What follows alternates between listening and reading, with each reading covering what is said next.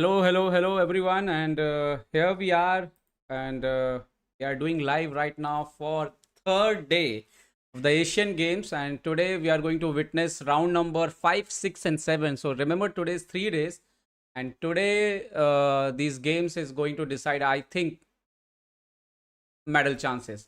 So again, with us. We have with us international master, very experienced player, Saravanan ji. Saravanan ji, namaskar, welcome.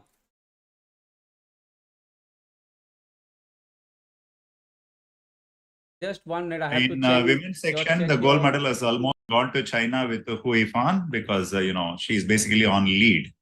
But in the men's section, today will be the most crucial day. Today we have 3 games. All the viewers, you have to remember today it's not 2 games like regular. 3 games we have today. So these 3 games, especially we are entering into the 5th round. By the 5th round in any Swiss tournament, the strongest players will meet each other. So today is going to be the most exciting day in terms of medal prospects as well as the clash, the quality of the clashes today.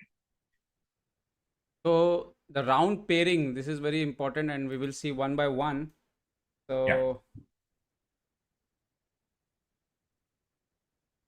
let's see who's going to. I think men's section is going to be very exciting today because Arjun's first. If we see the standing here, the men's standing. If we look at here, the standing, we see it properly.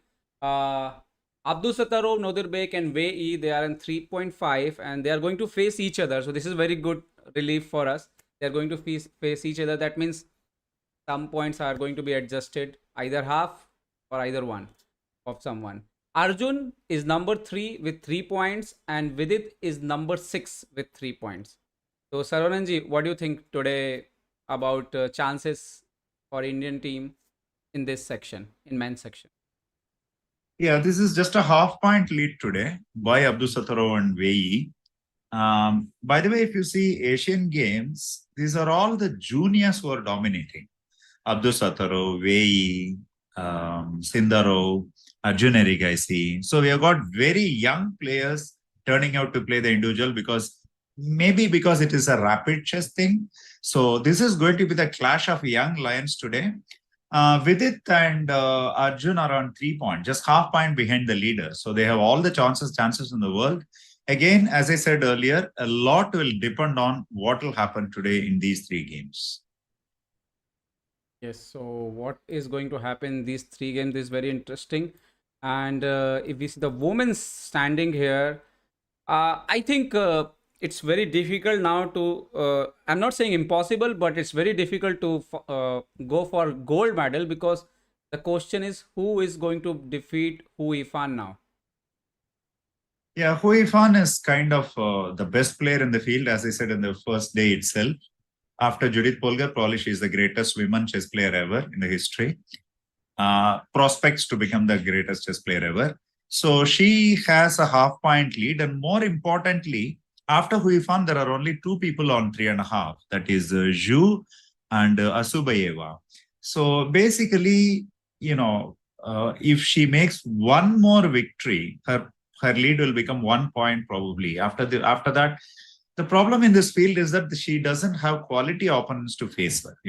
She has already played the 2 Indian grandmasters, Humpy and Harika. So Hui Fan is the definite favorite as of now to win the gold medal in the women's section. Okay, so let's see. I have one hope only that if Dronavalli Harika recovered today and she can beat Hu Yifan, then maybe the chances again for India can open. And also, this the point is that because Humpy already played Zhu Jinen and Hu Yifan both.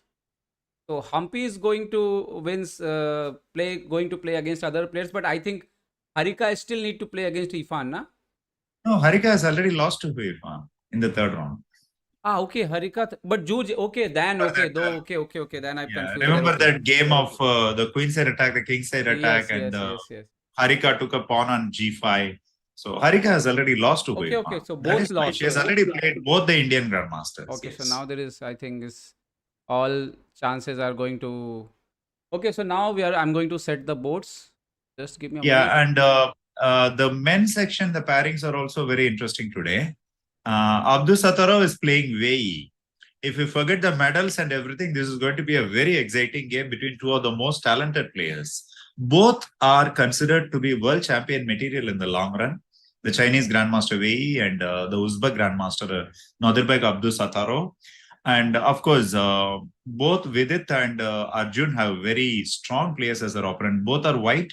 Gujarati is white against Parham Maksudlu, the former world junior champion from Iran. Arjun Erigaisi is white against Javokir Sindaro, Grandmaster, young Grandmaster. Again, Sindaro was part of the gold medal winning Olympiad team in Chennai 2022. So we have two very exciting games coming up in the main section, and I think we will be looking at that today more. I think game already started, so we are going directly to the games. And Let's go. let me set everything. So, chat, we are all ready, set up here. We are looking at you guys. Can players of the same country be paired against each other? Actually, we do not have the rules clear about that yet. But as far as I know from the previous year's experience, yes, they can play against each other. Only in the last round, I think they cannot be paired against each other. There is some rule like this. See, when it is a round robin, it's very easy. All the round robin pairings can be done in advance, so you can finish off everything in the first 5 rounds. But unfortunately, this is a Swiss tournament. So sorry, there is a chance that they will be paired against each other. And Okay, so match started here, and Arjun is playing 1 minute, against. let me clarify this. Let me clarify this. In the women's section, already the top board is between two Chinese players. So this goes to prove that they can play. Players from the same country can play with each other. Yeah, sorry, Niklesh, carry on. Yeah, game started. Just I just want to mention. So it's already in his Yeah, sure. screen. First game Arjun and Javokor Sindaro, and meanwhile I'm setting other things also. Just give me a few Yeah, minutes. great. So Javakin Sindaro versus, where are we? Are you able to see the screen? Yeah, I'm able to see the screen. So this is a kind of a hedgehog setup, C4 and E4. This is from, obviously, this is from a accelerated dragon, a very solid opening. One thing is that white has all the time in the world to push for an advantage. So this is a typical game where white has a small edge and then keeps pushing. You know, this is something remarkable about the young players of today. Earlier times, pre-computer times, youth was most of the time associated with sharpness in chess. But today, if you see, most of the best players we have, Pragnananda, Gukesh, Arjun Erigaisi, they may have a kind of liking or inkling for tactics, but the point is they all can play universal chess. So, you know, this is a kind of a bind setup. We call it a bind, Morochi bind. So this is a Morochi bind setup where white will have a slight edge because black does not have any breaks in the center. But at the same time, this will be a slow developing game which should be comfortable for white, but at the same time, white will find it a little difficult to make any breakthrough. Okay, so here I'm going to set the Sure. bars also. Actually, we have a crazy position in Vidit Gujrathi versus Param Maksudlu. Crazy in the sense, positionally crazy. So if you can go to that, that will be much more interesting. I have a feeling that Vidit already has a huge advantage. Okay, so I will put the game here. Meanwhile, I'm setting other things also. Okay, so Vidit Gujrathi, board number 2 against Parham Maksudlu. Knight already. Okay. So white knight on c6 is the kingpin of this position, obviously. So white has a slight advantage, but to his credit, black doesn't have any obvious weaknesses apart from the c7 pawn. So yeah, white is pushing. This is a early blues are in white's favor, but okay, still a long way to go. But this looks promising. So common feature of today's Indian games, both Vidit as well as Arjun, they both are having a comfortable positional edge coming out of the openings, I can say. This is really good news because today is really important day. 3 games can change, going to change anything. But of course, at the same time, these are very early days. Still, there are 3 days to go, and we have a lot of Vidit fans in chat. One is our friend Mrinal Shah from Kolkata. So yeah, that's very good news, Sri Hari, that Vidit has already blitzed out 12 moves. But at the same time, if you see Maksudlu, he has also blitzed it out. In fact, Maksudlu has blitzed it out faster than Vidit. So this may not be a great advantage if Black already knows what he's doing. So very exciting game on the cards.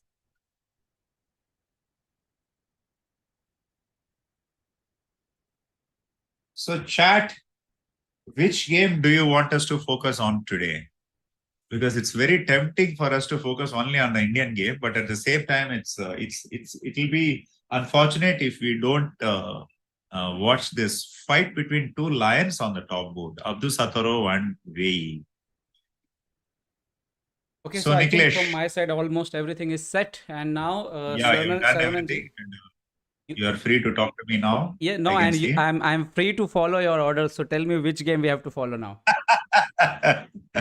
Okay. Flattery is the best form of defense. So, shall we have a quick look at what is going on the top board? Vei Abdul Sataro is really Okay, they started with knight f3. This is Nodirbek is white, and we were building up so much hype of this game, and we are seeing that both the fellows have gone for a. is fully Uh, copy.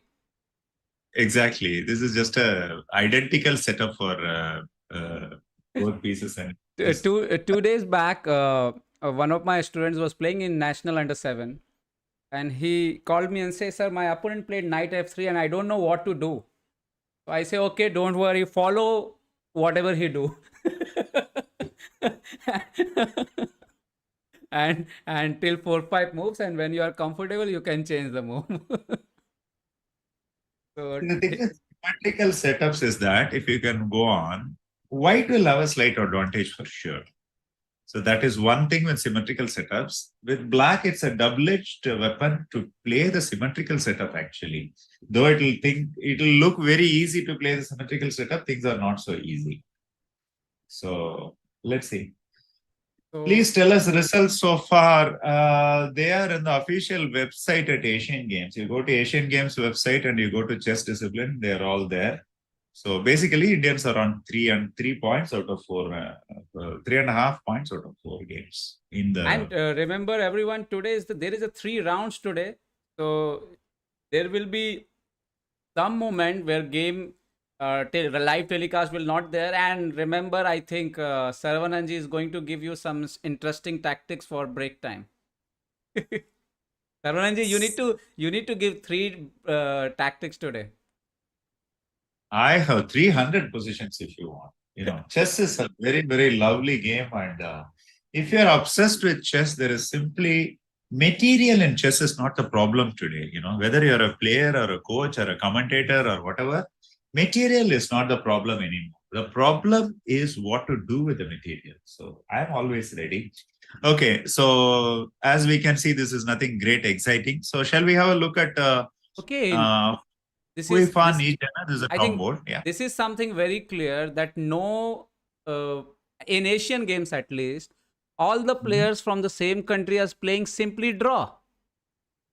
The board number Uh-huh. 2, Bibi Sara and Jansai Abdul Malik already played a draw in just 9 moves, because I think maybe in Asian games there is no rule of 30 moves. Yeah, possible. Generally, in rapid chess, specific competitions, if you leave, 30 move rule doesn't exist. Even in Tata Steel, we didn't have it this year. Any year in But Kolkata. do you think Sarvananji, Asian games, chess game, somehow Asian games in chess already they included, and I think this something is there, this draw thing. Okay, you play draw, but at least play some moves. 9 moves draw, and I don't know. See, you can say medals are at stake, first of all. Second is you beat your own countryman or countrywoman in the Asian Games. It becomes a one-horse race for the country to go for a medal. Yeah. So it's a very complicated issue. The safest thing is to take a draw. First of all, it's very difficult to play in team competitions, which are Swiss tournaments. But for Team example, competitions should be board competitions. Swiss tournaments and team competitions, such problems will always exist. okay, anyway, so we'll go to the game of Koneru Humpy. I'm expecting today 3 wins from Humpy. She can do 3 wins from Harika. They can do if they are in their best form. Okay, so this is So the let's game go of for Koneru Humpy's Humpy. game. Yeah. So this is from some kind of a Pirk defense or a modern defense. Humpy has gone for. Interesting opening choice. Because at the highest levels, they say you should not play openings which are not sound in nature. That is what I mean by sound is fighting for the center from move on in nature. Can we have a review of the game, Niklesh, from the beginning? Yes, yes, Ek bar yes. They from started, the beginning. Nilufer started with d4 and Yeah, d6, knight f3, g6, e4, yeah, bishop g7, yeah. and now c3. I think this is already Pirk, It's a modern defense. If modern knight defense. f6 is committed, it will become a Pirk. Knight 3, bishop e3, knight f6, Yeah, queen now it's a c2, Pirk. Queen castle, c2. knight bd2, e5, d5, so knight e7, and somehow it looks like I feel like a king's Indian. h3, c6, dc6, bc6, bishop e2, and queen c7. This is the last position. Yeah, so this is a Pirk defense. Already black has equalized, mainly because if you see white's pieces, they are only defending the center. For example, most of the white's pieces are now focused on the e4 pawn and the d4 square. Whereas black has a clear idea to play d5 the next move, freeing up her position. So this is the difference. White is guarding his center, black looks at expanding her center. So already black has equalized and slightly better.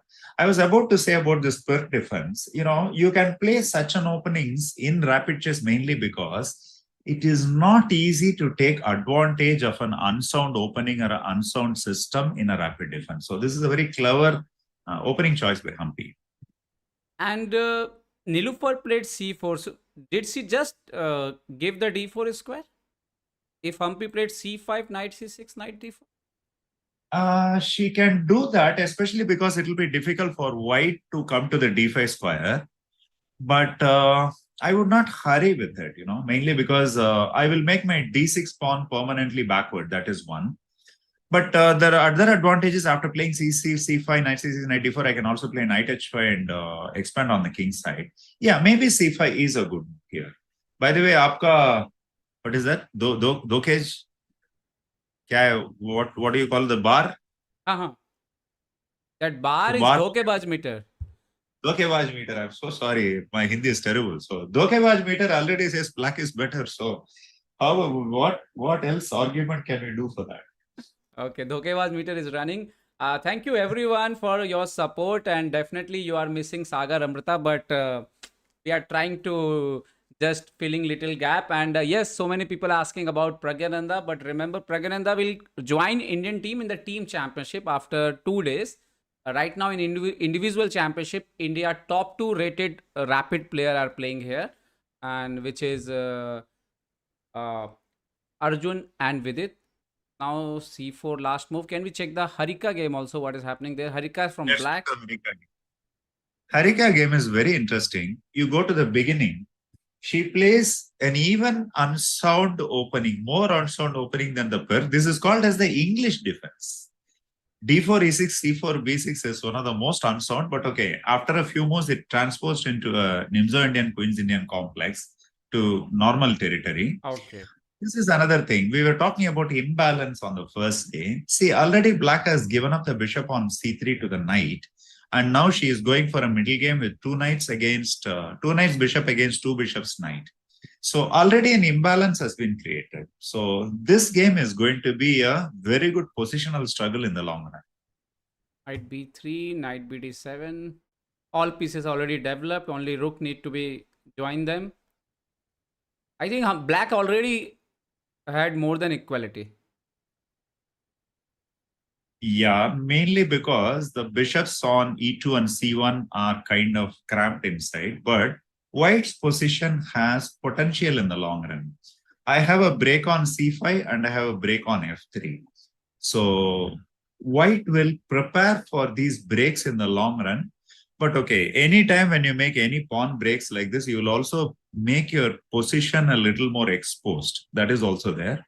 So yeah, as of now, it is equality, but it is not structural or strategic equality. It is dynamic equality. So which means the middle game will be very interesting. Okay, my camera have some problem. I think now it's fixed. Now you're fine. Yeah, Yeah, some problem happened. Okay, you're fine. thanks, Rakshit. Thank you so much. So now let us go back to Vidit's game. Yeah, Parham Maksudlu is a dangerous opponent in any format of the game. I'm one of his fans. I've been following him for the last few years after he became World Junior Champion. but there is one good news that Parham is struggling against Indian players so many occasions. In last, I think, couple of times I saw, and especially Vidit also played against him really well. So good score can help Vidit. Here, okay. So can we check the Vidit game from start? Yeah, sure. We can do that. Okay, so Vidit started with d4, knight f6, c4, e6, g3, d5, bishop g2, knight e7, knight f3. So if I'm not mistaken, this is the open Catalan. Yeah, it's a Catalan, yes. dc4, queen c2, a6, a4. And now opponent played knight c6, queen c4 main line, knight a5, queen c2, b6, knight e5, attacking the 8 rook, bishop b7. Okay, bishop b7 exchange, the light color bishop, knight c6. Okay, queen e8, rook d1, and bishop c5. Okay, this is very interesting. So knight back to e5, bishop went back to d6. So like bishop told him that, okay, you go back, I also go back, take back. Knight d2 and now knight d5. So Saravanan, how you will evaluate this position for white? See, the point of bishop c5 and bd6 is that black wants to play c5. c5 is a freeing. See, in this position, there are two important strategic aspects you have to look at. One is white as a center. Anytime he wants, white can expand with e4. But at the same time, he will miss his strategic bishop on g2, a very strong Catalan bishop on g2. And the second thing is the knight on b7. What the knight on b7 will do in the long run, how black is going to bring it up, that will be the challenge for black. I think definitely black will achieve c5 break. That shouldn't be an issue. But the challenge for black will be to bring out the knight on b7. So considering that this is a long-term positional issue, white is going to be better for a long time. That's what I think. Okay, some problem happening with my camera today. I don't know. Yesterday only my laptop 3 years warranty over, and today my laptop is doing something funny. Okay, this can be Murphy's law. The day the warranty expires, the next day the computer will go burst. New Murphy's law on ChessBase India. See, guys, not only chess, you are getting Gyan on other things also. Live Gyan in ChessBase India. More reason to follow, subscribe, and share ChessBase India. Okay, so now is let's go to Humpy. There is something significant happening as Humpy per our game? tool. A small tool we have. There is something very significant. Yes, Niklesh bhai, you are right. She played. Okay, significant. She has brought the bishop. She has brought the knight to c6. I don't know if white has a plan at all, because in the last few moves, white hasn't done anything. White could have done a black and gone knight b1 to knights d2 to b1 to c3 and d5 as well. But she didn't do that. So I think now that the black knight is coming to d4, black is slightly better already. Now, how to continue for black? Bishop g5 already arrived. How this bishop is going to participate in the game? How these rooks is going to participate in the game? Probably black will play bishop e6, but the thing is she will delay going knight d4. Mm-hmm. Because when you go knight d4, white will capture knight into d4, c4, and play f4 immediately. Mm-hmm. So what black should do is maybe play knight h5 immediately, threatening to come to knight f4, or play bishop e6 followed by knight h5. The problem for white is if you play something like knight e1 or something to basically get over with the knight coming to f4, then the knight d4 will come. So the knight on f3 cannot move. So yeah, actually black has a very clear advantage here strategically. You see, all is well now. So Humpy is doing very well in this game. We are very happy with Humpy's position here. Maybe shall we have a look at And if Harika? Rakshit and anyone is there, you can create one what to say, one poll for everyone. And meanwhile, bishop g5, knight d7. She played knight d7, so she removed her knight. So she's not going to h5 square. Maybe, Okay. maybe what is her plan then? She's going to play f5 definitely. Direct. Or maybe f6, f5. Yeah, either of that. And she will delay knight d4, as I said. Now, I think white's best move is to go knight b1, come to c3, and go to d5. And I will maintain my position about it. Okay, let's check the Vidit game where so many Indian followers, they thought Parham Maksudlu looks like Samay Raina. I don't know, because it is Vidit is a streamer or otherwise. Vidit has a lot of fans in our broadcast today, yeah? Yes. A lot of fans for Vidit. Okay, so this is basically any issues? Yeah, something was jumping. happening automatically. This bar was setting down, so I was just fixing it. And okay, Sure. we have to see this Arjun game. Arjun is playing from white, and the position is moving so What? fast. I am very sure it is all part of Arjun's preparation, typical of Arjun. So, how did all this happen so fast? Shall we have a quick look, maybe? And even Shindaro is 18 minutes. Yeah, exactly. I mean, these are, young lions, basically. So, it is not at all surprising that they are so very well prepared in openings. Absolutely no doubt about it. My only concern is whether white has any large advantage at all. See, the point is b4 and a4, a5 are very strong passes here.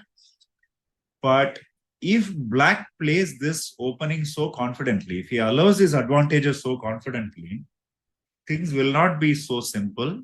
Yes. But definitely white has an advantage here. Arjun has an advantage here. No And doubt Dhokebaj meter is saying black is better.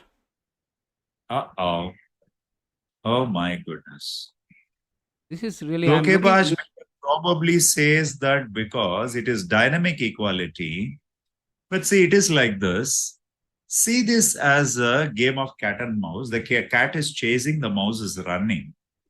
And let us imagine that today's mouse is a bit faster than the cat. That doesn't mean that it's an equal position. It means that the cat is attacking, then the mouse is running. So I have a feeling that practically speaking, on the board, white is better. This is very interesting thing that I think somehow the point is that who is going to defend this position, and definitely black is defending this position. It's not because going to be easy. Yes. Yeah, it's not going to be easy, but at the same time, see, white has 3 long-range pieces, 2 bishops, a bishop and 2 rooks. So, computer may say that black is better, but okay, one issue is Sindarov might have analyzed the whole endgame also before coming to the board. Sindarov has 17 minutes, Arjun has 15 minutes, which means they have taken hardly 10 minutes to come to this position, which means they already have a conclusion about this position. Yes. So, yeah, this is a very, very interesting moment of the game today. Let's see, friends, what will happen. But anyway, so we are following this game and looks like it's okay. King reached to e5 and challenging the rook. So he's asking, "Kaha jaoge, Hathi bhai?" Let us analyze this position a little. Let us say white goes rook d3 here. I Mhm. want to keep the rook as too much to the front as possible. Mhm. One. Second is I don't want to take the rook to a4 because there is a danger that it may get sidelined on the Yes. queen side. Yes. So I'll keep it on d3. Okay. Now let us say you play a move like rook b4 for black. Is it possible for you to make the moves on the board? Yes. Yes. Yeah, Rook rook b4. b4. See, now the point is, even though b2 and a5 are connected passes theoretically, it is not possible to connect them anymore. And white has a light square bishop, whereas black is dominating on the b4 square. Okay, so this is the basic of this ending. This is probably why the computer thinks it is better for black. Okay, so now after rook d3, rook b4, see, this is a very important moment where you have to realize that play is kind of suspended on the queen side, and this is where an important endgame principle has to be executed, the principle of two weaknesses. So, chat, after rook d3, rook b4, can anyone guess what is the best move for white? This can be the first exercise for all of you today. So, Yes. apply your endgame knowledge, apply your endgame principle. Guess what is the best move for white in this position? So, chat, just you have a question. Find out what is the best move for white here. Arnav Mukund says rook h3, and Some more. Let's wait Henry till Nathan someone. say rook f3. Someone say f3. Someone say rook b4. Ratnesh Singh. No, not yet. Shashwat Okay, so f3. far, Prathmesh f. Ice Core Bros has come a little closer. He has come to Rook H3. Okay. Rook h3. Okay. Rook H3 is an idea, but not immediately. How do you prepare for Rook H3 in this position? That's your move. Shubham So, Sahu best right h4. here is, no. What is the. No, we're talking about white, right? H4 is not with a clear idea because H4 you just want to grab some space on the king side. No, those days are gone. White has to do something concrete. Okay, the move here is G4. G4 is the best move for white. Idea is to play Rook H3. So G4 is a way for white to create the second weakness. The first weakness black has is the white passer pawn on the A file, on the A5 square. The second weakness white should create is to play G4 and idea Rook H3. So this is how we play our endgame. So I would say, even though computer prefers black, I would say that white is doing well here. Shall Okay. we go to the Match is Humpy game? currently in this position. Arjun played in that position. Arjun went for rook d3, king e5, rook d. He went rook a no a4, and then after knight c5 he went rook a3, king d6. This is the position currently, and Humpy looks like is winning mode. Can we check Humpy game? So all that has happened already. She has already got knight d7 followed by f6, f5, everything. This is a glorious King's Indian type of attack. And white has also gone knight b1, knight c3 as I predicted. But the point is, white has lost a lot of tempi in the process, trying to rearrange her pieces and all that. This is completely but for black. Again, the computer may not say a large advantage, but over the board, it's very difficult to defend such positions. This position. Humpy is very good, but it's still long to go. Harika Harika. is also in very good position. Looks like. So what we predicted as a positional game actually has turned out to be almost a tactical game, like a King's Indian, but there is no bishop on g7. Yes, the It's a pawn. typical, Ah, double pawns out of the Nimzo Indian. Okay, black is extremely comfortable once again. So I think both our women grandmasters, the grandmasters in the women section are winning today. we'll come back So again to the men's section, and here let's go to our man Vidit maybe. Vidit Gujrathi against Parham Maqsoodlu. Position is looks solid. I was about to say an interesting story. Vidit is considered to be a Catalan expert in India. He's a fantastic player with the Catalan. He revealed this in an interview how he became so good in Catalan. He took the database, the mega database, filtered out all the Catalan games, and then filtered out all the games where white won and studied all of them thoroughly. So he got well acquainted with how white wins well in the Catalan, and that is why he's so good in the Catalan. Interesting, yeah?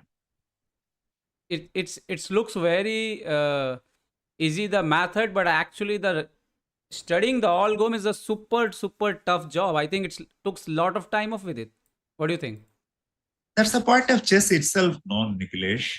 The point is, in the last, once again, today, we have the material as well as we have the methods. So now only the hard work has to be put. But the point is, putting in the hard work is the most difficult thing to do in life.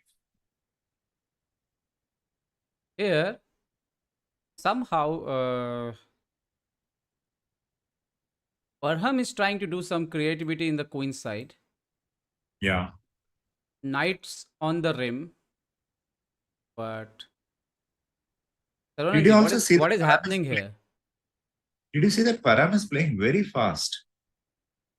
Yes. I mean, as you said, it's knight on the rim uh, principle. It's a risky strategy, but Param played that move knight f8 with just in a few seconds of the game. So, In Hindi, I always say, कोने में घोड़ा काम करे थोड़ा. क्या बात है? Yeah, it's in the rim, but at the same time, it is controlling squares. See, the knight on a5, if you see here, what is white's biggest problem in this position? It is the bishop on c1, right?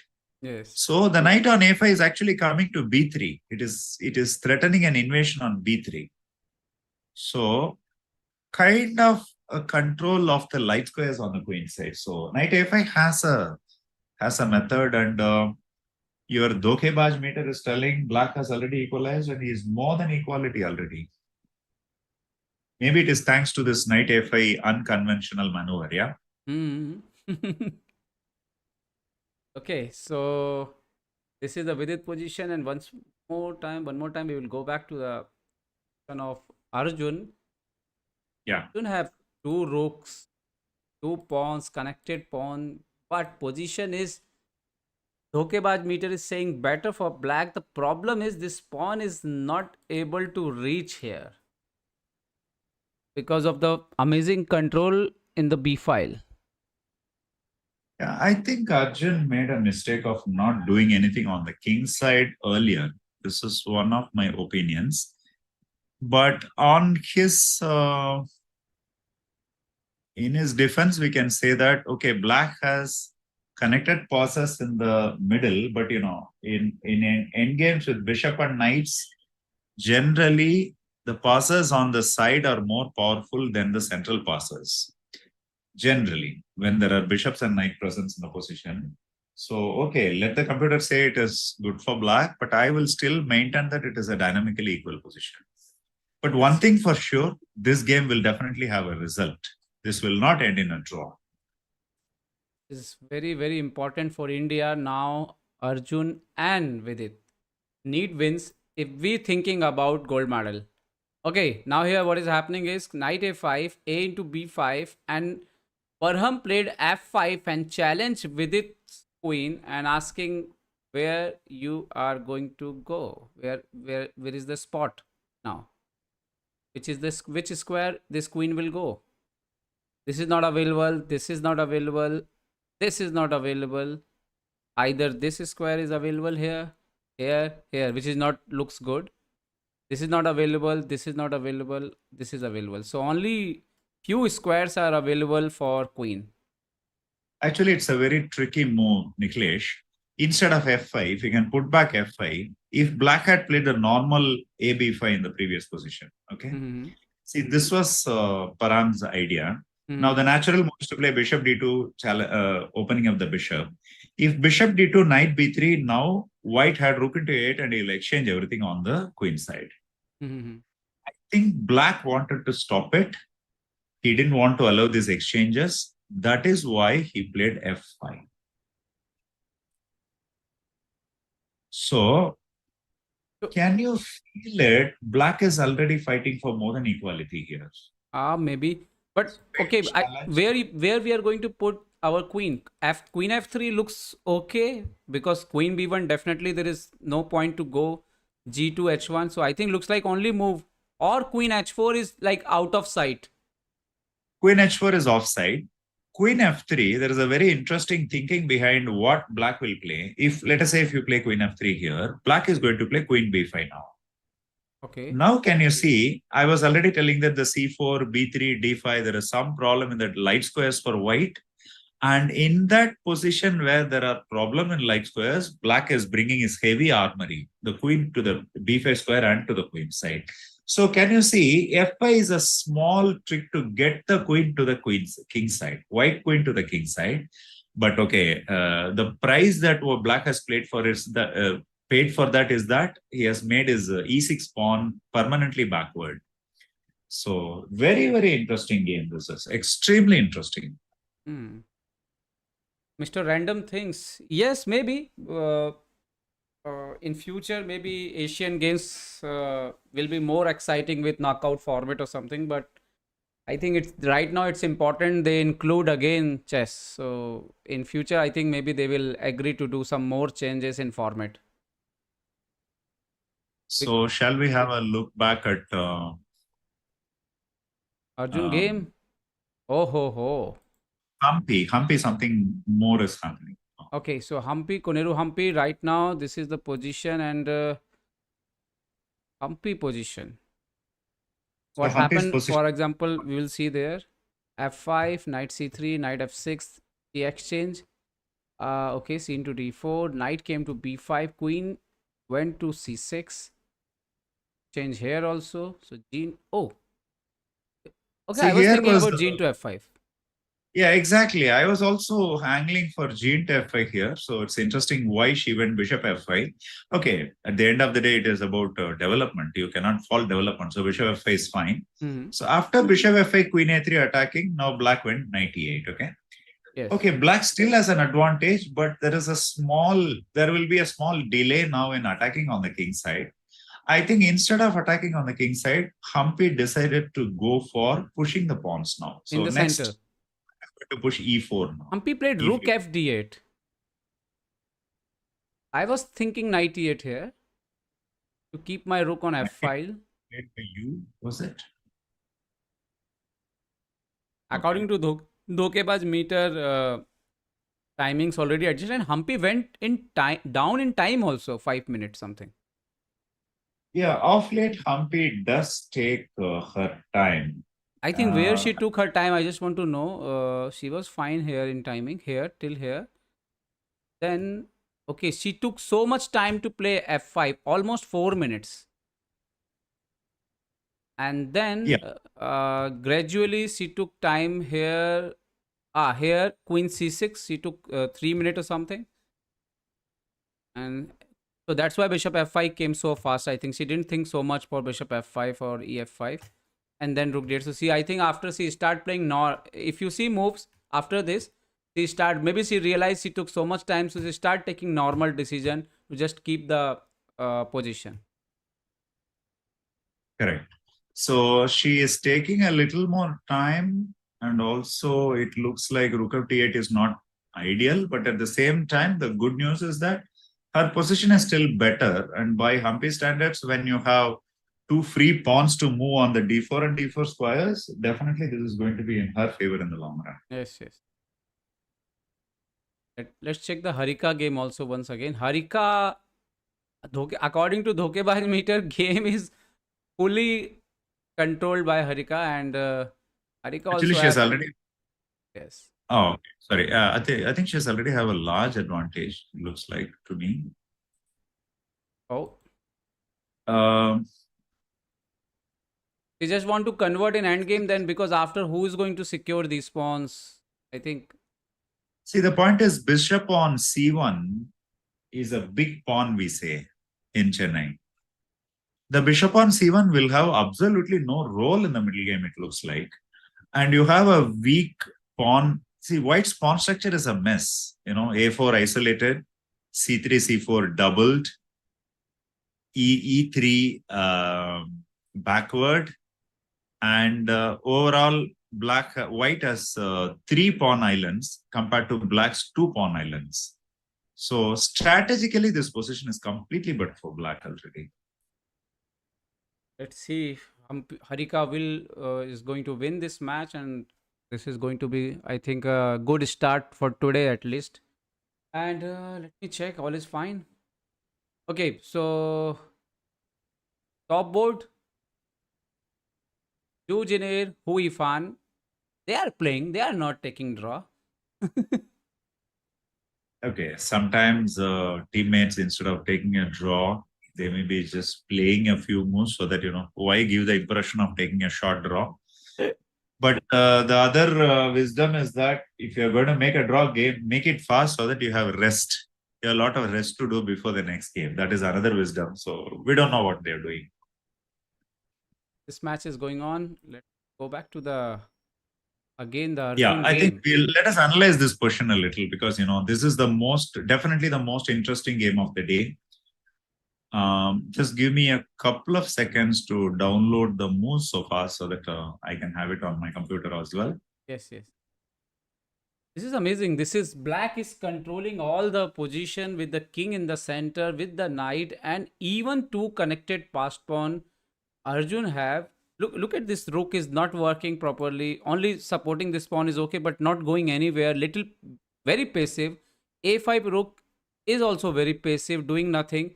This bishop is sitting here supporting the pawn, but overall there is no progress in the white side. And the black have massive pawn in the center. Knight is doing well. This rook is doing well. Only this rook is little passive, but still in time can move. The problem is the pieces of the of white is not able to coordinate properly here, and maybe this is the problem for Arjun, and Arjun has to solve if he want to score in this match. Even it's not easy to hold now. See, black has an easy plan here. He's going to play d4 followed by e4 and then play d3. Okay. So white bishop may become even more passive, going to f1 or something. One more thing we'll have to remember. Let us say if black goes d4 in this position, white is playing king d4. So let us say white plays something like rook 2 a3 and now e4. This is already lost, it looks like, because bishop f1 is the only move here. And now black's pawns are running. Black pawn will go to d3 check. See, in this position, black's idea may not be to push his pawns and queen them, but it is actually now to capture the a6 pawn. See, now there is no defense against black playing rook b6 followed by rook into a6. I'm talking about after d3 check. The point bishop is f1. okay. You just complete. Yeah, bishop f1, d3 check now. Bishop f1, d3 d3 check, king c3. Yeah, this is the portion I'm talking about. Now, after rook b6, king c3, rook b6. Now the a pawn is without any defense. You got me? Yes. Even if you go b4, knight. Yeah, b4. Now what I do is I go knight e6. Knight and again I come for the a6 pawn with knight c7. And this bishop is already out of sight. Dead. So maybe we will see some moment like this. No? Oh, okay. That's a desperate thing, and I'm assuming that black will win in that Okay, this position. has happened. He played rook c7. Why he remove his rook from there? I don't understand. Okay, it's chess. At the end of the day, we have engines, we have all the time in the world to make our moves. Okay, knight b3 check is coming. Okay. Okay, this is interesting, Niklesh. Let's play a7. Come on, let's see what happens. Because this is a kind of a gamble that black is doing. a7. Okay? a7. Let's say knight b3 check, as you say. King where? King d3? King d3 is the only move. King d1, rook c1 is mate. Uh-huh. King d3 is the only move. You know what? It looks like the white king is in danger, but actually I don't see a checkmate for black anymore. Rook d4 check, maybe.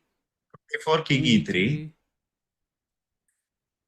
f4 check, I'll run away with king f3. This is very funny position. This is very funny. Actually, Niklesh, there's something beautiful happening. Put the position, please, put the position. There's something beautiful happening. Okay, here. Okay. Yeah, here. Knight d2 check. Knight d2 check. g4. King g4. f3 discovered check. Okay. Oh my God. So can you see where I'm coming? King G4, F3 discovered check, King G5. King G5. Okay. Yes. See, now the point is if you play Fe2, A8, Queen, F1 Queen, we may have an amazing position on the board. Hmm. But unfortunately, black will end up getting checkmated because it is white who has the move. Yes, white move is first. I think Rook C7, it might be a good move, but the mistake is there was no need to do that at this point. You know, when you already have an advantage positionally, you should not play for tactics in chess.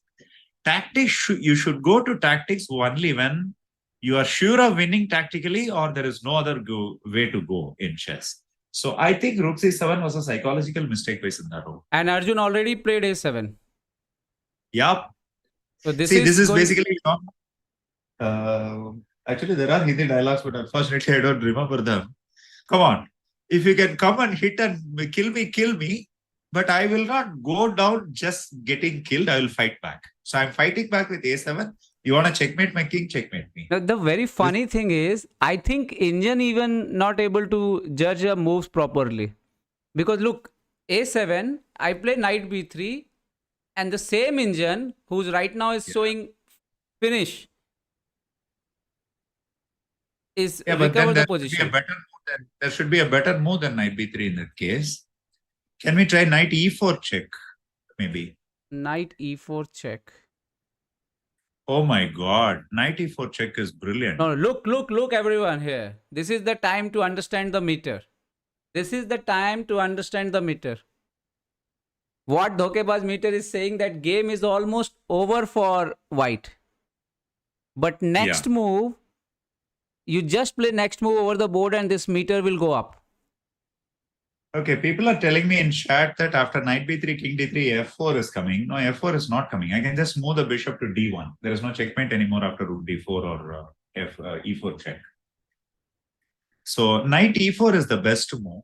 Knight e4. For knight e4, if you play king d3, you will get checkmated. Yes.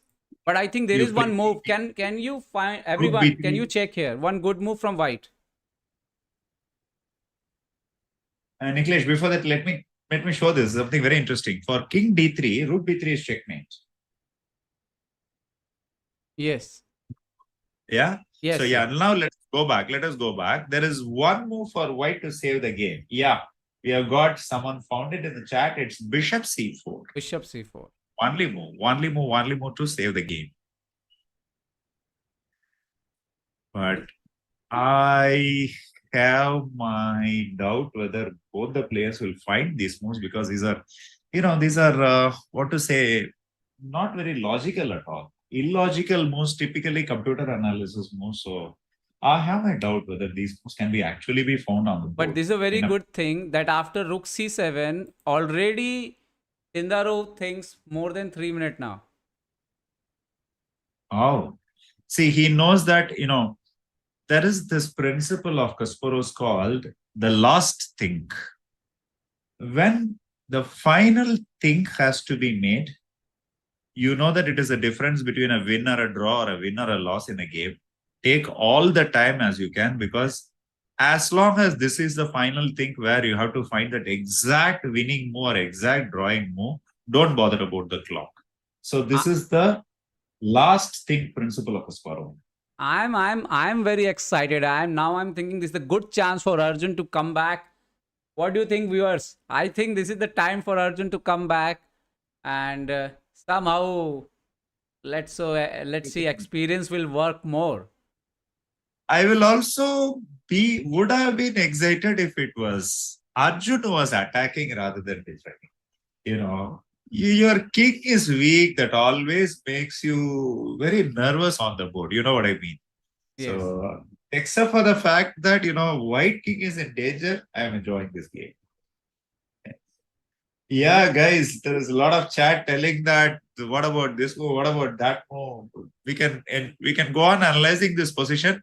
Let us just wait for black to play knight e4 or knight b3 because this is the most crucial decision of this game. And who knows, it may be the most crucial game of even in the medal tally later on, It's going to affect a lot of things. And after a7, Indaro is now down in time. He's now behind to Arjun now. Let's see what is going to happen. Just have a, I think I have a look with a Vidit game. What is happening there? Yeah. Now Vidit rook reached to d6 after a b5. Vidit came to queen b1. Okay. Oh, And then Vidit played b3 to take over control, and he even his e5 knight, knight c6 on here, pawn b4. Vidit sacrifice the pawn here. Okay, this is the position right now in Vidit position. Okay. okay. What is happening in with this game is, I'm taking that the last move was rook d6, correct? Yes. Has black played after rook d6? Vidit black played rook f e8. Yeah, rook d6, rook f e8. See, the point is, now if you remember, Niklesh, we were talking about this knight on the rim. Now the knight on the rim, knights on the rim are actually dominating the game. So this has proven to be a successful strategy. It's a creative strategy. It has been a successful strategy. But as I said, once again, because of the f5 push, the e6 pawn is weak. The concern is white's queen side. You know, queen b1, rook a1, bishop a3. They are not really very confidence building in this position. So I would say that black is slightly better here, in my opinion, because apart from the e6 pawn, black doesn't have any weaknesses. And okay, he's a pawn up as well. He's one pawn extra on the queen side.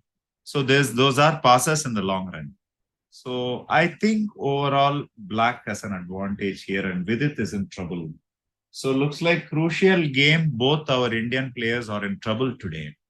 But I let's go back. Oh, what happened here already? Look what happened already here. So knight b3 was played. He didn't find knight d4. That's good news for Indians. Yes, and look at this Dhokebaz meter now. The fantasy variation which I dictated, I'll be very excited if it comes on the board and the white king actually goes to g5. I'll be very happy. Chat, this is the most important moment of the game. Let's see if Arjun's king will take a walk to g5 on the board. Yes. What is the right way of expressing for us also, as you say in the chat? And what is going to happen? Look, 3 pawns are here. Ideally, black didn't take any wrong decision because his both rooks are working. Knight is here. You need to just checkmate this king with so much power. But the problem is, even there is one route to run away, then what will happen to a7 pawn then? You have to give your piece. Did you see one more thing, Niklesh? We were talking about the game being a race between two passer pawns, and suddenly it became a king hunt. Akshit Johri is saying Arjun's king is going to take a walk to the medal podium. That's a good one. It's still not easy. Koneru is a good player, really good player in tactics also. We can have one more variation we can have a look at. See, we were looking at a7, knight b3 check. We mainly looked at king d3, rook d4, right? Yes. So instead of king d3, rook d4, there is one more interesting variation here. White can play knight c1 check. Knight c1 check, okay. Sorry, black can play knight c1 check. King e3. Now rook e4 check. Okay. Now king d2 maybe back. King d2 back is only move. If king f3, rook f4 might end in a checkmate very fast. So king d2 is the only move. Now again, rook d2, rook into e2 check is a blunder because after rook into e2, king d1, black will not have checks anymore. No checks anymore. So here you have to go back to knight b3 check. Okay. King d3, rook d4, and actually it's a draw. We are just repeating ourselves. That's a very funny way to draw the game, right? You're just chasing your king, and both of you are just coming round and round in the same place between these 3 4 squares. 1 minute, I think looks like something is repeating. 1 minute, just 1 minute. Yeah, sure. Okay, this is happened. Okay, this. Okay, this is the last position. Okay, nothing happened. Okay. Yeah, nothing happened. It's in Humpy one. Maybe we can. Okay, it's happening now. Rook d4, king e3, rook e4, king d3. This has happened already. Is he taking a draw? Please don't do it. Knight Sindaro, b3. please go for a win. We are all having so much excitement. Please don't spoil it. Please go for a win. Come on. Please go for a win and miss one move. So I am the analyst and Niklesh is the patriot today. Okay, looks like Parham is lot better and Engine is saying black is super better, but I don't trust Engine right now. Humpy already win the game, so this is the good news, and Harika is about to win. So that is very good that Humpy and Harika both are doing. Shall we have a quick look at how she won? Okay, we will look, and I'm excited here. Just No quickly draw. look at because anything may happen in Arjun's game. Okay, so that position came after f5. Humpy played that rook d8 was the last move we saw. Opponent played rook c1, a6, and where? What? Knight? What happened? Knight trapped, I think. Uh-huh. Okay, so Humpy got the piece actually there. Okay, This sure. is just he lost full control, I think, immediately. See control, actually, Yeah. she fully lost the control in the game. So Okay, let's so check the yeah. Harika game here. Yeah. This is the position. Yeah. Okay. This is. Look at this queen. Okay. I mean, overall, White's pieces are very ugly and very bad, and she lost an Ah. exchange also.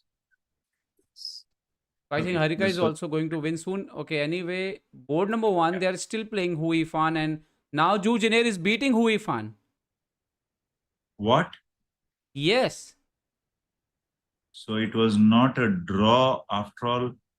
This is a big surprise. We all thought Hui Fan was going steadily for the title, and you mean to say that black is better suddenly? I think This is a I'm very happy with this decision because this will Yeah, of create course. some chances for India again. Okay, let's Yeah, go it back to will the go men's section again, and Arjun game. What is happening here is continuously they are. Look what is happening here, sir. Rook d4, check, check, check, knight c1, check, and same position arrive on the board. I think it's just a And then draw. he took a draw. I don't know what to say. I don't know if we should be relieved for Arjun or we should be sad that such an interesting game, such an interesting question, Sindaro decided to repeat moves. I don't know. Because Actually, guys, we are updating the game. This is the latest question because they are repeating moves. So it will look to you as if we are not updating. We are updating. Aston, that's what. We may say it's a good result because chalo Arjun to bach gaya. But the point is, it would have been interesting if the game went on and no, it but could have been anybody's game. The main thing is Sindaro is now less than half a minute on his clock. I no, think but that made we must appreciate and even want to learn. I'm eager to see this position. Even means what black did. Two passed pawn and white was not able to proceed it. What a preparation. Yeah, and the boldness of his idea, he decided to go for this very sharp position, not being afraid of the A passer and a potential B passer joining. The only thing is, remember what I told about rook c7. At that point, he preferred tactics over pushing the pawn to e4 and d3. That was a mistake that Sindaro did in this game. I think At today the end of the day, everything is psychological in chess, I said today we can say it's hands proved now. This meter name should be Dhokebaz meter. Okay, let's go for the Vidit game now. Now Okay. that this game is over. Vidit game is Yeah. what happened. First, we have to look at the last few moves. What happened after rook d6, rook c8, rook c1, Sure. knight b7. So rook d2 back, knight c6. So finally, he take back his pieces back, and now Vidit is looking for here, here, here. It looks much better than how it looked a few moves ago for Vidit, no doubt about it. Now, probably he has complete compensation for the pawn sacrifice. What? But at the same What? Oh, Param blundered. I think white is getting bishop into c5. Rook into d4. Vidit already played over the board. Rook d4, cd4, rook c8, rook c8, queen Queen e6, e6. He check. lost the rook. Rook Oh, blunder. Here. mainly because both were playing with very less time on the clock, and And Parham Param blundered. blundered. And this is good news for India. And Vidit spot in a second. What a turnaround. He spot in a second. He played rook d4. And I think And Parham has to resign. so all Vidit fans on the chat are very happy. VDOP. Oh my God. That is fantastic. I mean, I'm sorry for Param, but I fantastic think results. Param Knight must be tired, actually. Too much of night on this game. Yes, So I think the round is coming to an end for India with that, right? yes. So what looked like a difficult position for both Vidit and Arjun at some point has ended in draw for Arjun and a win for Vidit. That's great news for India. And beating Parham is a good, I think, very good for Vidit. Beating anyone is good. Beating Adarsh Param Thakur is saying Nagpur ka Raja. ना भाई नागपुर का नहीं नासिक का राजा. Vidit is from Nasik, not from Nagpur. Okay, still game is going on. Game is not over. Parham is still playing, but I think soon we will see checkmate. Yeah, Vidit has to be careful because still, they both have less than 1 minute on their clocks. So we have to be careful about that. No game is won till your opponent resigns. I think now bishop c1 check anyway. Yeah.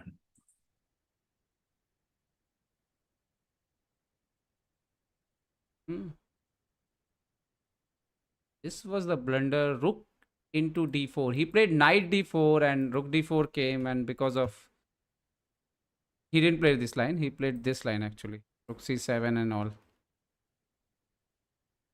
Today it seems the live relay in the official Asian Games website is not working, it looks like. But here is working somehow.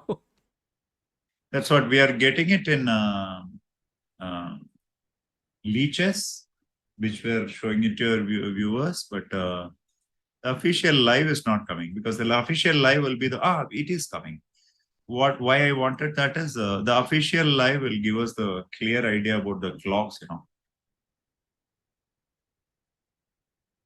Okay, Vidit, keep everything under support. Yeah. So this is very important in when you are in time trouble. Pieces should be in support. And he's already 2 piece up. I think maybe the now idea is to take knight g5 or something. Queen f4.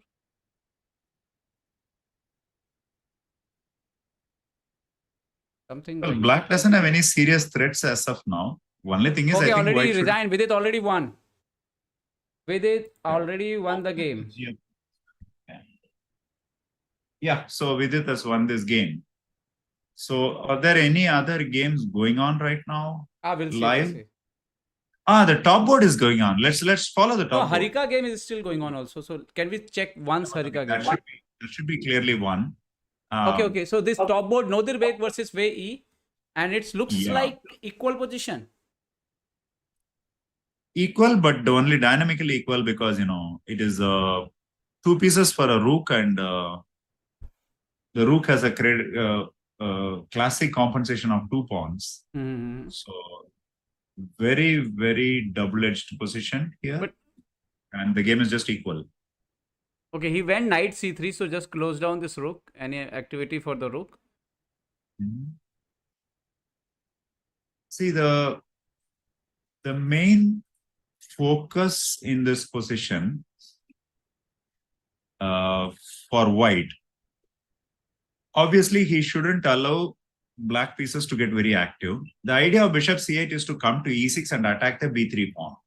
See, this is typically what white should not allow easily. One of your pawns to be attacked and one of your pieces to be defending it permanently. This is one important principle here. So bishop c8 is a very good move that way. the first thing. The second thing, it's very difficult for white to push his a pawn. Okay, all that is happening as we are talking. So white played bishop e3 and bishop d1 to support b3. And now white played rook a1, and then black is just waiting for white to play. See, let us say after a move like a4 in this position. I'm sorry, a5 in this position. a5. No, now he already played rook d1. Can I go back? Rook e1? Yeah, sure. Bishop e5, a5. Bishop Knight c2, e2 was there. bishop e5. No, this was because of this, na? They both are playing extremely fast because they are short on time. Current position is like this. I think black has allowed white to push the f pawn and e pawn, which is a very big mistake. So I think white is once again very clearly better here. Saravanji, how you think about the talent of Abdus Sattarov Nodirbek? His nerves. Future world champion, no doubt about it. He's very gutsy. He's extremely sharp, extremely quick. And when you compare Gukesh and Abdus Sattarov? I was coming to that. Let us say 5 years down the line, if we can pick 5 players who will be fighting for world championship, in that I think we can put Prag, Gukesh, Arjun, Abdus Sattarov, Kemar will be the top 5 for that competition. Okay, I will involve my personal favorite Nihal also there. So all these are fantastic players. I think this game now it is Abdus Sattarov completely winning now. See, the point is now, remember what I talked about principle of two weaknesses. So now a4 pawn is a trump card. Now he has another trump card in the pauses on the king side now. He's going to push f5 and etc. So white is already clearly better. So is winning. That means Nodirbek will be, Abdus Sattarov will be 5 for 5. No, 4.5. Sorry, 4.5. He already drew to his friend Javokhar Sindarov.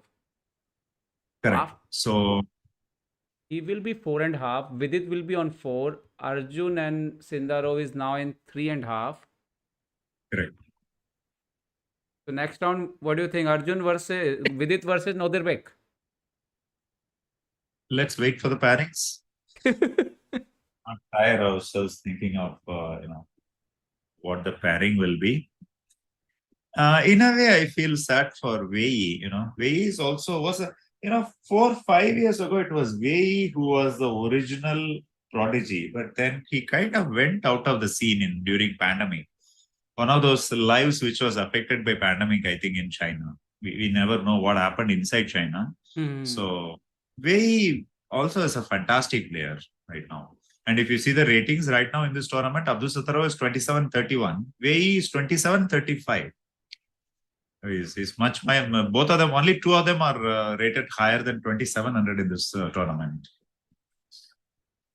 Of course, we are talking about rapid ratings only. I think so many players we thought like they will be maybe great or something, and suddenly they disappear and they didn't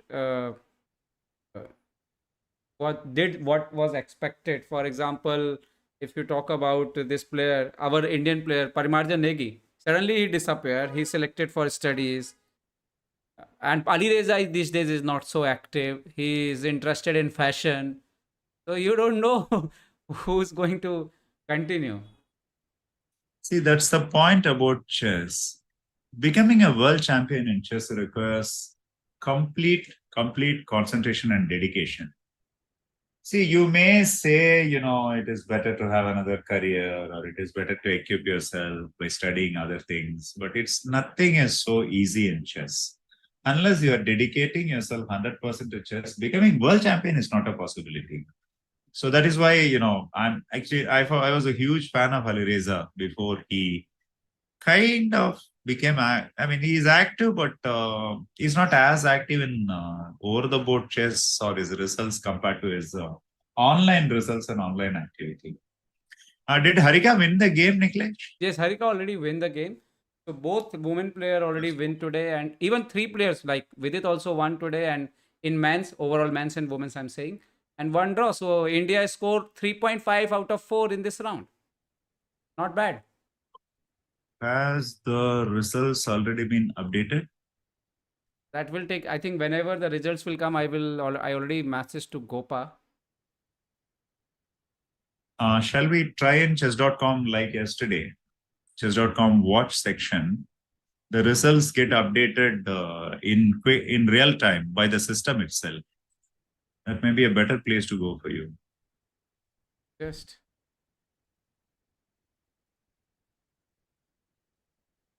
Okay, this game is not yet finished. Abdusataro yes, this Vei. is still going on. It's not fully updated there.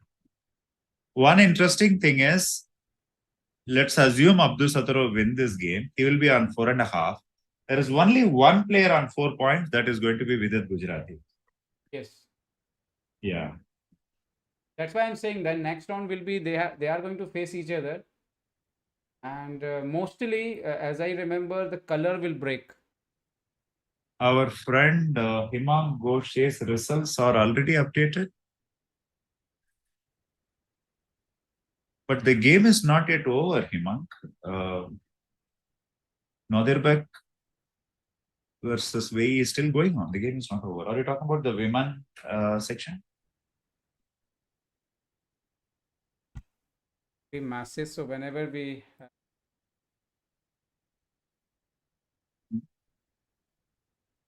so this is the good news right now, and the news is India today at least our 3 players already scored victory. Arjun games draw, and even I'm happy because looks like that position where Arjun was losing. So I'm happy that match ended in a draw at least. So Arjun still have a chance. Yeah, that's what we mean, Hemant. Once the game is over, it will be updated. It's not like. Look! Something is happening here. I'm right, or what is Yeah. happening? They are showing black is winning now. What? No, why? No. This is something problematic in computer. Yes. Okay. Someone played rookie 2 in the computer, I think, by mistake. This he didn't check properly. So it was rookie 6. Now this is winning. Okay. This DGT board sometimes still means I'm still surprised. Technology is still not reached that level that these things should not be happen, but it still happened.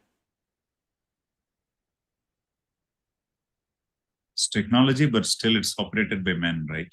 It's operated by humans. Okay, Nodirbek already win this match. It's confirmed now. So Yeah. Abdusataro is in 4.5. With it, Chess.com, it is already, the results are updated. I'm giving you the link in Zoom for you.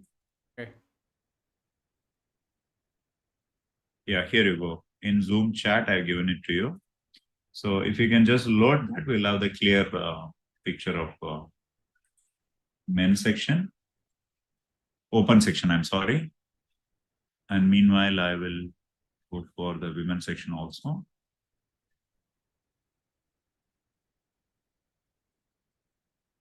This is the situation today, right?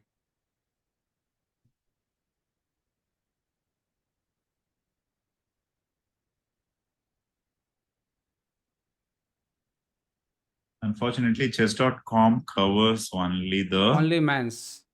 This is not games. Yeah. correct. But they are No, doing. probably they don't know.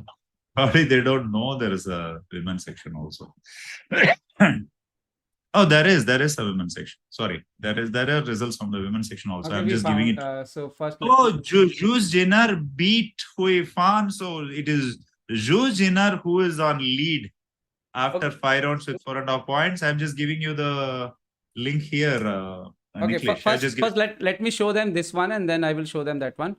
So here, Abdusataro 4.5, Vidit on 4, Arjun 3.5, Sindaro 3.5, Wei 3.5, Buzyangi 3.5. So many people on 3.5. And according to me, next round Abdusataro is going to face against Vidit. And because Abdusataro was also white, Vidit was also white, mostly Abdusataro will maintain his color and he will go to black next round. So Vidit will get double white. So Vidit versus Abdusataro next round is going to be very, very interesting. This is true. And now Arjun. And who's the second? Okay, so in that 2735, Arjun is Points. 2675. There is a huge group of 6 players, which includes Arjun Erigaisi, Jawokir Sindaro, Wei, Bu Jiangji, Bill Guan from not able to get the country here, and then the Vietnamese Grandmaster Tuang Son from Guan Truong Son from Vietnam. So 6 players on 3.5. Abdul Sattarov on lead with 4.5, and Vidit Gujrathi on 4 points. The next game is going to be very, very important for India in terms of medals. I think one thing is sure.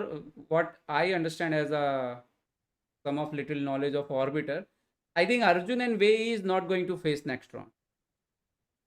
At least Arjun can play against anyone, maybe Boziangi and any other player, but not against Wei because they are just next to each other in seeding. So from the knowledge of an orbiter, I will talk from the knowledge of a commentator and player. I'm not going to bother about what is the next round pairing. Let it come and take it. Okay, you send me the another link also, na? Yeah, I sent you the women to please. Yeah, let's go Okay. for that. And you will promise me you will not make the pairing, please. No, I will not make the pairing, sure. I'm just kidding. Let the orbiter do his job. I'm just joking. Yeah, so this is very interesting. Can you make it a little bigger if you don't mind? Yes. Yeah. So Jules Jenner is the surprising leader of the women's section after the 5th round. You know, she is on 4.5 points from 5 games. She just defeated her compatriot and the medal favorite, Hu Yifan of China. So suddenly the field is a little bit open now.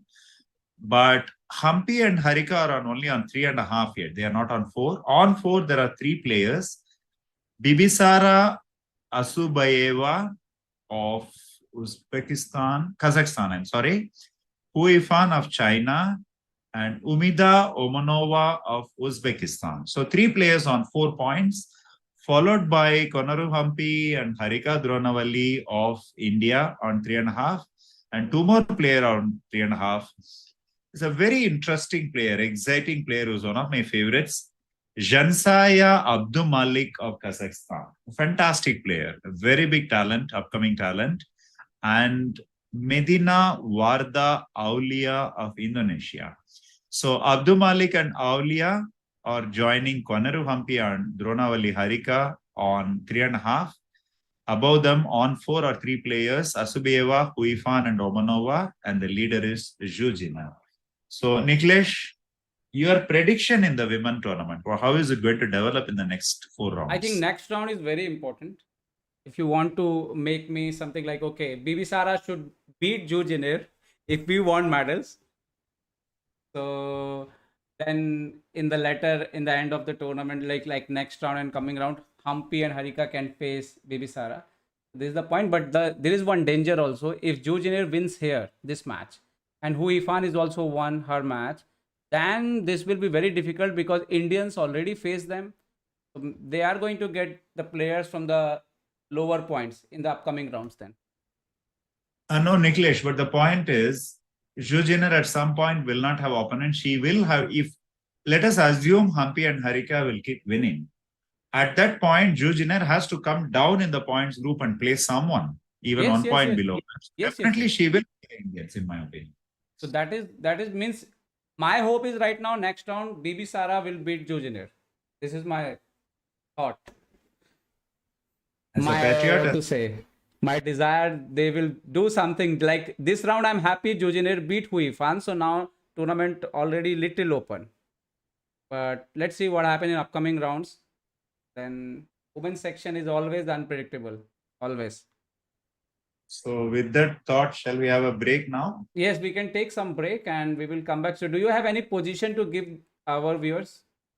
Yes, now comes my favorite part of the day. Of course, I have a lot of position to give for our viewers. So viewers, get ready. Saravanan ji is going to give you some amazing position to solve, and in that position we will take not break. Be solving like yesterday. It will be a question, because solving our guys are capable of putting it into engine and then working out and then, seeing what happened. Okay, yesterday was the power of the rook on a3. All of you remember. Okay. Okay, this might be possible to solve it with engine. So please, guys, please don't do that. Please think of it yourself. Please Because don't use engines, my friend. exactly. So this is a very interesting position. How many people is going to promise that they are not going to use engine? Then I'm going to post position. Promise me in chat first. Nobody is going to use engine. Then I'm going to put one position to solve.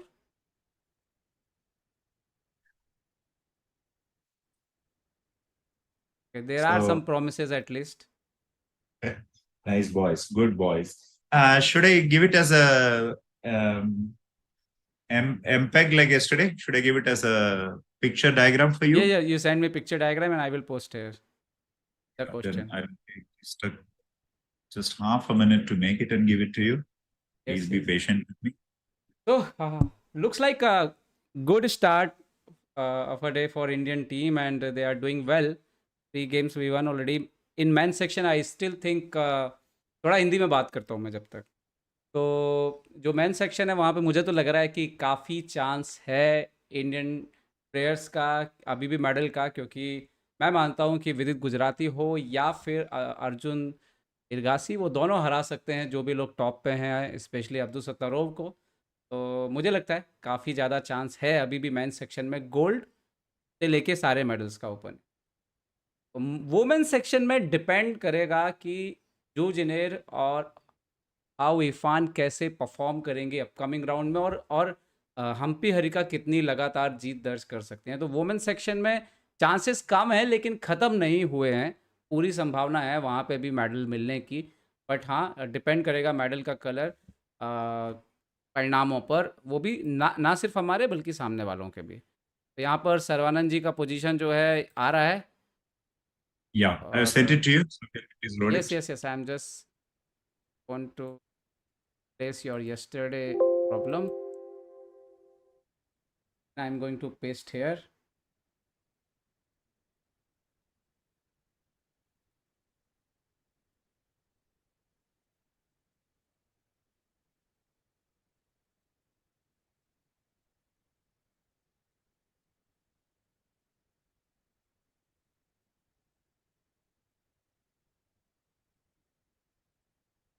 So already this position is here. Yeah. And what we have to do, Sarananji, here? Yeah, see, let me explain. Now, just like yesterday's rook on a3, in this position, one of the most significant pieces is the rook on h3. Only thing, yesterday, black was conducting an attack on the king side. So this position you are seeing is from the French defense. I think you will be able to make it out very easily. So in French defense, there is not much of a chance for black to attack on the king side. Like, say, for example, a5 and pawn storm. It's not so easy here. So the rook on h3, it is very, very important to know the role of the rook on h3 in such kind of positions. This is the background of these positions. Okay. So here, overall, the knight on a4 is playing a part. a5, a4, it is stopping. The queen on d4 is marvelously centralized. One problem in this position is it's not clear what white is going to do. Whether he has any clear plan or idea to play, this is a problem for white here. So this is the background of this position, and it is white to play. See everything. The next move is a very important move. I'll give a bit of a clue. Important move doesn't mean that it will be a tactical. Important move can be a quiet move also. That is the beauty of it. Okay. So the next move is a very important move. White to play. Please find the best move for white. अब कोई tactics ही नहीं देखेगा इसमें. I'm sorry? अब कोई tactics नहीं ढूंढेगा इसमें. Definitely. The white is a great player. If I give the player, you guys may be able to find the game. So I'm not going to give you the game. Please don't search for it in Megabase. Please don't use your engines. Please use your brains. Please think It's a wonderful position. It's a very, very good mental exercise to understand this position and find white's move. Once again, need not be tactical. Okay? White Okay. to play. What is the best move for white? White That's the to question. play. What is the best move from white? So this is the question from Saravanan ji, and we are going to give you answer after the break. So we are going on break, and then we will see you after the break. Thank you, Saravanan ji. See you soon. See you.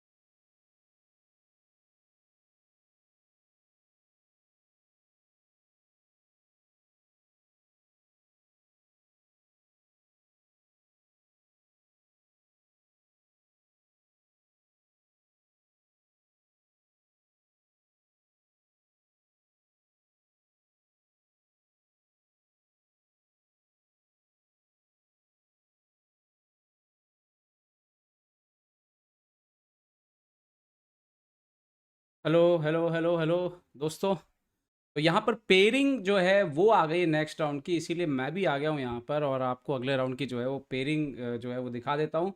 ये जो problem है ये आपको solve करते रहना है और जब सर्वनन जी आएंगे तो सर्वनन जी ही इस बात का जवाब देंगे आपको। तो मैं आपको पेयरिंग दिखा देता हूँ मीनवाइल।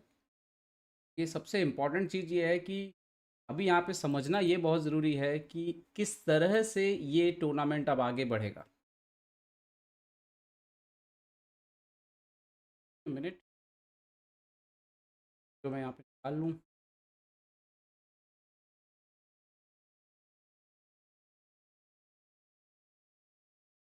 छठवां राउंड जो है वो शुरू होगा थोड़ी देर में। पांचवा राउंड जो है वो अभी अभी संपन्न हुआ है और छठे राउंड की जो पेयरिंग है वो हम देखने जा रहे हैं। ये देखना ये है कि इसके जो परिणाम हैं वो काफ़ी कुछ जो है आगे लेकर के जाएंगे।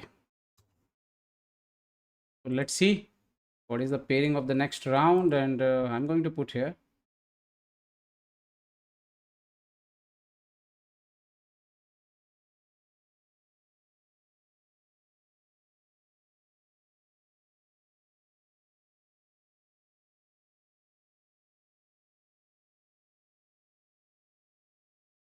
राउंड सिक्स पेयरिंग जो मैंस का पेयरिंग आया है वो मैं सबसे पहले आपको दिखा देता हूँ यहाँ पर।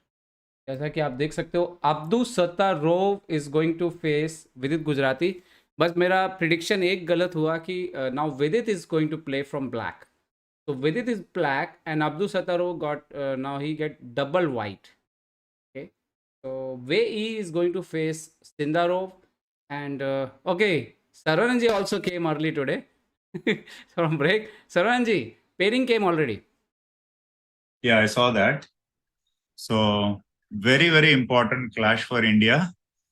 Abdul Sataro Vidit top board. Arjun Erigaisi on paper has easier opponent. So this Vidit Abdul Sataro game will be the golden game today. Yes, I think this is going to be maybe one more victory for Vidit will create good chances for India for medals. Anyway, so Arjun also have good chance to score one good victory, so he will have in good position to score in the next round. Okay, so this is the position. This is the pairing for man section. Now we will look the pairing for women section. As we expected,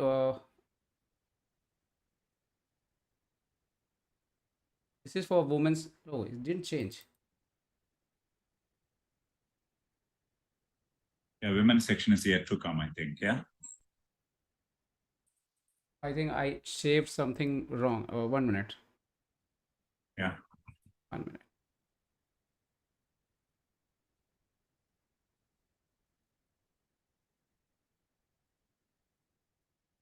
This pairing. As we are doing it, shall we go to our position? Yeah, yeah, yeah. I think that must be very eagerly looking forward to that. Yeah, first we Mhm. can give the answer definitely.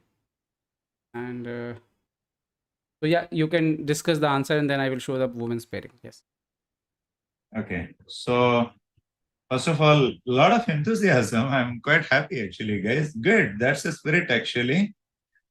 So only thing I gave an important hint. I think many of you didn't go by that. So I had hinted that need not be an active move in this position. Uh, Niklesh, if you can give me sharing option, I can actually move the game board and show them actually this position. Uh, no, but can you give me either Sharing. PGN so I will set the position in the board? How you will move? Oh, if I share, if you give me sharing option on Zoom, I can move on my board and it will come on the Zoom, right?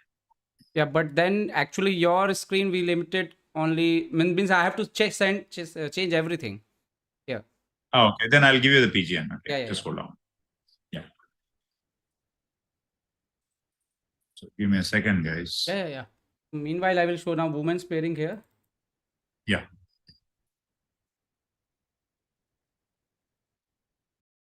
So this is the women's pairing, friends, and is going to face baby Sara as we expected. Umida is going to play Ifan, so Ifan have I think compared to more easier opponent this round. Abdul Malik Jansa is going to face Harika. This match is going to be very, very crucial. And Medina Warda, she's going to play against Koneru Humpy. For instance, if Harika is going to win this match and Humpy is going to win this match, so they can go 4.5 alone. And but Jujiner is there. So many things. This women's section is going to be more clear after both today's remaining round. It's unpredictable. Let's see what will happen. Anyway, one thing only give you good chances for medal is keep winning. Just win your match and then wait for your opponent. Okay. Tarunji, did you send me?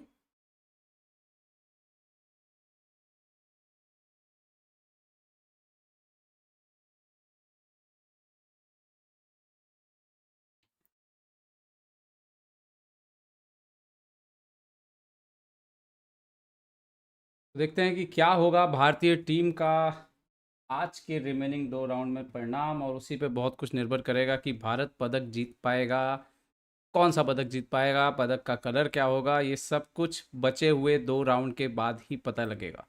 और सबसे पहले तो ये round पार करना होगा, यहाँ पर बहुत ही इंपॉर्टेंट क्लासेस है। मेंस में परहम मकसूदलू को हराने के बाद विदित के सामने हैं अब टूर्नामेंट के लीडर अब्दुल सत्तारोव नोदिर बेक।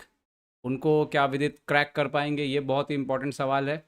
विदित लगातार 3 मैच जीत करके आए हैं, तो डेफिनेटली कॉन्फिडेंस तो हाई है उनका यहाँ पर, और ये मैच बहुत ही इंपॉर्टेंट होने वाला है। उसके बाद अर्जुन के पास एक मौका है ये मैच जीत करके अपने पॉइंट्स को और स्ट्रॉन्ग करने का, ताकि नेक्स्ट राउंड में वो फाइट करने की स्थिति में जो है वो आ सकें। Going to be very very interesting.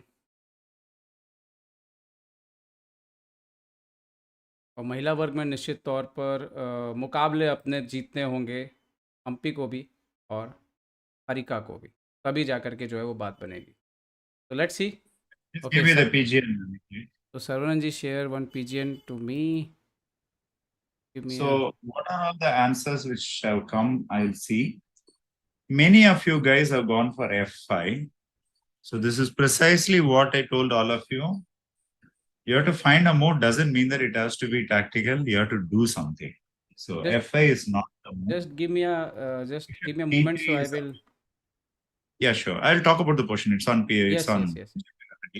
So many of you have told about BD3. That's a decent move, but this is one of those rare positions in French where it is difficult for white to get a direct kingside attack. See, for example, moves like G4, H5, G5, and all that will not work necessarily because, hey, you shouldn't show the movement. Yeah, you have to show the portion of the I scheme. try to cut it down. Wait, Yeah. wait.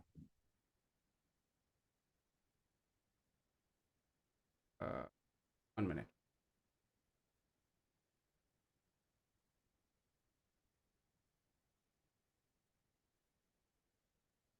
So some of you have given me the move G4.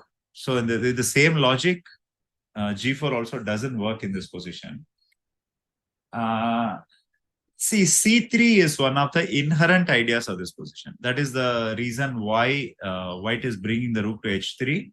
So B3 preparing C3 as well as C3, these are very interesting moves. But the point is, there is no need to hurry with that because right now there is no danger to white's position that you have to play C3 and open up the queen side and all that. Now, all said and done, you have to understand that in this position, Black's main idea is to play F6 here. So the point is, playing bishop b7, bishop c6, that is one idea. But one other important idea is that Black is going to play F6 in this position. That is one. And the second is, White cannot play F5. See, given a chance, White would love to play F5 and F6, creating a dark square weakness. Both are not possible because, that is not possible because the E5 pawn is hanging. And F6 is a threat here, after which again E5 pawn is hanging. So here, White's move is a prophylaxis. It's a beautiful prophylaxis played by Anand. This game is from Anand Booman, 1998. Anand played the beautiful move, rook e3.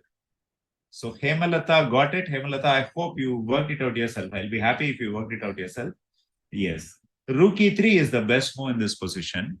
It kind of discourages black from playing f6 because after f6, ef6, black is supposed to take knight f6 when e6 pawn is a weakness here, and the e5 square is also weak here.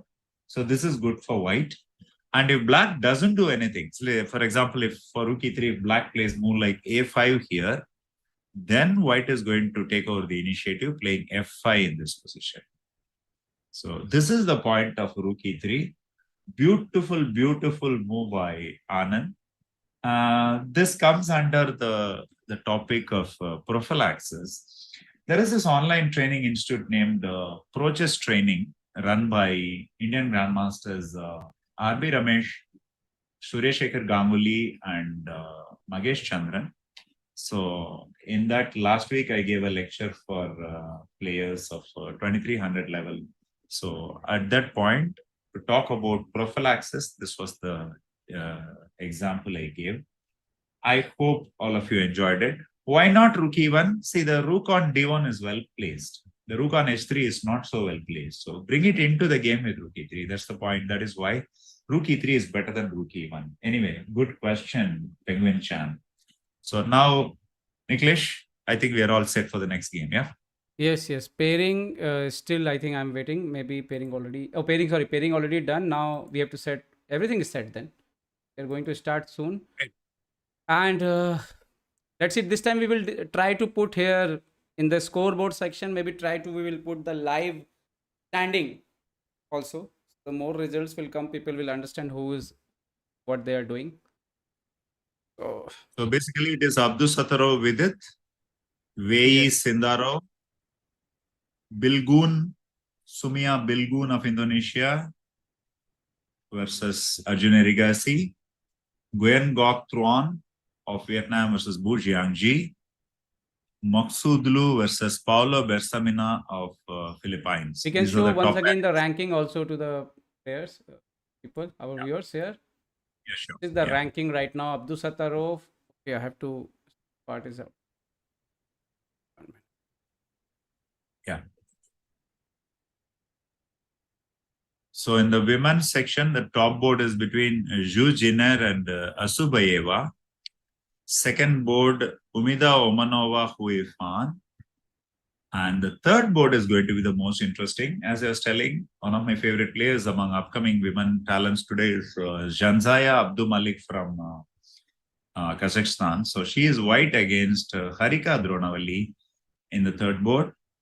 Fourth board, it is Aulia Medina of Varda. Indonesia versus Koneru Humpy. So both Humpy and Harika are black in this round, and they are playing Aulia and Abdul Malik respectively in the sixth round. I think game will start soon. Next round. So any predictions for the next round, Niklesh? Prediction. This is how get your co-commentator into trouble. Prediction. I can predict first all Indian players should win the game. And then I can predict other players. Okay, if you make me prediction, I don't know why, but I feel Vidit is going to win. Is no, and this is not because Vidit is my friend. No, I'm feeling in last couple of time Vidit did really well in the crucial rounds. For example, he beat what to say Nepominsi. After that, I think after World Cup, Vidit is little different with it. So I don't know. I'm feeling Vidit is going to win in board number 1. About Arjun, I'm 100% sure he's going to win this round. And Humpy also, I think I feel Humpy will win this round. Harika need to change maybe something to beat. I think this match Harika is going to face little tough. Let's see. Jansaya Abdul Malik, yes. Jansaya Abdul Malik. But yes, Harika can beat her. In experience and everything, Harika is much ahead of Abdul Malik. But so if Harika can play her best, she can win the game also. So let's see. You can say I'm little patriotic also, and also as a commentator also I'm thinking that all Indian player is going to win in this round. Excellent. Okay. This game is going to be very interesting. Abdul Sattar or Gujarati. I would place a lot of importance on the opening. It all depends on what kind of an opening that Vidit is going to choose in this game. So, in many times, the nature of the opening will decide the nature of the clash. If it comes to simple play where Vidit will be able to show his deep understanding of chess, it will be good for Vidit. When it comes to creative tactical positions, it is going to be Abdul Sataro who will be having white pieces, so naturally he will benefit. So a lot depends on what kind of openings the players are going to choose in this game. Crucial game.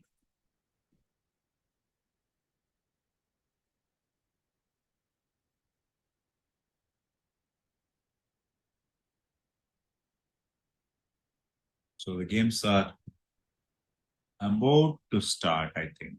Yes. So we have some predictions on chat. So Erigaisi will overcome Bilgun. That is one prediction. Okay, that's probably a reasonable prediction. What are the other predictions?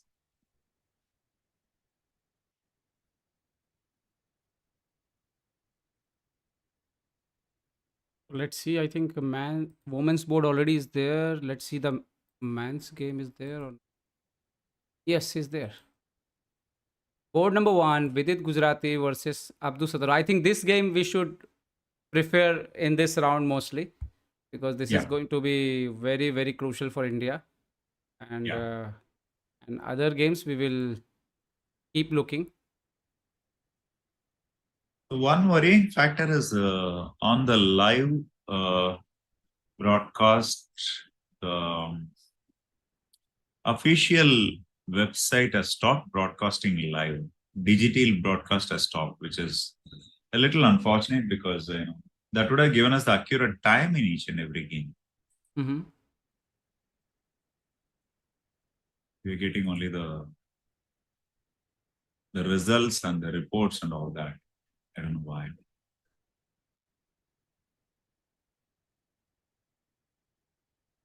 So meanwhile, I will switch this ranking. I think I set ranking there.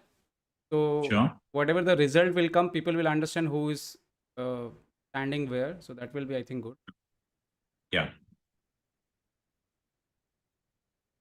Because I can easily switch to The man games and have woman started. ranking. Huh? The games have started, and Abdul Okay. Sattar has gone for D4 against Vidit. Okay. So I will stuck to the game. Match already started, friends. And let me put the bars also for you.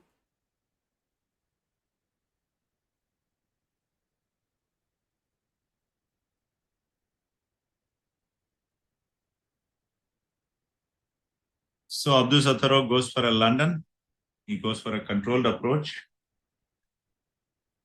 London is kind of a permanent fixture in chess today at the top level, so that's not surprising at all.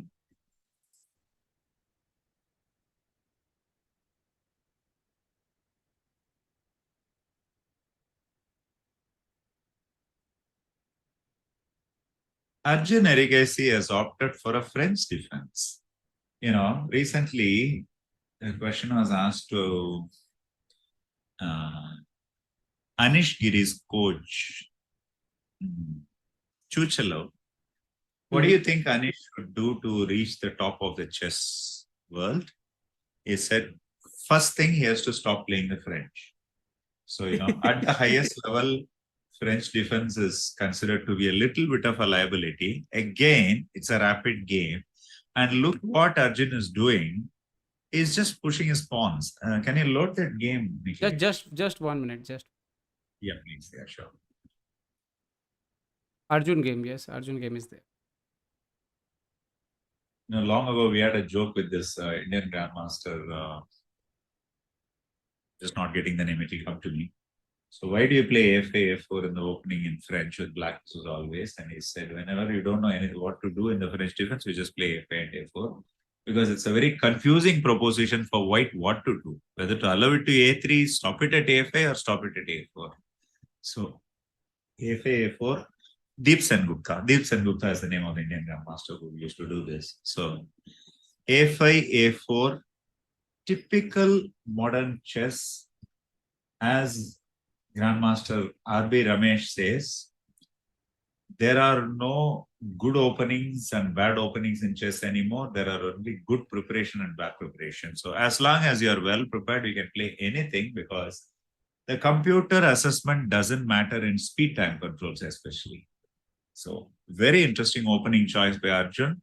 Once again, proving his versatility and his all-roundedness when it comes to preparation. So many openings, so many systems. Arjun is an opening specialist, kind of. Okay, so all set here from my side in the screen. Great. Now I'm free to follow the order of Mr. Saravanan. Saravanan tell me which game I have to put, and okay, we can look this game from a start.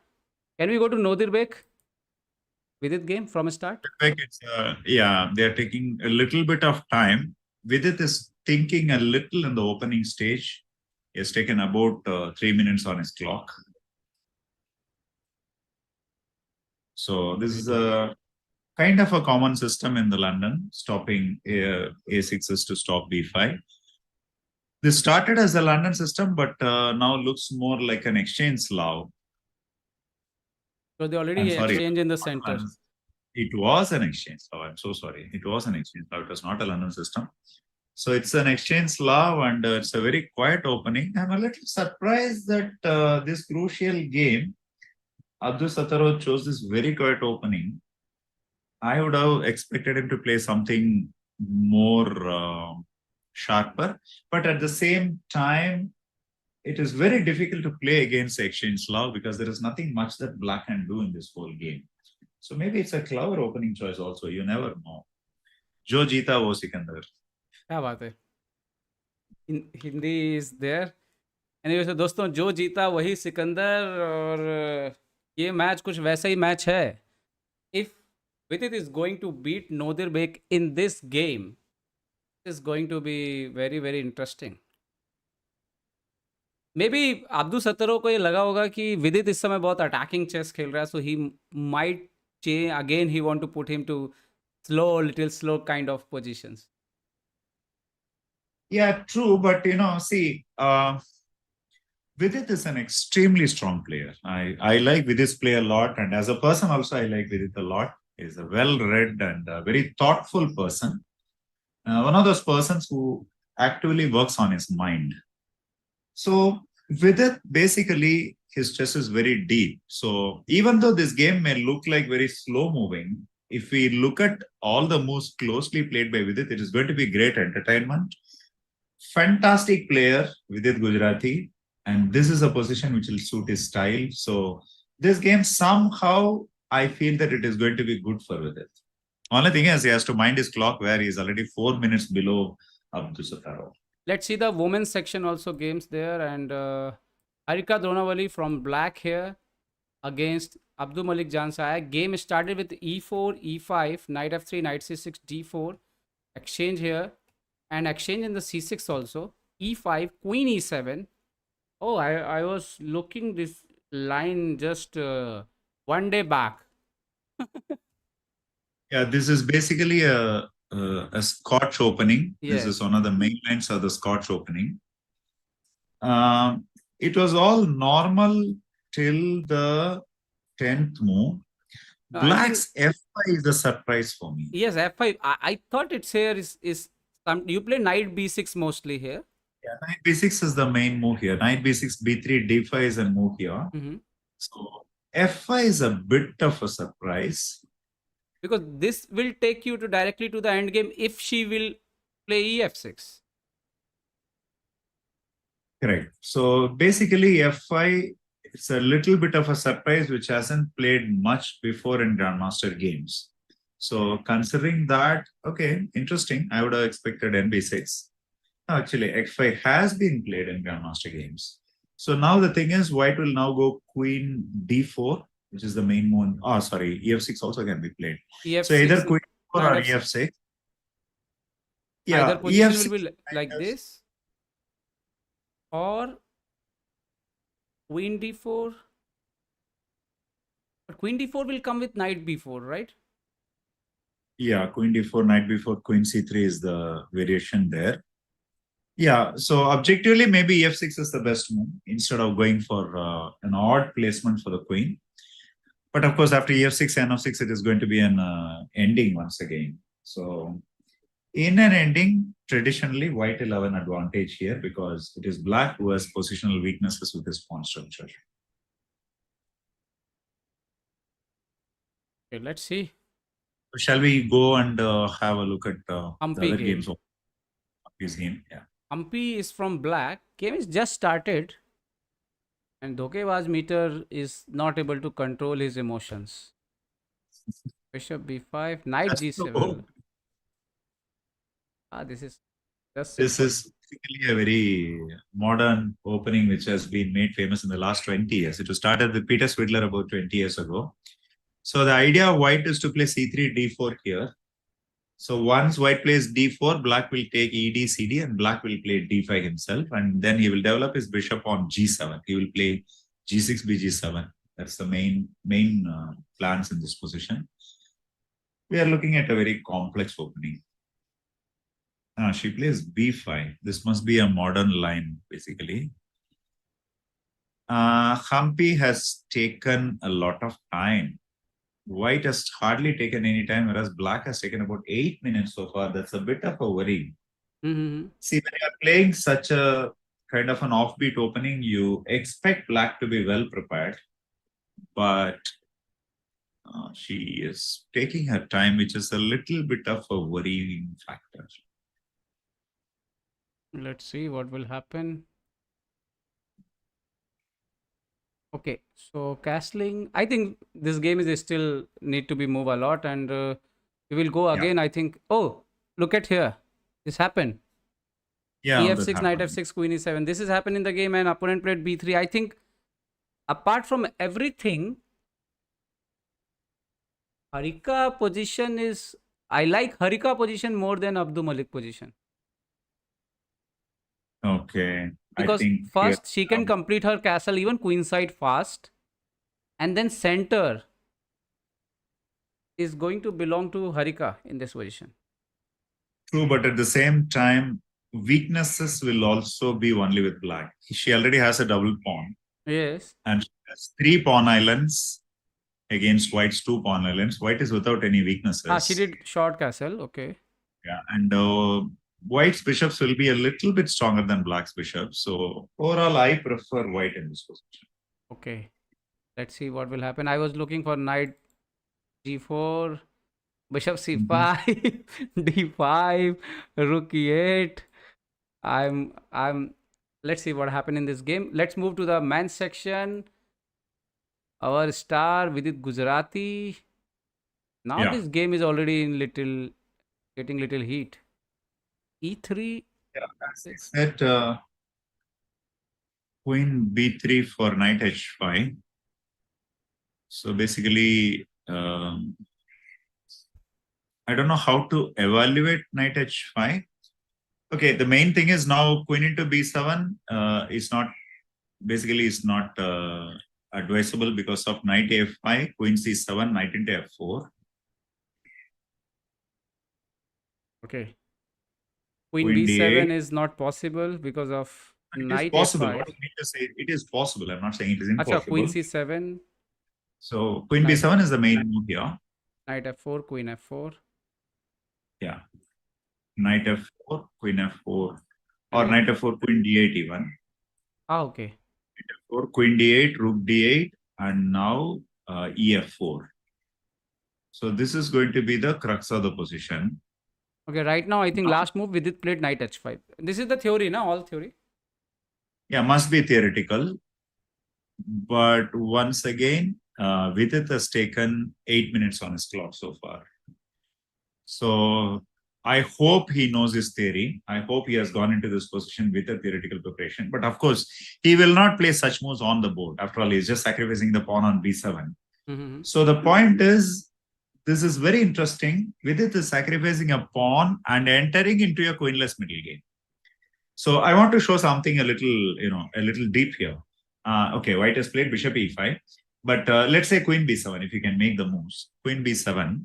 Okay, bishop. Okay, instead of this, Instead of bishop e5, queen b7. I want to show something queen interesting b7, here. Knight a5, knight queen a5, c7, queen c7, queen c7, knight f4. Now knight f4. knight f4.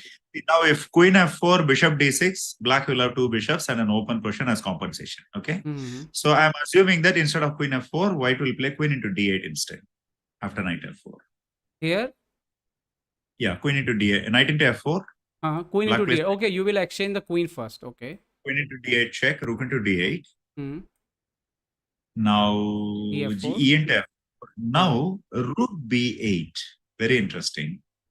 The point is, it doesn't look, it looks like a very simple position, but actually already white has problems to solve,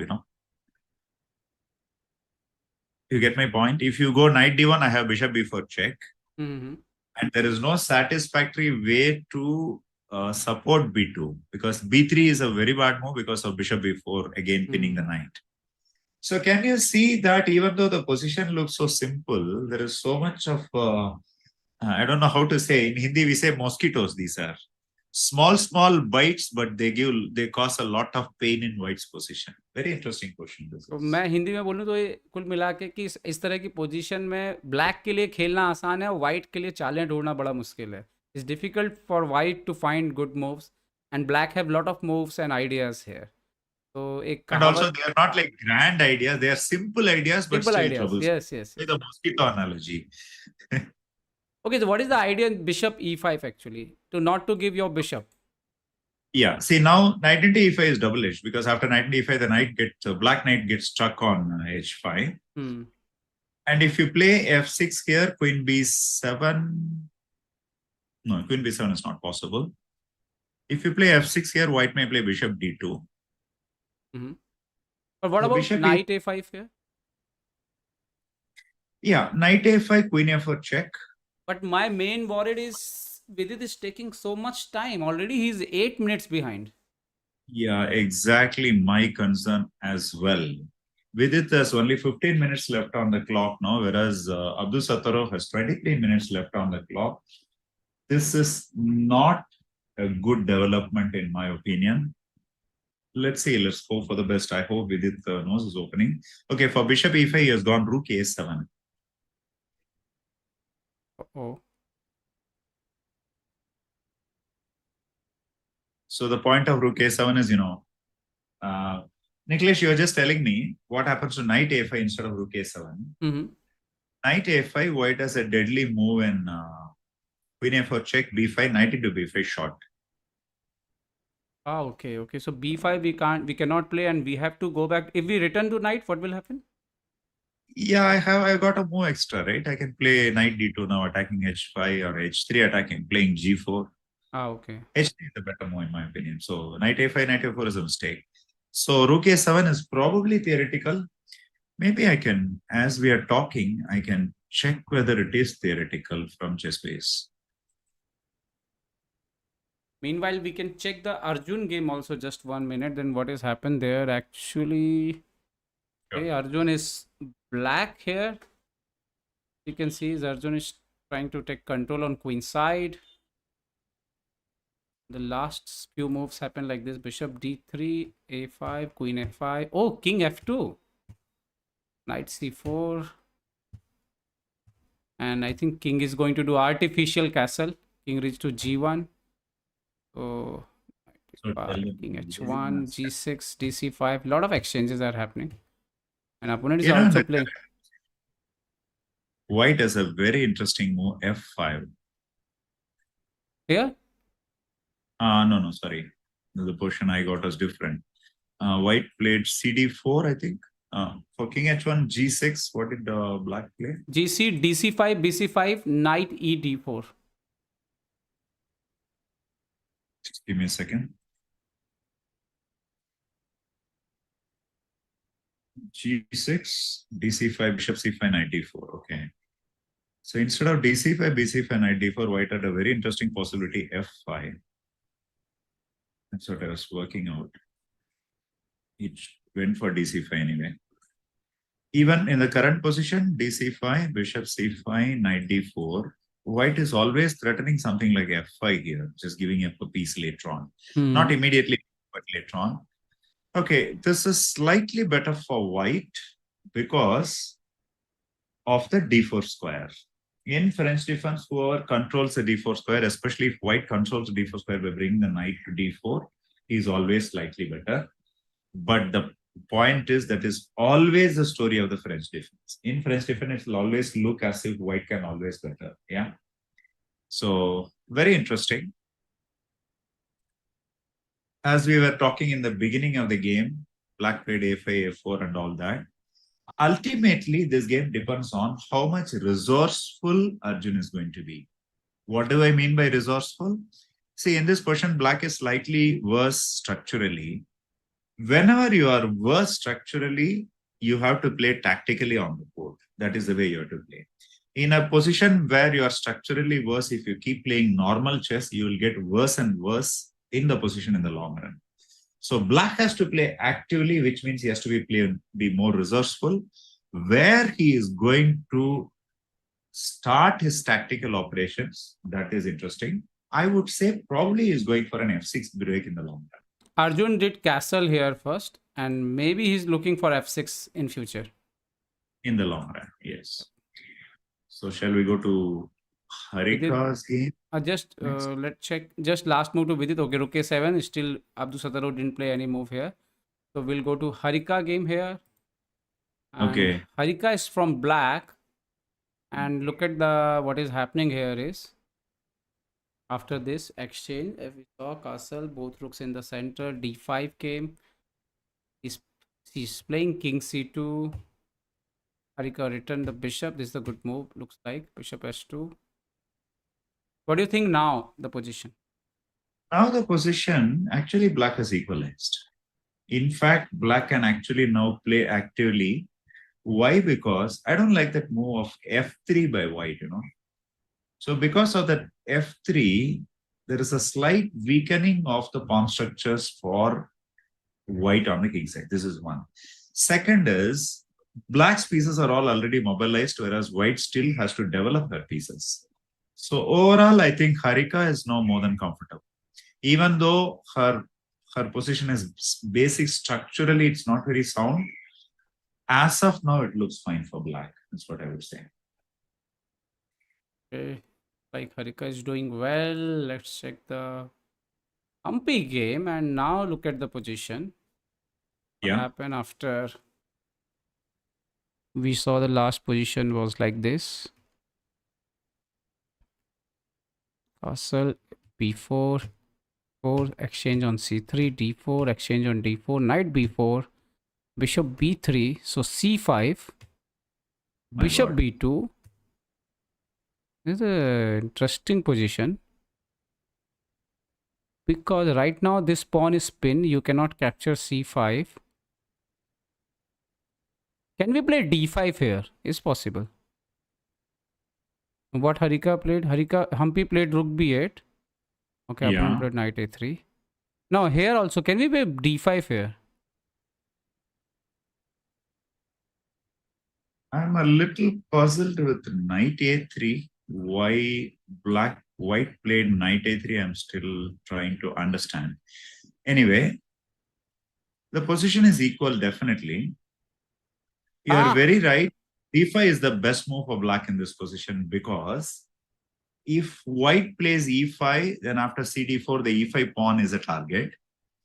And after d5, black is threatening to play d4. I mean, d4 as well as c4. These are her two plans here. I think with d5, black has taken the initiative. All thanks to that funny looking knight a3. Knight a3 was, I don't think knight a3 was an ideal move. First of all, in this whole variation, to have the bishop on b2 and b3 is a little confusing because they don't belong there, you know. I think white should not have allowed black to open up the queen side in this whole variation. Because as you can see, suddenly Humpy is dominating the queen side as well. Yeah. Yes. So this is good for Humpy. But once again, she has under 10 minutes on her clock, whereas white has 24 minutes. I hope these timings given leeches are accurate. If they are accurate, we have to be It a looks little like bit worried. accurate because they are watching from start and looks like this is accurate. But In anyway, that case, we're a little bit worried about Humpy's clock actually. okay, so Humpy played this position. Again, I want to check the Vidit position, what is happening there. Bishop e5, rook a7, h3 played by Abdusataro, and Vidit went back to f6, knight f6. Somehow, still development didn't complete, castle didn't happen. So rook on a7. Taranji, how you will evaluate this position of Vidit?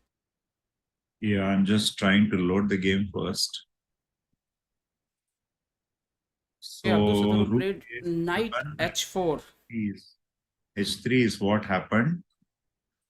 And then black went back knight f6.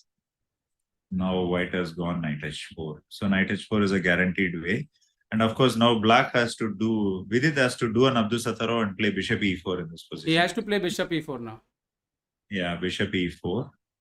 So bishop So e4 he can capture on. Okay. I'm just trying to check if this is anything is of this is theoretical yet. He castle. That's a surprise. Vidit played bishop g6, knight f6, knight h4, bishop g6, and he castle here. What will happen if you capture this e5 bishop? 1 minute, Niklesh. Theoretically speaking, black's knight h5 was itself a rare idea on the ninth. So after knight h5, bishop e5, rook a7, there is only one game in my database from that position. And there h3 is a new move. Okay. So h3, nf6, knight h4, I think black played what in this position? What was black's last move? Last move knight into e5. Vidit played knight into e5 here. He captured the bishop. That was I was asking here. Black played bishop g6 first. So bishop g6 castles, knight e5, d e5, knight d7. Yes. This is the position. Yeah. It looks to me that white is slightly better, of course, but in all these kind of positions, white But I is think now always... black is fine also, no? There is no attacking chances. Means it's fine now. Even right now the h4 knight is hanging. So Abdusataro has to take decision to, if you want to take knight into g6, h into g6, and even in the after Vidit can play queen b6 or something, or maybe b5. See, it is a little surprising that white allowed knight into e5 to be captured. So after knight g6, h6, the whole point of playing h3 was to pull back the bishop is bishop h2 or bishop g3, correct? Yes. So I think castles was a little bit of a mistake or allowing equality. That's all I'll say. So after castles, knight e5 is obvious move. So knight e5, d5, knight d7, as you're telling, now basically it is close to equality. Here, one worrying thing for black is that he's not yet developed and his castling is not yet completed. Oh, knight g6. Now I think white will capture knight into g6. Because his e5 pawn is also hanging. Yeah. So white will capture knight g6, h6, followed by something like rook of d1 with the idea of d4. You can make the moves on the board. Vidit still need to complete his development, so he has to play bishop p7 or something, ready for the castle. No, that's the point. If you can you make the moves knight g6, h g6, rook f d1, Knight g6, h g6, rook f f d1. Okay. d1. Yeah. So as you say, if you play bishop e7 here, my idea is to play e4 in this position. Ah, okay. So the Okay. point is, I'm trying to take advantage of your king in the center. Mm-hmm. The point here is black has no move but to play d4 and give back that pawn as a sacrifice. Okay. So already if you are forced to play a pawn sacrifice to keep an equal position, that means, your position is not very ideal. You may have compensation for this pawn. There is something very interesting, Niklesh. Mm-hmm. Bishop c5, rook d2. Black has a very interesting move, rook to h3. Wow. What? Yeah, exactly. Rook to h3, piece sack. And if he Uh, accept Queen h4. or queen g4, no, queen h4. Yeah, queen h4. Or shall I No, play queen queen g5, g? na double attack is there, no? Yeah, queen g5 check. And now I take king queen into d2. That is just better for black. So the position after bishop c5, rook d2, rook to h3 is the idea. Ah, okay. This is How funny. this is it is fun for us, it is problem for them. Okay, last move happened already, h into g6, and let's see what Yeah, is the next I'm move of Abdus Satarov. here. So as you can see, guys, remember what I said. In a strategic position, you have to play tactically to maintain equality. That is why for rook of d1, bishop e7, e4, black has to give the pawn sacrifice d4. But the question is whether all this is possible. Niklesh, Yes, Vidit yes. has now more time than Abdul Sattarov. That's interesting. Yes, Abdus Satarov is now 11 minutes. And Vidit on almost 15 minutes. This is good news for us. Yep. And let's see Arjun game. What happened is Arjun game now. Oh, Arjun game is still not so much progress happen. Okay, but anyway, here. Remember, Niklesh, we were talking that black only aim was to play f6. That happened actually. Yes, and So Arjun played tactically. He played tactically playing f6, a6, rook f6, queen h4. Now this is going to be very interesting because black is going to go for an attack, which may be an unsound attack because white's position is more solid. But in rapid chess, unsound or sound, attack is attack. Attack is all. what you're going to do? You're going to support this rook or what?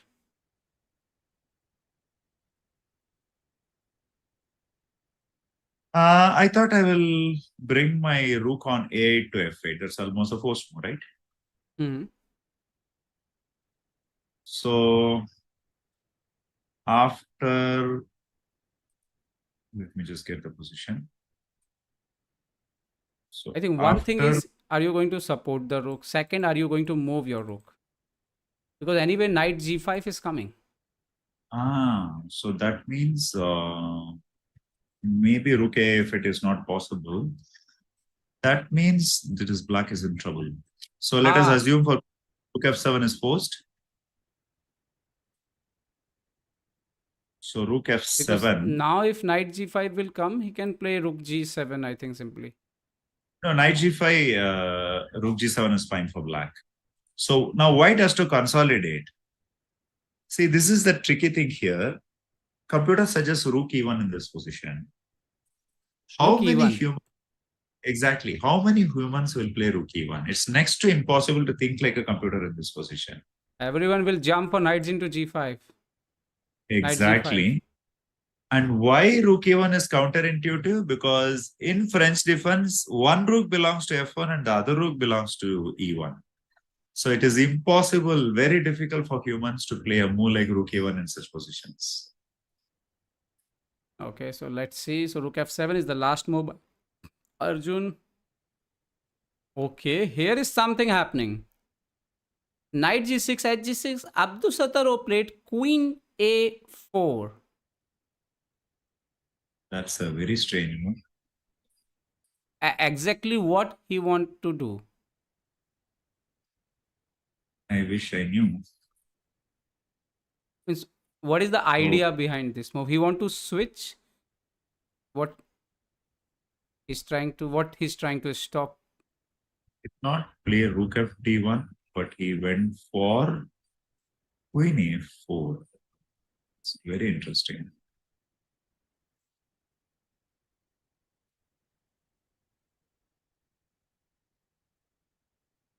Typically in 1990s, we used to have Soviet grandmasters, 80s and 90s. We used to have Soviet grandmasters visiting India and coach youngsters. Okay, so I've been in a camp by an international master named Alexander Lysenko. Vladimiro used to be the camp and all that. So those days, their English was not very fluent. So they had this universal expression, interesting. So whether it is a deadly move, it is a blunder, it is unexpected, they will say very interesting. So Queen A4 is very interesting. Okay. Yeah. He played b4. Can I think black can play b5 first, right? Second. I like black position now Okay. because if I play b5 here, this queen has to go somewhere. For example, queen b3. I will take back my bishop to e7. Now my this rook already joined at anyway in the game. This rook already looking for king side. My king is safe right now. I don't see any attack from white, and now soon, later or soon, queen will also can attack join, and e5 pawn. And if you are going to protect it, that will create some weakness in white camp. And But f5 is B, really well guarded right now. Niklesh, What? for bishop to b5 knight into b5 is possible. Where? Here. For f4, yeah. Oh, this is the position? Yes, this is the position. This is the Yeah. position. If I play b5, what you will play? Let me bring up the position. I'm sorry. I'm not in the current position at all. I'm so sorry. So queen a4, bishop c5, b4. Yeah. Okay. Uh,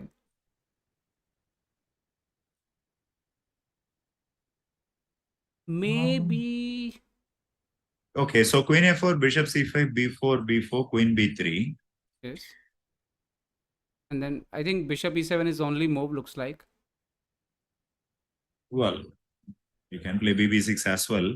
But I he. actually don't b5 at all because see, in the current position, what we are analyzing, let's say now white plays a4.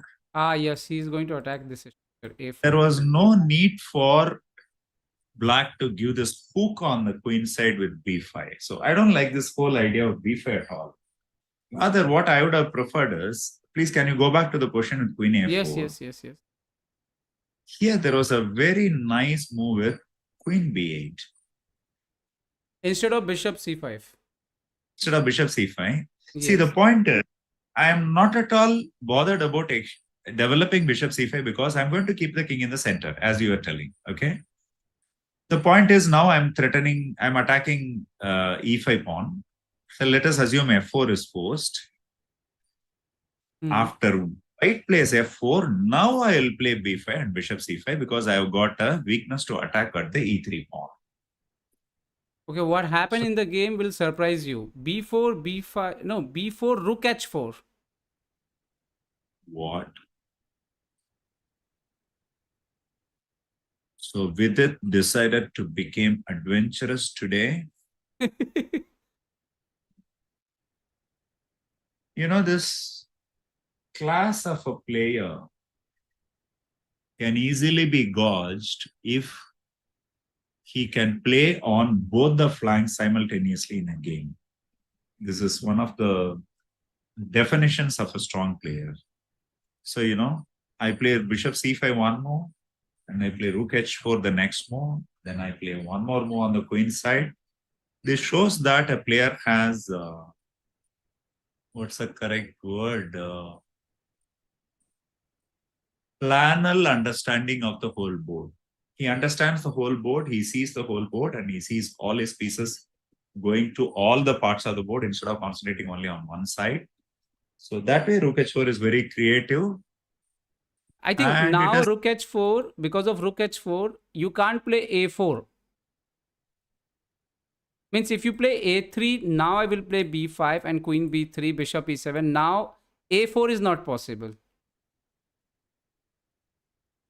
very true. But here I see a very interesting possibility. G3. Come on, let me g3. give a sacrifice for white. The point is, if you take rook h3, king g2 followed by rook h1, suddenly black king on e8 will become a liability. Hmm. But So how you like here rook c4? okay, I think you are enjoying yourself. I'm very happy about this. So No, no. that's the fantastic. Bishop c4, dc4. Okay, I will Let's say put that one. 95. I think this is a very good position for black. This is really interesting, Niklesh. Well found. Excellent suggestion. Because of g3 and h3, white has weakened his king side, and he Yes. has a square on d3 for his knight. And white cannot play a4 because whenever white plays a4, b4 pawn will get weakened. This is a very good find, Niklesh. Well done. I think the mode Vidit is playing, maybe this is possible. Our chat is very silent for a long time. Any reasons for that? Chat is saying about Humpy game. Humpy is winning, yes, definitely. Chat, understand one thing. Right now, this match is more important than any other match Of because course. in women's sections, Humpy and Harika wins. Okay. What happened first? First, let me do something. A3 and not A3. Abdusataro played Bishop G4. Ouch. Remember what I told you at the beginning of the game today? Abdul Sataro is a creative player who likes complications. Typical Abdul Sataro. Okay, let's assume b5 is forced for bishop g4. So bishop g4, b5, queen b3. Now I'd like to keep my bishop on b6, not on e7, because Now you want to go e5, B5? knight into e5 is, b5, that's what I'm telling. So knight b5, Bishop B6. bishop b3, bishop c5. Now Niklesh is a very interesting shot, knight into d5.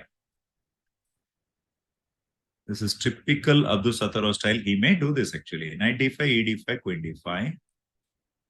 The point is, of course, white is threatening e6 now. Now, a move like knight f8 is not possible because of queen c6 check. So typically now black king is stuck in the center and white has compensation. Okay, Vidit already played B5. This is confirmed. This is turning out to be a little dangerous for black, Okay, overall the game is heating up. This is a full-fledged fight on our cards, guys. So I can say, meanwhile, please like us, support us, and share us at ChessBase India YouTube channel and as well as site. Okay, someone is saying Humpy in time pressure, but trust me, this position, Humpy is fully fine. This is fine, exactly.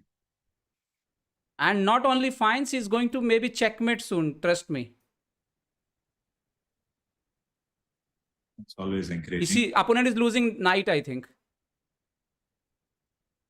What happens to rook d1 here? Rook e1? Okay. No, if she will go rook d1, then maybe queen e4.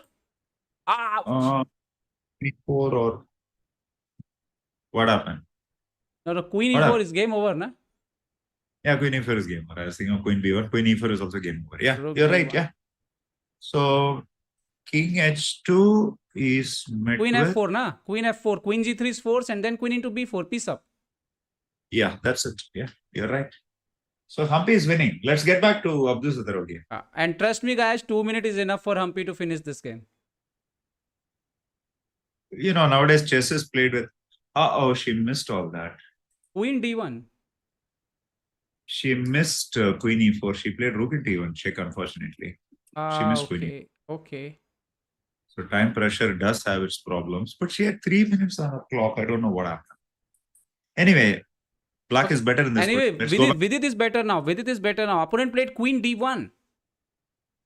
Uh-oh. What this What about bishop into b4 now? That's a very good question. So queen, Bishop b4, g4. knight d5, e d5. Queen One minute. d1 is a very strange Bishop, square. bishop b4, knight into d5, e into d5. If you come to queen d5, for example, now I can release my queen somewhere, no? Yeah, black can go queen b8 maybe. Queen b8. I will release my queen. My rook is already under support. I'm very interesting in hopeful in this position Not, of Vidit. 1 minute, I will refresh the board. 1 minute. Yeah. yeah. Looks like Vidit is winning. According to Dhokebaj meter, Vidit is winning. Humpy is winning. Are you sure about the winning part? I thought white is only slightly worse. See, let's try to analyze this position on the board a little. Okay, okay. Queen d1. Bishop Yes. bishop b4, knight e5, e d5, queen d5. Okay, bishop. Okay, it's already happened. And the board happened. Oh my God, white goes for a piece sacrifice in a very crucial game. Yes, fire is on. He played queen d4 first. Oh, this is intermediate move. I think it's a mistake. But what about if I took rook into g4 now? Finish this attack. Exactly. Because after rook into g4, most of your attack is taken away. Ah, he want to take queen into a7. No, queen into a7 is fine. Queen Yeah, into it's a7, fine. rook and black is just better, you know. Ah, we will Because put. Yes, we will put our rook to c4. with king anymore. That's the point. Can you make the moves? Yes, rook into g4. If you go queen into a7, I will maybe play rook c4. Fine now. Rook c4, queen into a6. Now I have queen a5. This is the point. Because white doesn't have any checks anymore. Correct. So I'm assuming a move like queen b7 is forced here. Yeah. Now simply, you know, black has to consolidate with a move like bishop c3 now. Idea bishop d5. Right now he's attacking queen into d5. So can we stop it? Okay. Nothing can. What? What? Or you can. Wait, what? But why? Oh, did he blunder? He gave the queen on b. I think he blundered. No, but he have 6 minutes. But why he need to play rook c7 here?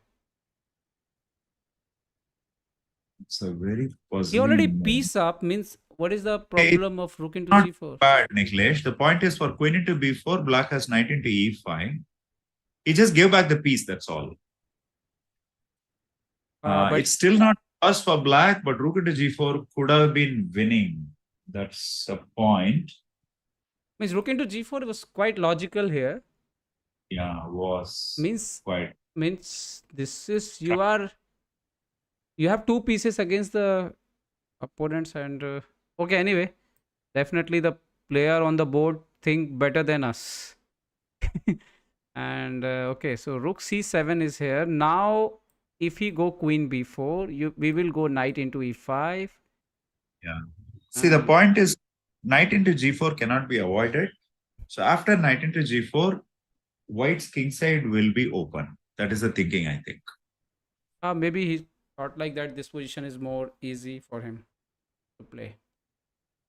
Okay, this is probably typical Vidit's common sense approach to the game.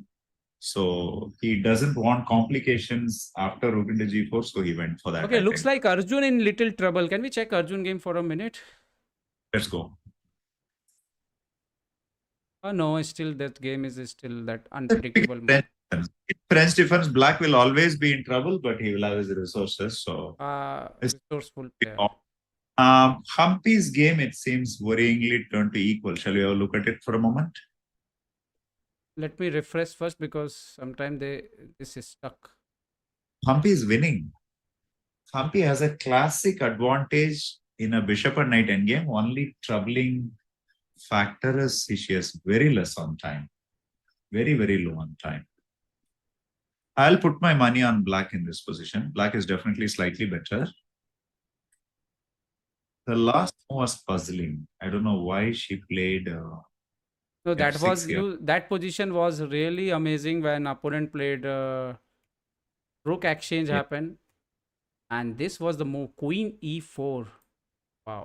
This is one of the currently in the last couple of years, this is one of Humpy's a little bit of a worry in her game. Once in a while, she misses tactical shots, both for herself as well as her opponent. So a little bit of a tactical miss is what happened. Let's just round up with a minute with Harika's game also. We haven't looked at it for a Ah, long okay, time. okay. Yes. Harika game is here. Oh, Harika game, she gave a peace sacrifice. Look at that. So many pawns. So many pawns, but a peace sacrifice. Okay. This round is going to be very violent. Except for Humpy's game, all the other Indian games are extremely complex and tactical. So this is a very violent game. Okay. I would just say that this is a crazy position where Black has compensation, Harika's game. Okay, so let's go back to our man Vidit, yeah? Vidit Or do you want Gujrathi. to question a little? Okay, It's this up is the to you. position 95. Yeah. As we are waiting, let's have a quick look at Arjun's game. We haven't Okay. analyzed it for a long time. Okay.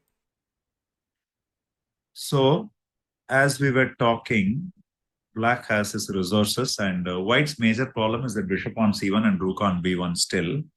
So, structurally, Black is clearly worse. He doesn't have the dark square bishop also now. It looks like he has exchanged it off in the earlier moves. Definitely, Black is better. Sorry, White is better. But the point is, it's not easy to realize that advantage. So right now he's attacking the bishop or offering the exchange. Exchange is definitely not a good idea, I think. You need to save the bishop. Keep somewhere here or here. Yeah. Bishop b5 Arjun played. Okay, we will put against the Vidit game. Let me check again what is happening there. Okay, Abdul Sataro played queen d4. Now, knight g4, hg4, queen d6 is possible. Okay, then he has to play maybe. So, as I was telling you, Black's king side, sorry, White's king side is going to be opened up after knight g4, hg4, queen d6. Yes. So, yeah, knight g4, hg4, queen d6.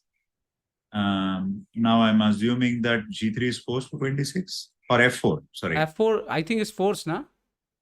Yeah, for g3 is also fine. So the point is f4 rook c4 is my idea. Mm-hmm. Let's go queen a7 and I Or get a pawn with if we go here, then queen g7. Either way, I think I'm going to capture rook into g4. this is going to be a very funny game. Very, very interesting game. Now, Black is better because White has about three weaknesses. One is the second rank, the e3 pawn and the g2 pawn. Black's main weakness is his king on e8. So, an encouraging factor is that Black has the initiative. Vidit has the initiative in this position. And the problem is, I think Vidit that time. played f5. He didn't went What, queen d6. what about the time? Time. Okay. Vidit has more time. He has about 4 minutes on his clock to Abdul 3 minutes. So that's good. Okay. I don't understand f5. I don't know why he played f5 in this position. Because now king is open. Yeah, but queen d6 opening up the white king is much better than. Yes, that's why I'm saying queen d6 is better because you have one shelter, even queen come to g7. Now, means this king is now not looking so good right now.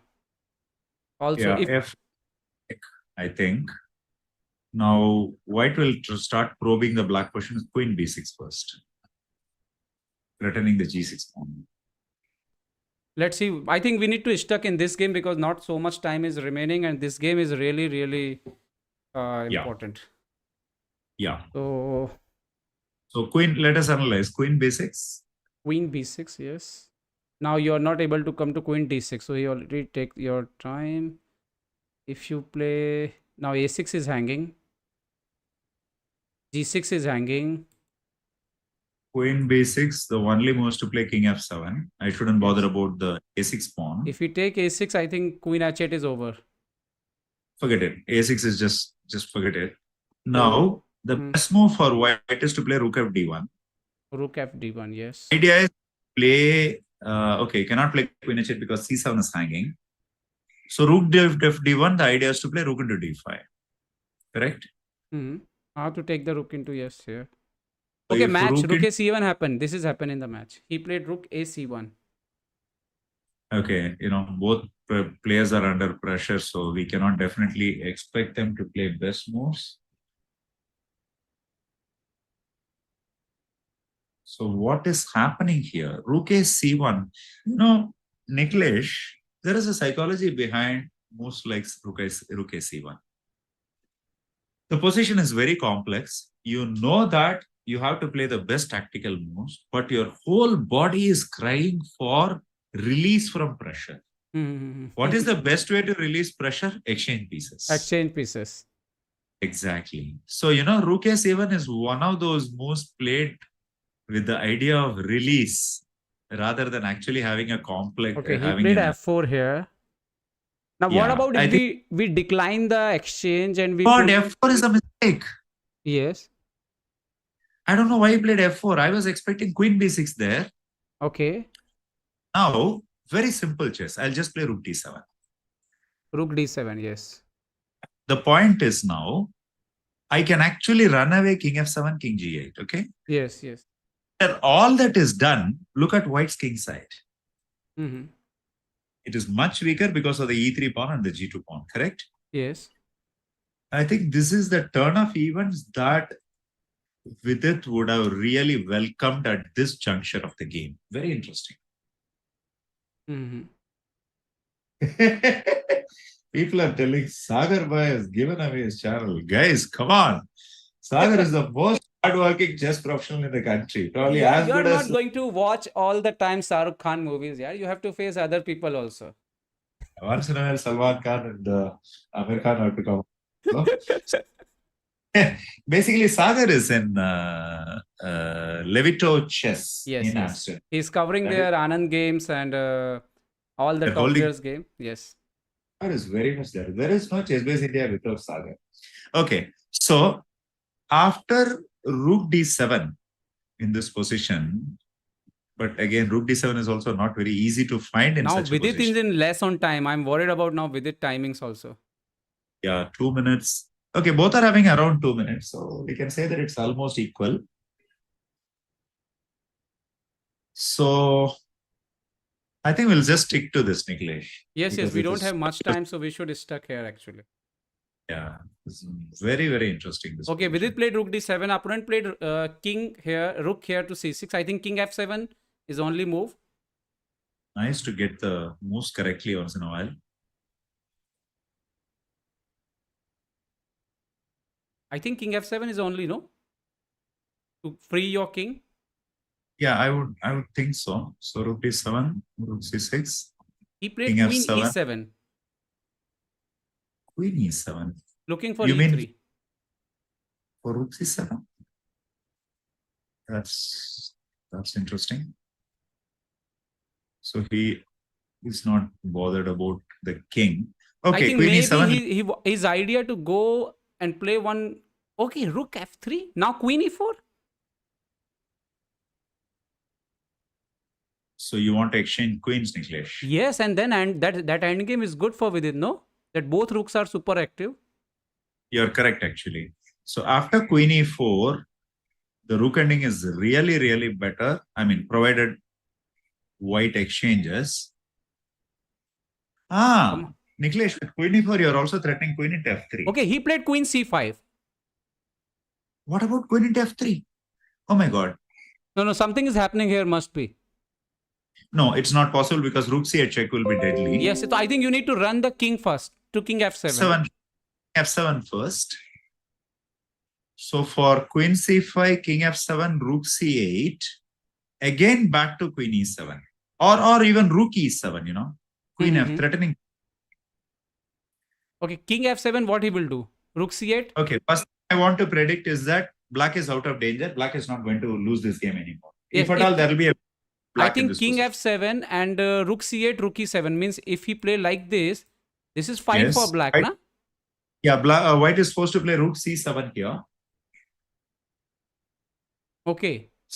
After rook c7, I mean, once you're forced to exchange rooks in a pawn down position. Okay, Vidit already played king f7. I just want to update. Then we can go there again.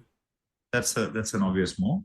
Here, Niklesh, let's go for simple solution. Rook into c7, queen into c7, queen e7. Right? Yes. The point is the rook on f3 is stuck. Yeah? Yes. This is a solution. And of course, if he is adventurous, I mean, okay, let's say he plays a move here like queen c6, let's say. Okay, he played rook c7 here. So that is same things are happening here. Okay, he didn't play rook e7, rook c8, rook e7. He played straight away rook c7. That's what you mean to say. Okay, now the same move, queen e7. Let's go. Queen e7, yes. That's the same antidote. हर सवाल एक ही जवाब ही से. वाह, क्या बात है. 27 seconds to Vidit. I think Vidit must find this move. I think this is not difficult to find. I think he must just checking what is happening, but he should not go so much low on time. Yeah, it is always a good idea to keep at least 1 minute on your clock. No, but because Vidit is going 10 seconds, I'm hope this is live correct timing. Vidit, play your move. Yeah, he already did it.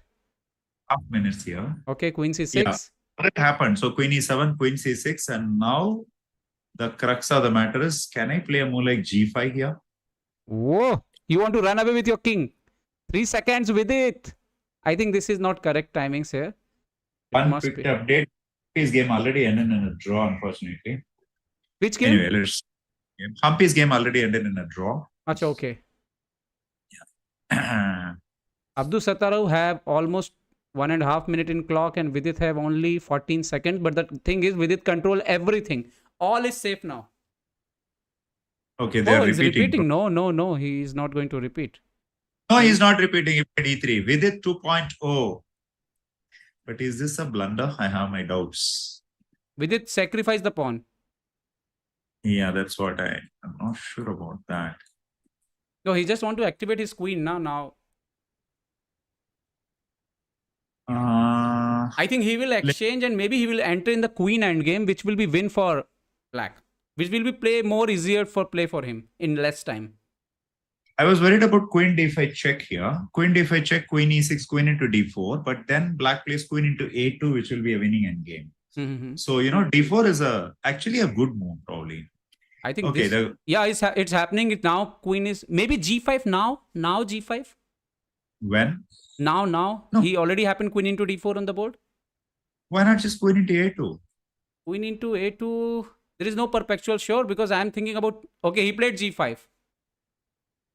He played g5. Oh my god. This is turning out to be very violent. Yes. Because after g5, the point is fg5 cannot be captured. d4 queen is hanging. So I'm assuming that for g5, queen a7 check, king g6 is forced. I think now Vidit already controlled this position really well. I hope it's finished well only. The very nice geometry here. Yes. Queen a7 check, king g6, fg5. Can you put the moves on the board? Okay. Queen a7, king g6, fg5, f into g5. As rook c4, and the attack is very dangerous. Very funnily, because of the white pawn on g5, black king is safe. Yes. Got the irony? No check. Thanks to your pawn, my king is safe. How about that? Now let's see what. Now Abdul Sattarov also goes down to less than 30 seconds. So this is now Abdul Sattarov already in super pressure. But only problem is in such time controls and such problem in such positions in such competitions, anything can happen. Yes. Every game is one which ends after the final blunder is made, as they say. Yes, yes. Anything can happen. G3? That's a very strange move to G3. He play. played G3. G3 is a very strange move to play. Niklesh, now definitely queen into A2. Now queen Definitely into queen A2, into. yes. See, Because the our point is king is safe already now. now for queen A7 check, I have king G6 and king H7, Mm-hmm. Now black is just winning. Definitely black is just winning, but he just had to. Vidit Oh, went he king did. G6. He say, okay, it's fine. Save your king first. Okay. I You think I can say like that. this also. So let's say A3. Now Mm-hmm. save your king even better by playing king He played H7. queen D2. What is that? These are all typical time pressure moves. Queen D2. Queen E4, king F2, and this is kind of a flux for black. Vidit also a little repeating king F7. Why he didn't went There, king H7 to save to just stay away from all checks? I think he wants to go king F7, king G8 instead of king He played H7, queen king G8. C6. This is out of our control now. Now rook is under attack. Queen is coming to Yeah. C1. Looks solid move. He played king F2. Now queen C2.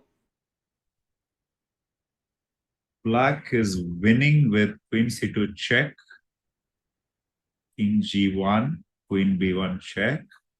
This must be What he's doing? Why he's give queen B1 check? Why? wants to take A2 with check. But now rook F1 is coming back. F1 rook G3 is dangerous. Ah, okay. Just as I said, he will now take queen into A2 with check. No, but rook G3, that is fine because our rook will be hanging after king H2. Okay. Okay, now queen E6 back. Come back to home again. Simple win. It's a simple win. I've accomplished taking A2 also with check and I'm 2 pawns up now. Yes, this is a totally very winning position for Vidit. Wow. Vidit. Come on, guys on chat. Vidit OP. This is great play by Vidit. Yes. This is not the game for the gold. Yes. This is the game for the gold, guys. Well done with it. Well done with it. I hope to finish well. I become suddenly with it friends actually, so I become little nervous after that. I think it's so simple to just exchange the exchange the pieces, nothing else. Okay. One quick update. Unfortunately, Harika's game also ended in a draw. So okay. 2 draws for the grandmasters in the women's section, or grandmasters in the women's section. So now Vidit has to just keep his king safe. That's about it.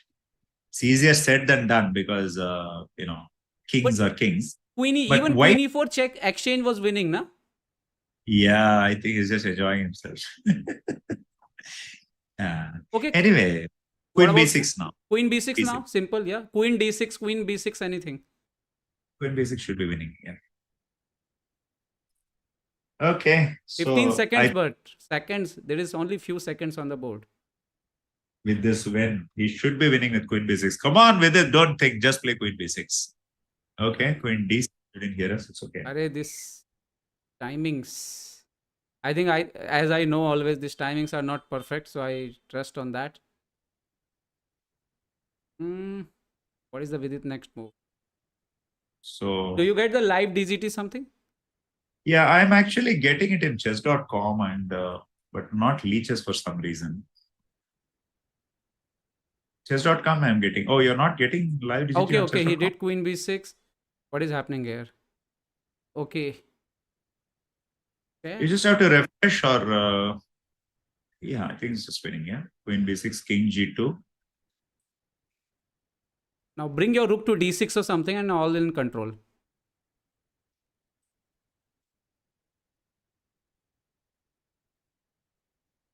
Okay, it's fine. I think now Vidit know the method is just matter of technique only. Matter of some little time only. Because he saved everything. All is fine now. When you have a 2-pawn advantage, technique should be definitely easy for Vidit Gujrathi. Now next move, queen E4 is coming. He resigned. Vidit Gujrathi win this match. Whoa. Well done, Vidit. Let's go to Arjun. Bravo, Vidit. Bravo. Vidit already wins his match. I hope this this live thing. Yes, Vidit won the match, and not only win the match, now he is in lead. It's a very, very creditable victory in a very crucial game. And I must say in chat, bravo Vidit should be there. Amazing performance on perfect time. This is the, what to say, the sign of the great player, strong player. And Let's go to Arjun's game. Come on. yes, we are going to switch to Arjun game. And why not we just show them last some moments where this position cracked down, because so many people currently watching this game, maybe they just join in also. Saravanan, Okay, so where it's cracked down actually exactly, we will show just fast and then we will do thoroughly. G3 was the mistake in my opinion. White's G3. Till here, the position was fine. I think here, yeah, G3 was the ultimately the worst move, because after this it became untenable for White to defend his position. Mm-hmm. After, I think, okay, he could have defended better by playing A3 or something, but okay, he didn't play it right. This was just a blunder, giving away a pawn. Yes. So Vidit had this clever idea of going and taking the pawn with check and come back, and after this is a clear win. So and finally, meanwhile, Vidit finished brilliantly. Okay, so this is very good news for India. Vidit already win his match, and now we will move to Arjun game. What is happening there? Oh! This is not looking good for Arjun. Oh, what happened here? So Arjun is playing Grandmaster Bilgun from Indonesia and is in a losing position because he's losing the knight now. This game is over now. Yeah. And the point is, means this was, we are expecting easy game for Arjun. Means not easy, means rating wise, everything we are looking at. Arjun was the favorite. Yeah, you can say that. Yes. But now this is just a lost position because, okay, that's an unfortunate result for India in a crucial game. If Arjun had also won his game, it would have been a very good result. Why suddenly White has given up his queen? Anyway, White has G4 here still. Do you think any chances practically? Okay, anything is possible for in a rapid game, but the problem is Black King is in trouble. White is threatening Rook Yes, H8. The problem is, I think the checkmate is there under, I think, Queen D6 check. It's already a lost position. White just need one move, Rook F2 followed by Rook H8 to checkmate. That's a very unfortunate loss, actually. At one point, I was watching this game side by side. Let us wait for the game to finish, maybe, and now then we can take. This is over now. So can you go to the 51st move? Knight G5 check, King G8. Way he beat Sindarov. This was the perfect time for Arjun to score win, actually. This was the super perfect time. But because both Uzbek players lost. But anyway, let's see what will happen. Arjun lost this game already. Yeah.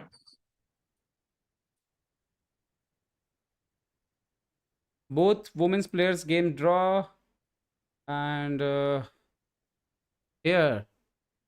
So Saravanan, what do you want to say about the Vidit game? Yeah, Vidit game's fine. I wanted to show a position from the game of Arjun. Okay. Can you go to 51st move if you don't mind? Ng5, King G8. The first move. Yeah, Rook F1. See, here it's very puzzling for me. Why Arjun did not capture H into G5? Yes. g5, h into g5, queen h7. Queen into h7, king into h7, rook f7, king g6. Let's say, where shall I go? Rook g7. Let's say rook into 7, e3. Black is slightly better in this position, you know. This was a very powerful moment for me. In the game, what happened, if you can go back to the position. He played knight e6. Yeah, he played knight e6, which seems to be a blunder because simple chess, after knight into e6, rook into e6, rook e f2. Oh, okay. He played there. Yes, simply then after that, white having full control. Okay, knight into e6, he played queen into e6. And white played rook f6. And suddenly blocking is finished because rook into f6 is coming by force. So, you know, I think it was just a decision of that one moment which cost within the game. Arjun the game. Arjun also having like 55 seconds or something. So I don't know what he calculate, what he missed. Yeah. Yeah. It looks quite glaring for me that black could miss rook f6 and rook into h6. Whereas after h5, you know, it should be a draw, at least a draw. Okay, they are not updating the results in chess.com properly.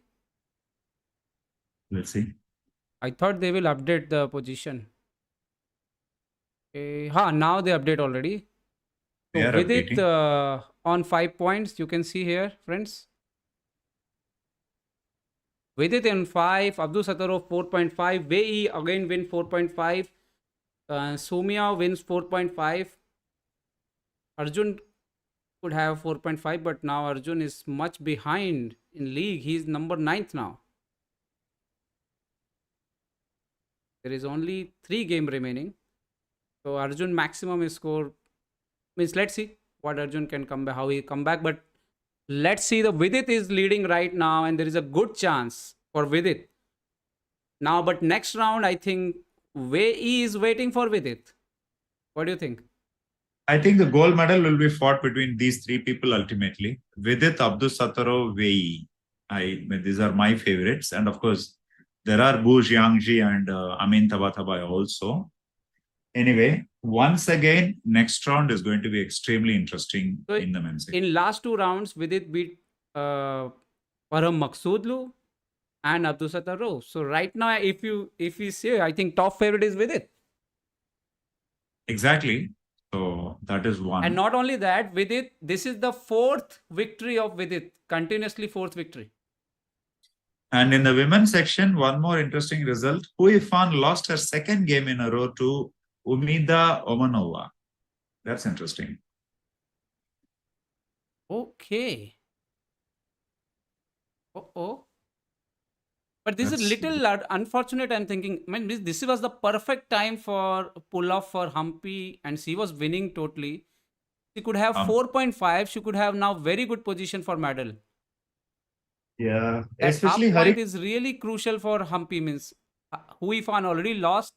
That half point is going to be affect in medal tally definitely. Especially Harika tried very well, sacrificing a piece and all that. But anyway, probably the opponent defended very well. But Hui Fan's loss is very striking. Hui Fan's game was decided with a funny tactic. Would you like to see that? Yes, I will put the game.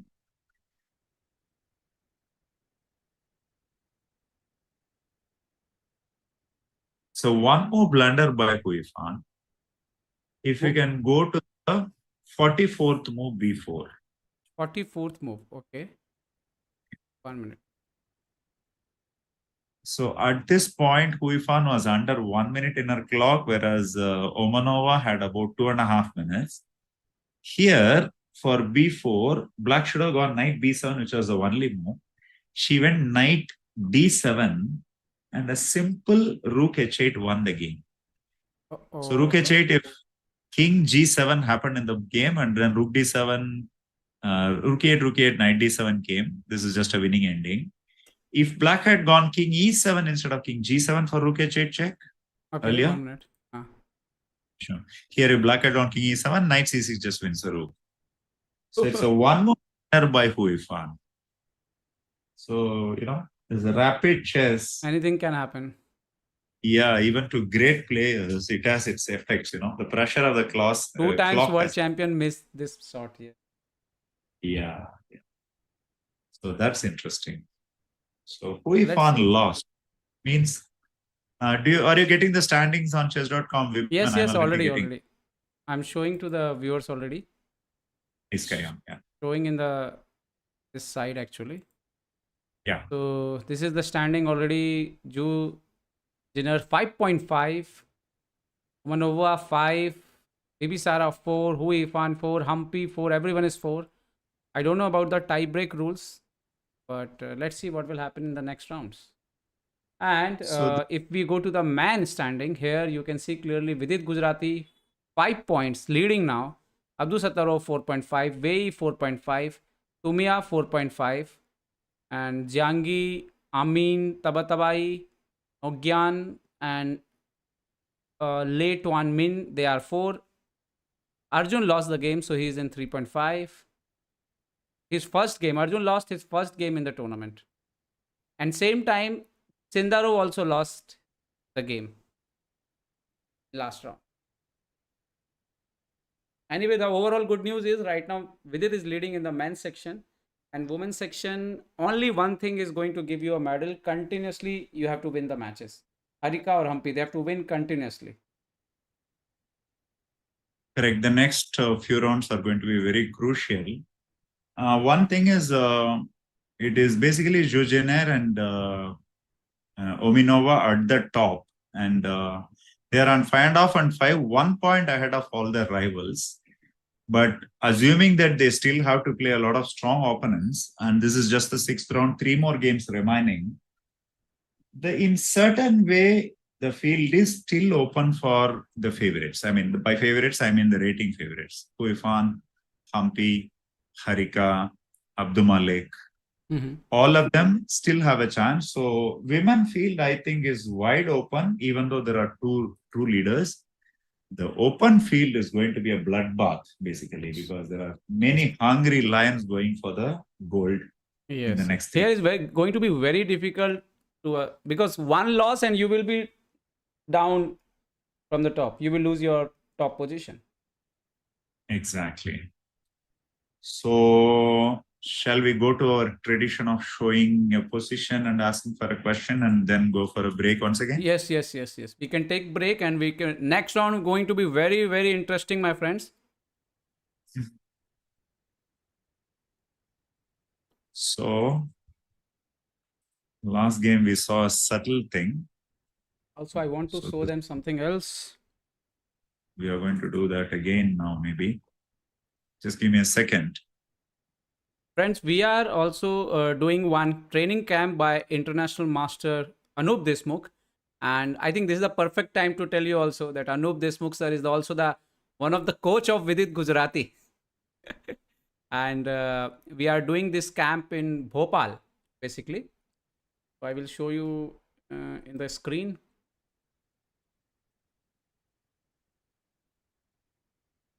This is the camp. I will put you the more information. So if you want to know about Anup sir, you can scan that code and you will understand. You will get to one article by Sagar Sa, where you will understand about. You will know about more about Anup sir. So this is up to 2200 rated players. This camp will be. So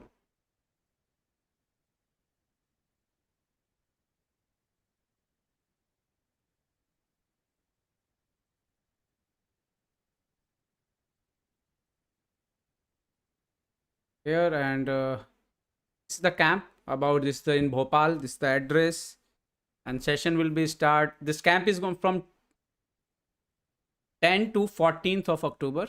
So this is the camp dates.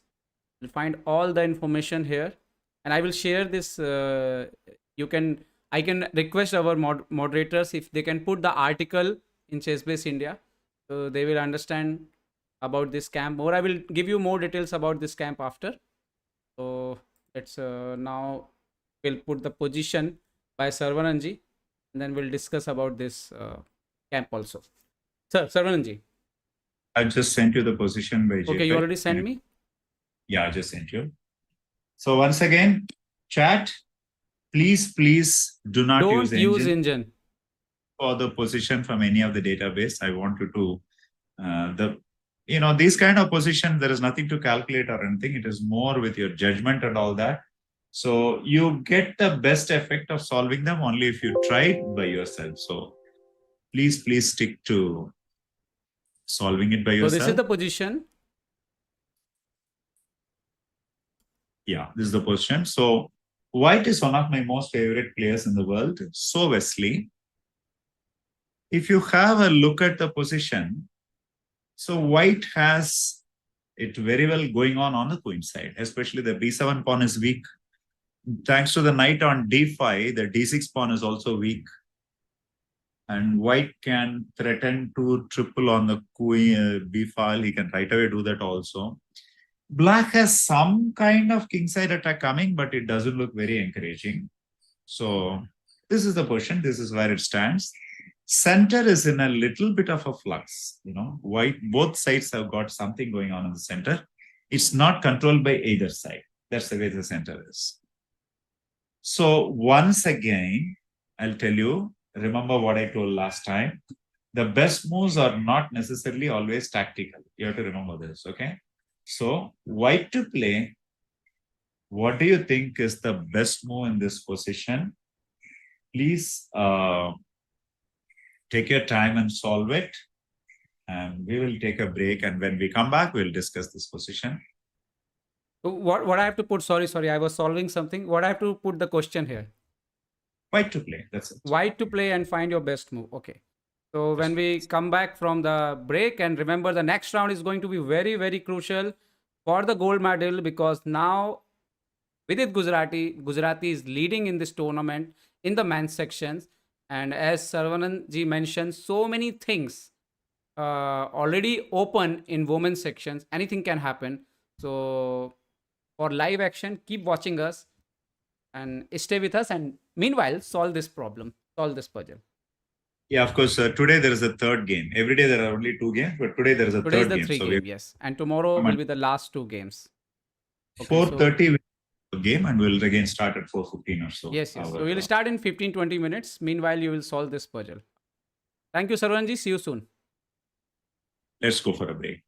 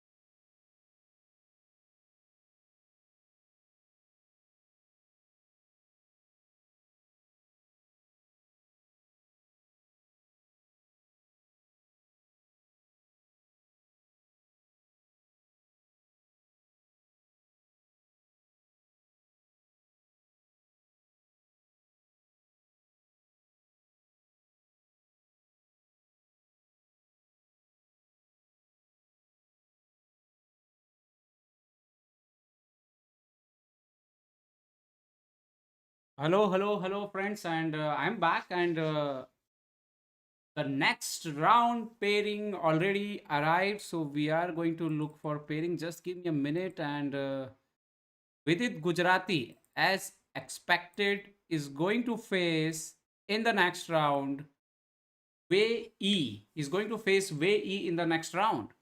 So this is going to be a very crucial encounter because if Vidit is going to win this match, Vidit will be on 6 points. Wei already will be in 4.5, and also this is also we need to count that दूसरे board पर Sumia is going to play against Abdul Sataro Nodir Bek, and there is a very high chances the current form of Nodir Bek that he is going to win that match. So in that contest, I think this game is very important. Definitely every game is important, but definitely this game is going to be a very crucial because Wei is the number one player of this by ranking, and Arjun is going to face uh, Novendra, जो कि Vietnam के player हैं. Let's see, Arjun has to only one way Arjun के पास है कि बचे हुए तीनों मैच जीते हैं अर्जुन. इसके अलावा कोई तरीका नहीं है वापस मेडल टैली में आने का. हैं क्या होगा यहाँ पर. और विदित गुजराती के पास एक बेहतरीन चांस है. पिछले 2 लगातार मुकाबलों में उन्होंने परहम मकसूदलू को हराया है और उन्होंने अब्दुल सत्तर और नोदिर बेग को हराया है, और वो भी नोदिर बेग को ब्लैक पीसेस से हराया है. कॉन्फिडेंस रियली हाई है यहाँ पर विदित गुजराती के. आप लोगों का क्या सोचना है इस पर आप लोग बताइएगा. आई होप कि आप लोग जो यहाँ पर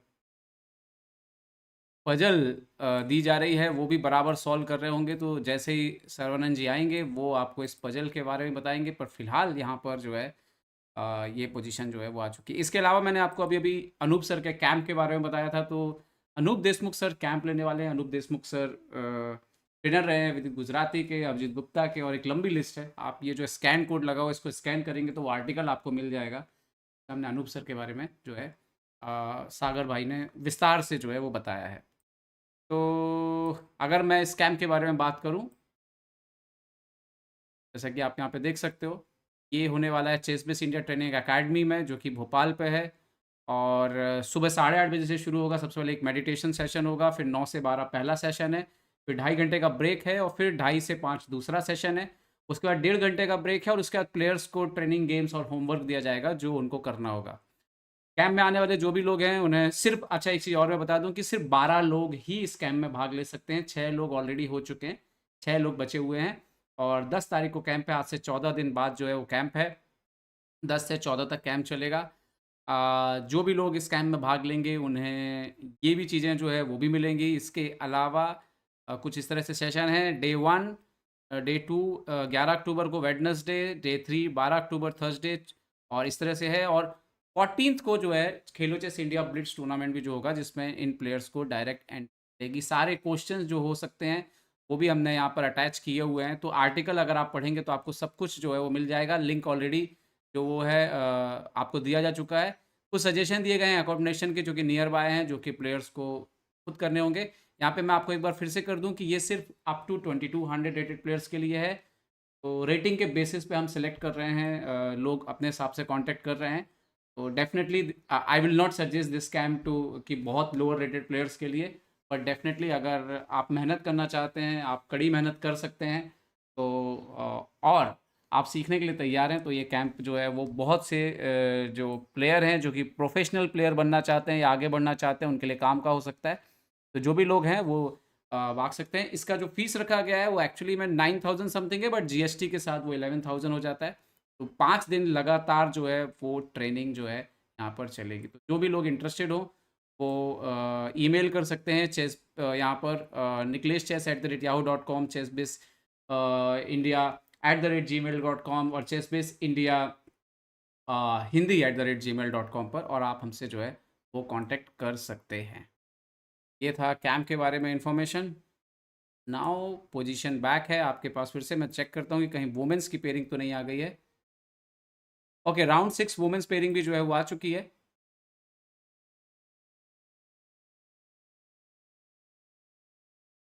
मैं आपको दिखा देता हूँ. Round 7 sorry.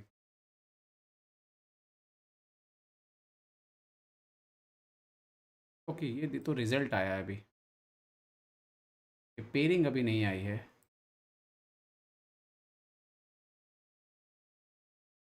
ओके, पेयरिंग आई तो है बट अभी ये अपडेट होना मेरे ख्याल से बाकी है। Okay okay okay, next round में हम्पी जो है वो अब्दुल मलिक जानसाय से खेल रही हैं, और हरिका जो है वो मुंखजुल जो प्लेयर हैं, तुर्कमुख। ये सरवनन जी आएंगे तो ज़्यादा अच्छे से पढ़ेंगे इसको। तो जैसे मेरे पास वो प्रॉपर पेयरिंग आ जाती है मैं आपको देता हूँ।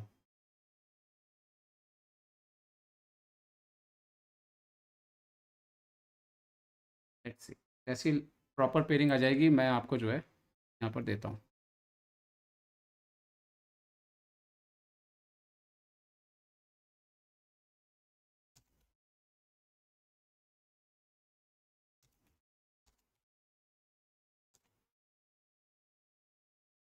Just let me come to the chat also, तो मैं थोड़ा जब तक चैट से भी बात कर लेता हूँ।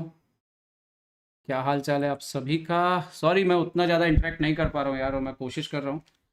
सागर भाई की बात ही अलग है, सागर भाई बहुत सारी चीज़ें एक साथ कर लेते हैं। बहुत सारे लोग कंफ्यूज हैं, प्रज्ञानंदा के बारे में बार बार पूछ रहे हैं। तो मैं यहाँ पे बस यही बताना चाहूँगा कि यस, प्रज्ञानंदा जो है वो नहीं खेल रहे हैं यहाँ पे, वो टीम इवेंट को ज्वाइन करेंगे डायरेक्टली। तो उसको लेकर के जो है परेशान मत होइए। और प्रज्ञानंदा सीधे टीम इवेंट में टीम के साथ जुड़ेंगे, गुकेश भी जुड़ेंगे, हरिकृष्णा भी जो है वो जुड़ेंगे। तो कुछ इस तरह से जो है वो अ, ये जो टॉप 2 प्लेयर खेल रहे हैं, क्योंकि ये इंडिया के नंबर 1 और नंबर 2 प्लेयर थे in the time of selection. Thank you Omkar.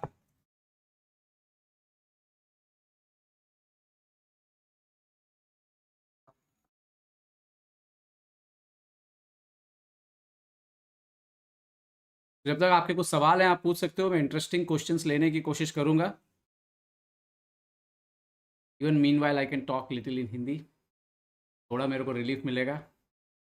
Vidit has dominated Nodirbek in the rapid whenever they have played be here or Tata Steel India. Vidit beat Nodirbek भाई, जिगर शाह जी, जिगर खोल के सुनिए, विदित ने बेहतरीन मैच जीत दर्ज की है।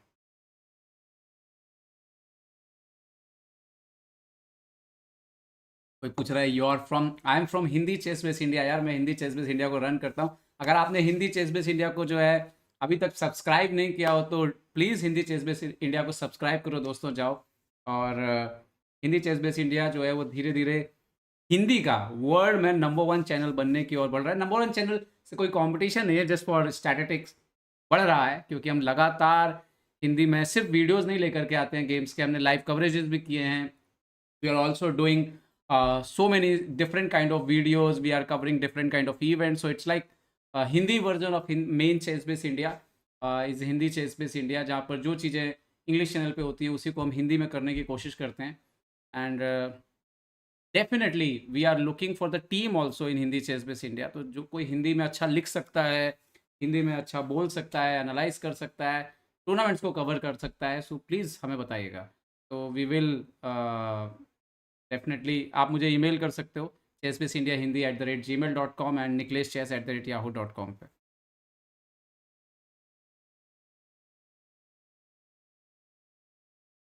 सो Sarvanand ji is back here.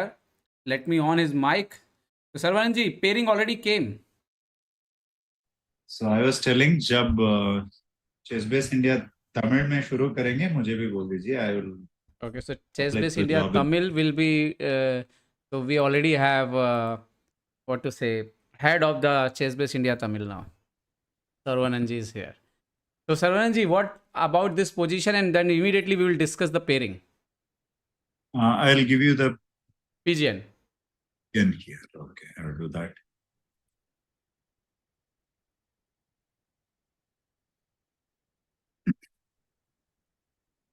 So what does the pairing tell you? Pairing is Wei versus Vidit Gujrathi white, Wei is black. and Arjun is going to play against what is his player name is Persmina, Pasmina. and Sumia is going to play against Nodirbek. Okay. The thing is, it was a very crucial victory for Black by Vidit. So that's even more creditable because, beating Abdusatara's Black piece was a big achievement, definitely. So that too in a 3-round game, a day with 3 games, such things make a lot of difference. So yes, the previous round victory was extremely crucial and very creditable of Vidit, to be honest. Okay, so let's see. Let me So set everything different. again, open it. You I already have to sent give me? you. Oh, hold on. I made a Okay, you small send me, mistake. and meanwhile, I will set these things.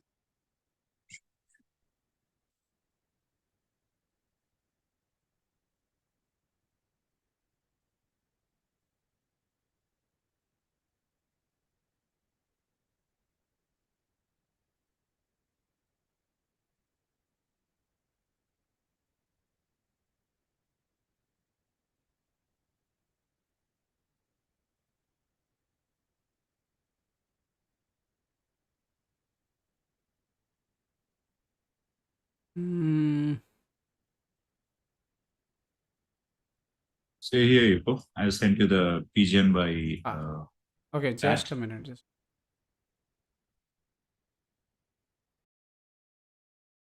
okay, 1 minute. So let's see.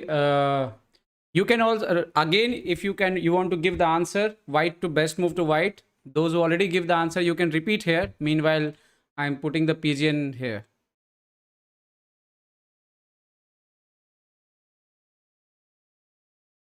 I didn't receive PGN. Ah, okay, no, I didn't receive it. Can you send it again? I'm so sorry. I don't know why it happened. Means the last thing I received was that image only. Yeah, I've sent you PGN again. Ah, Just check. now I get it. Yeah. Yeah.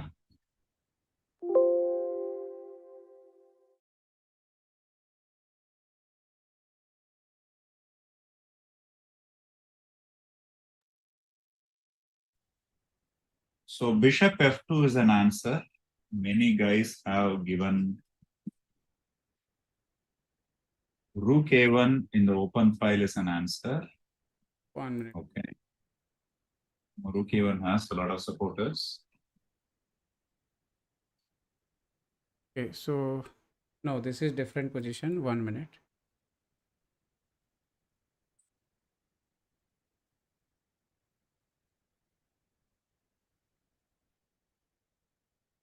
Okay, so 1 minute.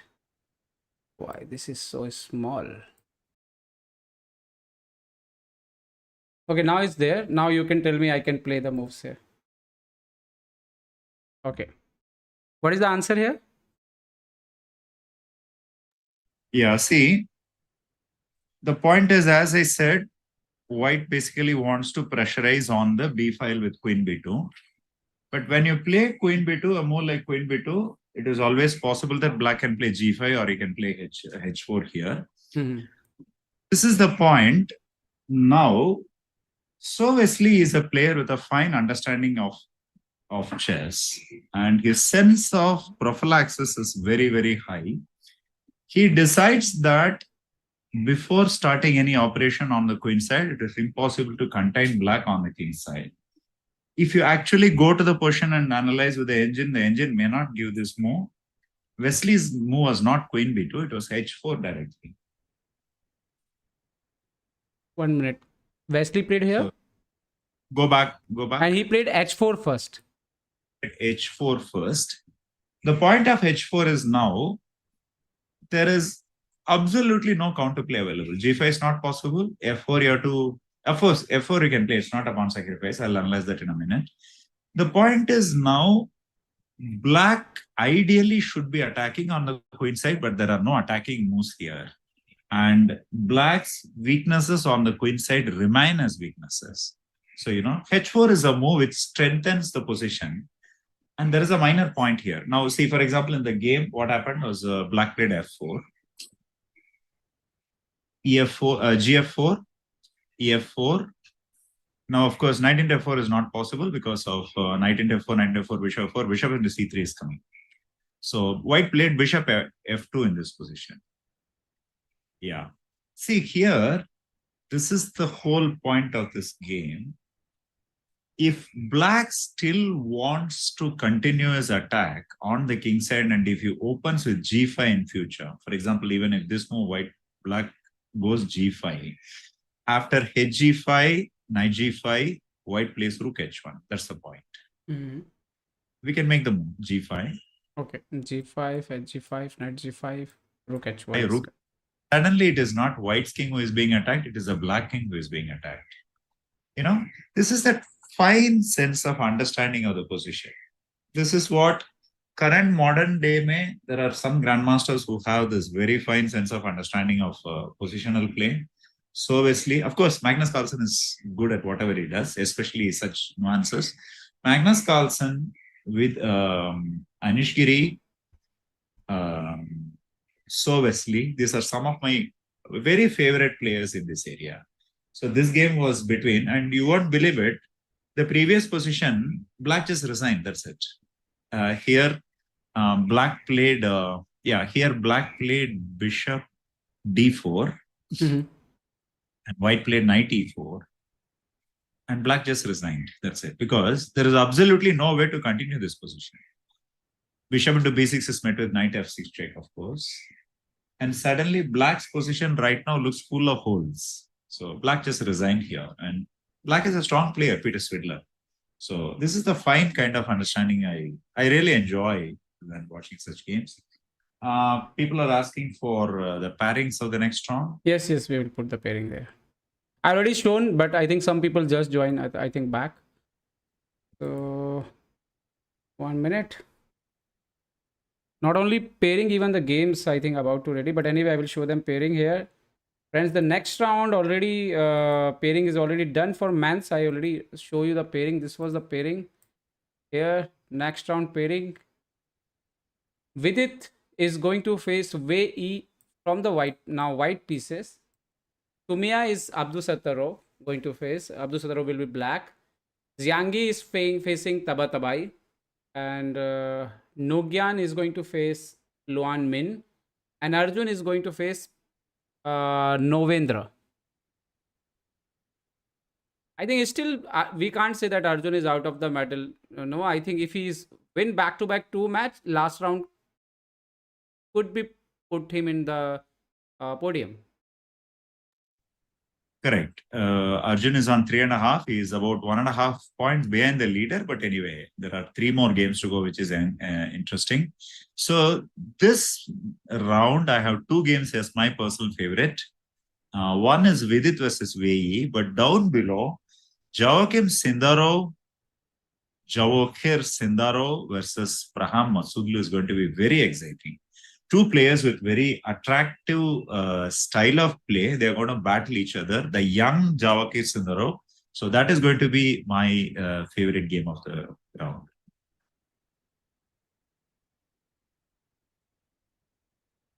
And the women's section. Women pairing came now. So just now, women pairing came. So just give me a minute. Yeah.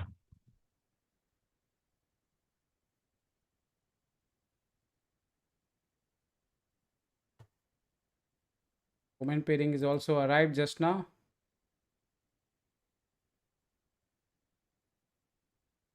There is one factor here. This is going to be the 3rd round of the day. So if you see that they're going to be playing chess for non-stop almost for 7 hours, 6 to 7 hours. So, even though there is gap in between, I'm very sure they'll be looking at some chess in between. So when there are so many rounds in a day, generally it favors younger players. Generally. Humpy is paired against Abdul Malik Jansaya, and Harika paired against Trunkmuk. I never able to Turmunk Munkhuzul. So let's see. And now this time Humpy Harika both white. And if we want medal, there is only one chance win your games. Now the draw is not going to help. Yeah, on the top, I'm assuming that once again, Zhu Jinner and Hui Fan are favorites to win their games in the first two boards. So after that, the third and fourth board are occupied by Indian Now there grandmasters. is one more thing is there. If Zhu Jinner will win this match, she will be much ahead of everyone in the medal race for the gold. Correct. So basically, she will be on 6.5, and the second placed will be 5 points. So that is Yes. 1.5 points lead. So again, it all depends on whom Zhu Jinner will be playing in the last two games. No, but in the That is same time, if Zhu Jinner win the match, then medal chances for silver and bronze will open for everyone on the 4 point, including Humpy even Harika. the gold, Niklesh, because Zhu Jinner wins, but Zhu Jinner has still not played Humpy and Harika, for example. No, So she played. the She last played Humpy, na? she played Humpy. Harika she hasn't played. Huifan she has played. Did Zhu Jinner played Humpy? Yeah, I'm not that day, sure na? about. That day, second day, Harika, Humpy, and Zhu Jinner draw the match. Okay, so now I think Right. everything is ready and match is about to start. So I'm disappearing the pairing from the here, and soon once the match start, I will put these things also. The evolution bar also I will put. So this is the match again. In this round, this is the match to watch. Vidit versus Vei. Let's go. Let's see. In 1 minute, game is going to start. One thing is good. Looks like this game is not delay at all. Immediately they start. So this is good news for us that we are getting almost live. Of course, this is the Asian Championship. Things work like precision here. Round is going very, very interesting. So what do you think about opening, guys? And Sarvananji, you also. What do you think? What Vidit will going to play? First move. First move of Vidit. Vidit will keep it simple. I don't think he will go for one e4. He will go for one d4 only, or one nf3. So Vidit will keep it simple with white pieces by playing, controlled chess. He won't go for any tactics. That is for sure.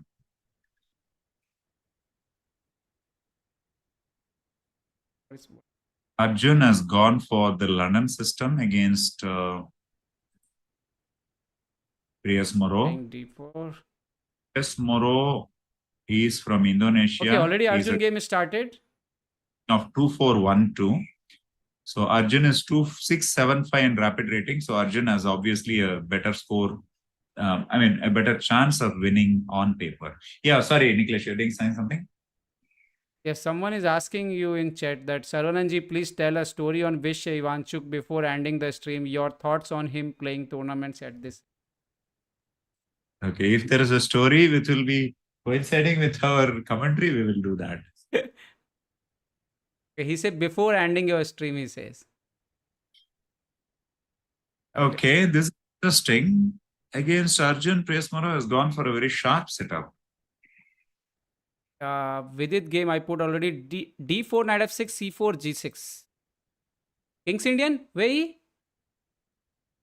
Yeah, Wei is a King's Indian player actually. Wei is basically a tactical player. That is how he started off from his childhood. So I'm not at all surprised that Wei might, if he plays King's Indian, it will not be a surprise at all. Let's see. People are keep asking about where is Sagar Shah. So now I have a reply. I kidnapped this channel, and so now we are running this channel. Yes. Okay. So Fantastic. d4 knight f6. No, Sagar Bhai not in China. Sagar Bhai in Amsterdam, Netherlands. Okay, so I Okay, don't know what Vidit is thinking. He's just thinking about choosing. Can you please go back to the Arjun's game? Yes. Pretty appeared complicated. d4, d5, knight f3, knight f6, bishop f4, e6, e3, c5, knight bd2, queen b6, c4. Yeah, C a into very d4. sharp system. I'm not surprised that Arjun is going for it at all with white pieces. But strangely, Arjun is thinking after CD4. Let's see. This is going to be very interesting.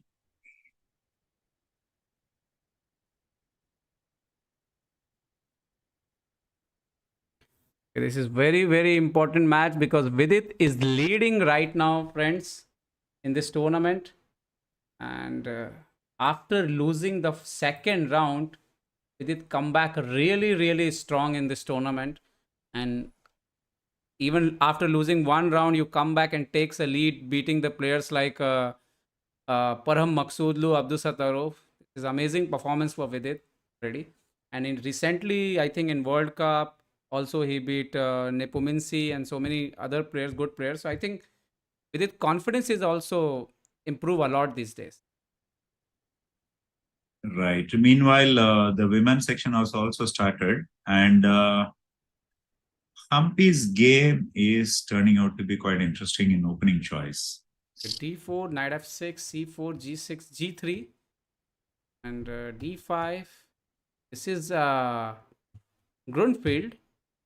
Knight e2, castle, knight c6, and Humpy went for d5, knight a5 line. See, there is a little bit of a thing here. Generally, white doesn't go for knight e2, e4 kind of setup. Okay. So she is going for a setup with two pawns in the center. It's an advantage as of now, but in the later stages, black can attack it. And to counter that, black doesn't mind keeping his knight on a5. So this is the most interesting part of this whole opening setup for white. So once again, we will have a sharp game today. And Humpy is thinking a little. We should remember that somehow today has not been going well for our women players, especially the previous game. Both of them had their chances, but they couldn't win. So this game is very crucial for both Humpy and Harika. Unless they win their games today, both of them, they may not be able to fight for the medals in the final day tomorrow. Okay, so let's we are see. being why we taking too much time in the opening? It's probably because he is still figuring out where to go in the opening. So it is already continue knight c3, d5, Grunfeld knight instead of a f3, king bishop g7. a Grunfeld defense, Niklesh. So now, let's see. I think Vidit is white, and from white, Vidit already always have good chances, no matter who's the player against him.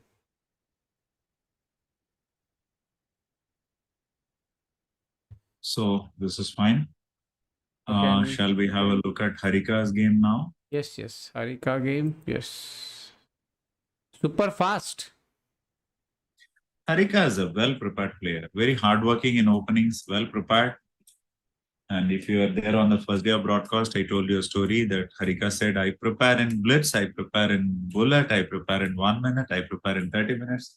Everywhere I prepare and play. So I'm not at all surprised that, she's basically playing so fast. In fact, Harika has played 13 moves in about 3-4 minutes. But the creditable thing is black player. Turmunk Munkhuzul from Mongolia has also played equally fast, rather even faster. Munkhuzul has actually more time on her clock than when she started, which means, she has played faster than Harika. So this is probably a game between two well-prepared players.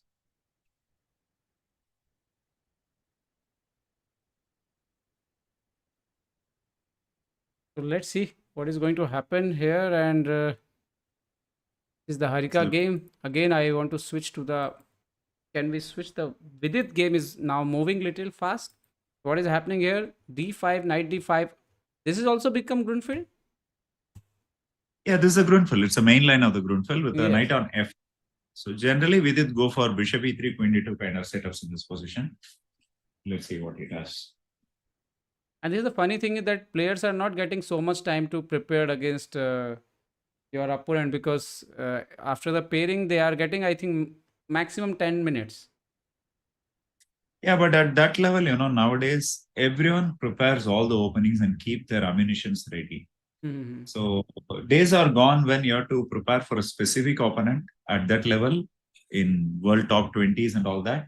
They prepare thoroughly all the openings so that whatever is the opponent, whatever is the system played, they have a weapon to play against it. Just give me a time, so I will put these things also. Sure, Uh, the bars. sure. So meanwhile, you can talk about this position, and I will put the bars. There is a story about Bishop Buffet check.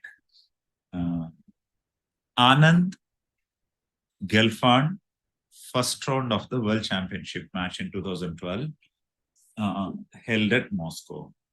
So before the match, Anand tells his second, um, whichever opening we don't expect from Gelfand, just have one small line prepared against it, which is also a surprise.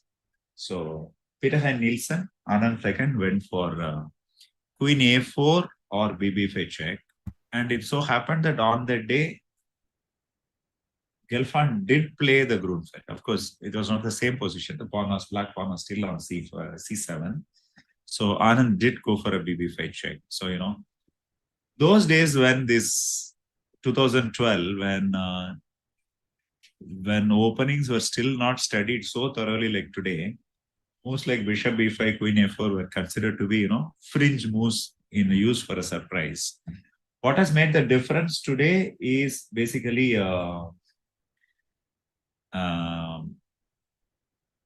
chessable courses have completely altered the way chess is studied. When you have a chessable course, you have almost everything to know about an opening or a variation has already been completely sorted out and given to you, annotated by a very strong player. So, you know what to do almost against all the openings because they give you a wholesome opening preparation to prepare.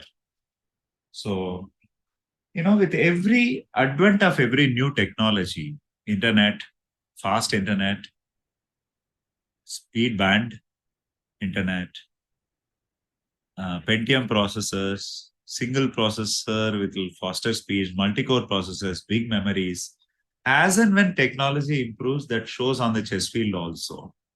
So today you have, for example, the rage of today is um, remote engines. You need not carry laptops with very fast processors. Rather, you hire an engine which is functioning somewhere else, pull it to your computer with a small computer and analyze it. You have a 2900 sitting next to you to prepare your openings. So it is not at all surprising that we can see all kinds of openings from all players today. So that is why you have to be prepared for every opening, every game, literally. Okay, Saravanan, I want you to look this Arjun game, 12th move, Yeah. and already our dhokebaz meter is running so fast for Arjun, and I think reason is very clear. Can you just tell something about this position for us? Give me a second. I'll just pull the game. Yes, yes, yes. See, in a nutshell, uh, this is actually a Caro-Kann position. If you look at the position, this comes more from a Caro-Kann Pano-Botvinnik attack. In such positions, playing c4, c5, clamping the king's queenside, kingside. Sorry, queenside is considered to be clearly better for white.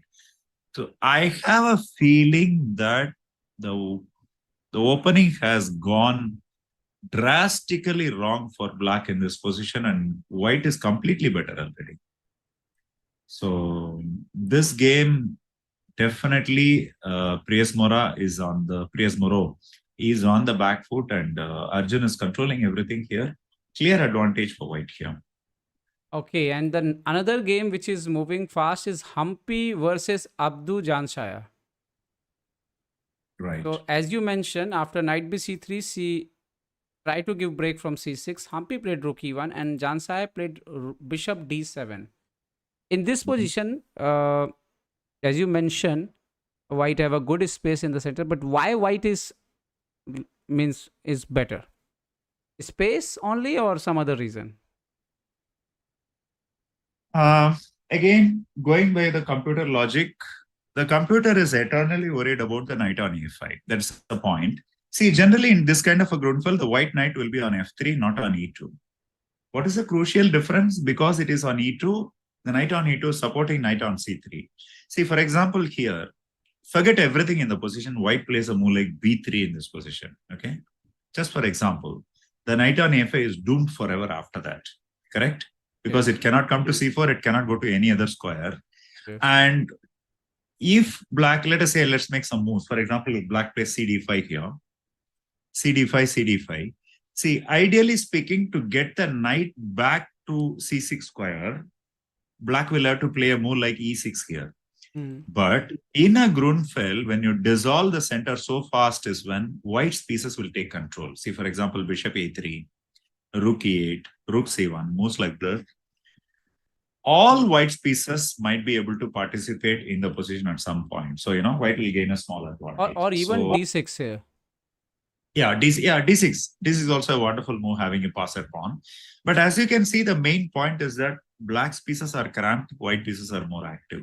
So everything basically in this position depends upon the knight on a5 and how white will suffocate it. That is why I I think think your computer. voice reached to China. Humpy played b3.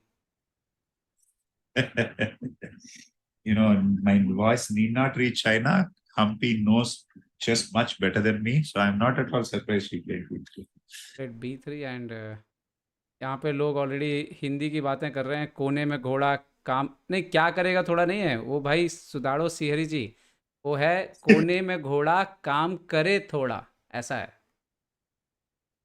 क्या करेगा थोड़ा वाह. अमिताभ बच्चन से ये तो शायरी होगी. Okay, so this is the match. Harika game is going on also. It's fine, I think, till now. And again, it's better to switch the Vidit game. Because what happened after bishop b7, knight d7, Vidit castle, Wei castle, and Vidit played the move h3. Sergi, what is the idea of h3? Give me a second. I'm just trying to pull the Yes, game. yes, yes. Yeah. The point is when black plays knight f6 in future, see white Vidit wants to keep the bishop ideally on b3 square. Say for example a6 bishop a4 b5 bb3. He wants to keep the bishop on the diagonal here. In such a position, he doesn't want to allow bishop g4. Okay. He doesn't want the bishop to pin the knight on g4, which in effect will weaken the d4 pawn. So I think that's the point of playing h3. But what about here if we keep the bishop back to the d3 or something? Don't give any chances to play b5. Come again? I didn't hear you. I'm sorry. I'm saying, what about if Vidit play bishop d3 here, because don't allow any tempo for black to play b5? See, there is no need to guard the e4 pawn so much because it's difficult for black to attack the b4 pawn. So you should rather keep it on b3 so that it keeps an eye on f7 square, d5 square. See, at any point, if black pushes b5 and c4, then he's completely worse because then white will have a formidable center on e4 and d4. So generally, in these kind of positions, the white bishop belongs to the a2 g8 diagonal. So that is why he will never bring it back to d3 or e2 anymore. As far as I know. Someone is saying VD played rook b1, not h3. So, Chirag, according to you, we are getting wrong live. I didn't mention any move here. No, h3 has been played. I can see live. No, h3. This is correct only. Chirag, confirm your source is not correct. So h3, a6 has been played. Now, let's see if he will listen to me and play bishop d3, bishop a4, where he's going to put his bishop. This is the question. But Vidit took so much time. That's a bit of a worry. Vidit has less than 14 minutes on his clock. 14 minutes? Either this clock is not correct or... He took bishop into d7. That's an extremely puzzling move. Why, Vidit? Why? Why do you want to give up your bishop in an active position so early? And he think a lot in this move, last move. Exactly. I was talking that this is the third game of the day, which will make more players more fatigued. Strangely, in this position, there are not many games here. See, after castles, h3 itself was a new move. Okay. After h3, a6, it's almost an original position. In an original position, generally players do not take drastic decisions like bishop to d7 and all. So bishop to d7 is a mistake. It will remain a puzzle for me why he did that. I would have preferred bishop c4 there. But now he played bishop a3. Yeah, so bishop d7, bishop d7, bishop a3. Now the point is it's just a, white as a center, black has two bishops. So the position is dynamically equal, but at the same time, I don't think white has any semblance of advantage here. It's difficult to believe that in an open position like this, white will be able to gain any advantage with a bishop and knight against two bishops. Okay, now let's see the Arjun game. Arjun in the very, very good position. I think attack is coming soon. Arjun just plays rook e3, and if even they go for endgame, this is better for white, no?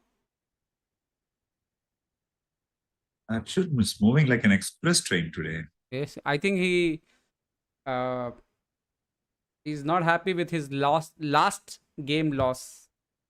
So he's very aggressive in this game. It's already a pawn up, right? Yes. And not only pawn up, if we go for the end game, for example, rook e3, queen e3, queen e3, f e3, look at this pawn will be, I think, sooner or later will be gone. You know what? Very strangely, we are getting a completely different position in chess.com and completely different position on leeches for the same game. Arjun Priasmara. I don't know what is happening. So that's why maybe people is asking to us about Vidit game. And unfortunately, on the live relay at the official board, there is no live relay at all. Niklesh, apart from 19th Asian Games website, is there any other website which is giving live relay? Did Gopakumar forward you anything? No, that was the... No, I have some DGT links. Let me check then. Can you just send me the DGT link Of by course, I either have by... to find out also because I'm talking to go so much chat. So I have to first search. No, forget it. It's not worth it because it's puzzling when we are getting two completely different games in two different platforms as the official move. So I don't know which one to go. So shall we take leeches as the authentic one or what shall we Till do? now, leeches work properly. So I don't want to shift from leeches. But meanwhile, I will check. Just give me 1 minute. I will check also. Yeah, sure. Because what we are getting on the board is different from what we are getting at chess.com. So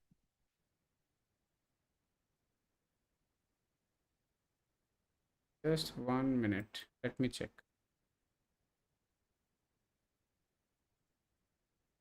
Vidit is not necessarily trying to draw this game. They don't do that at that level. He will have sufficient energy to definitely play for a win. What I would say is probably he didn't expect this opening or he didn't have anything special here. So he's just trying to get a simple portion and keep playing. Only thing is that he could have done this without giving up both the bishops, a simple position. But Leeches is correct. Leeches is correct. Leeches is correct. Can you please give the DGT link on Zoom chat? I'm sending itself, you. I'm please? sending you. On Zoom chat, please. Yes, I'm sending on Zoom chat. Wait. Yeah. So yeah, with it, why did This is the first one is for man's game. meanwhile it looked like Wei just sacrificed a pawn? What is happening there? I don't know. So now, if any confusion, I have a DGT link. So that that is, I think that is, there is no chance to be mistaken. That is coming directly from the tournament. Oh, it's not a pawn sacrifice. Wei can play now b6, bishop b4, a5, bishop a3, and bishop into c3 can be captured. That's fine.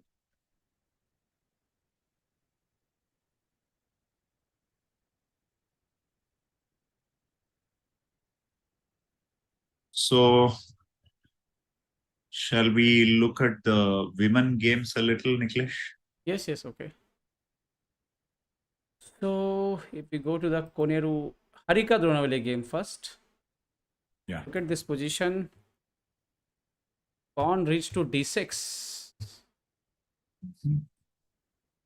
Harika just played queen b2 and her opponent played e4. Uh-oh. It's a very complex middle game position. And Harika opponent is also playing very fast. But for me now looks like this b7, if b7 pawn will fall, for example, in coming moments, that will, and I think this e4 pawn would be target in future. For example, if Harika played here bishop g2, how black will if black is going to capture, for example, d6 in b7. I think this is interesting position for Harika. But anyway, last move e4 happened. And if we check Humpy game. Okay. 1 minute. Game between Harika and... Harika game, yes, I'm in Harika now. e4, last move. Yeah, e4, bishop g2, rook into d6 is not an ideal move because after rook into d6, queen into b7, black's queen side will be of a concern for black. So, for bishop g2, I am expecting something like rook a b8 first. Yeah. Now, the point is the d6 pawn is lost anyway. So, assuming white will play queen b6, knight d5 and all that, queen into a5 and all that. Finally, when black recaptures on rook into d6, it is actually black who will have a better pawn structure. So, I think Harika has to play precisely here. I don't know what are the hidden details in this position. Harika has to play precisely here to gain any advantage at all. She has to be really careful in this position. Okay. P2. Arjun looks like totally winning according to the meter.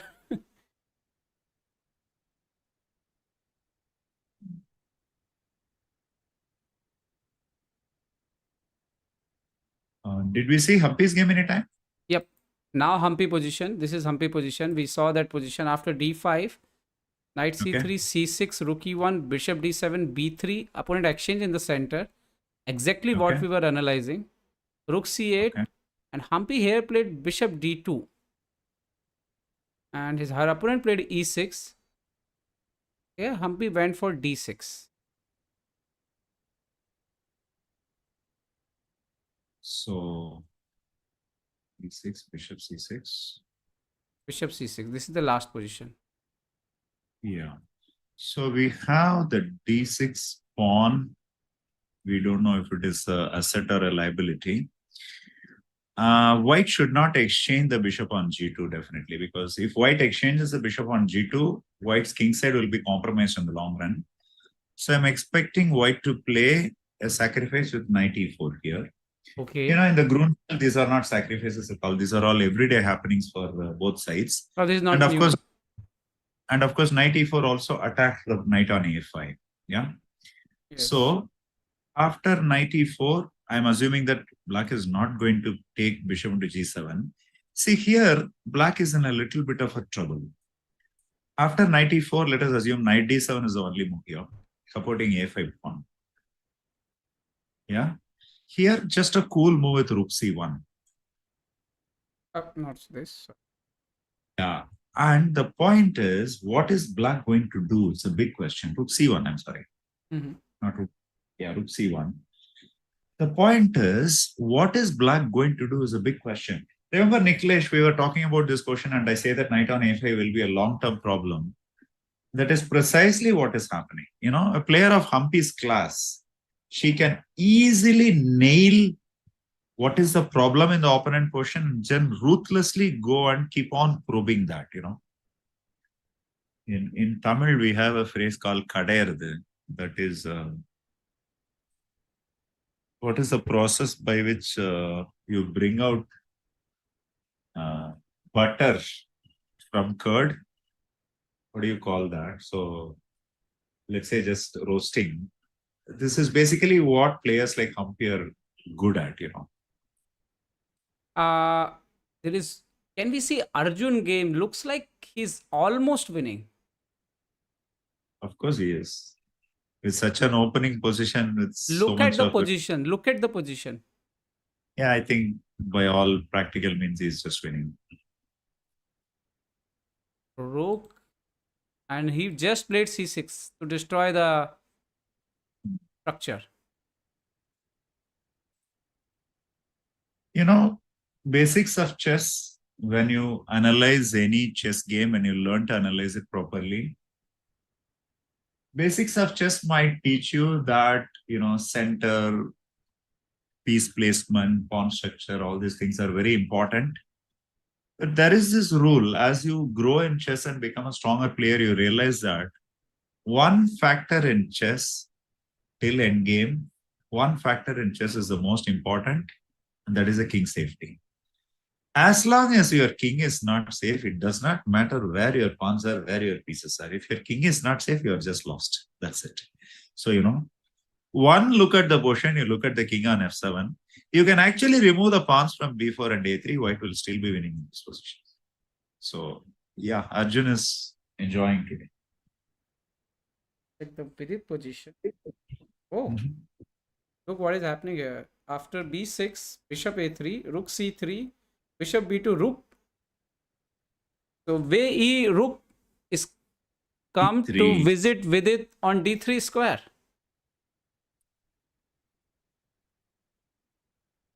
So, Queen c1.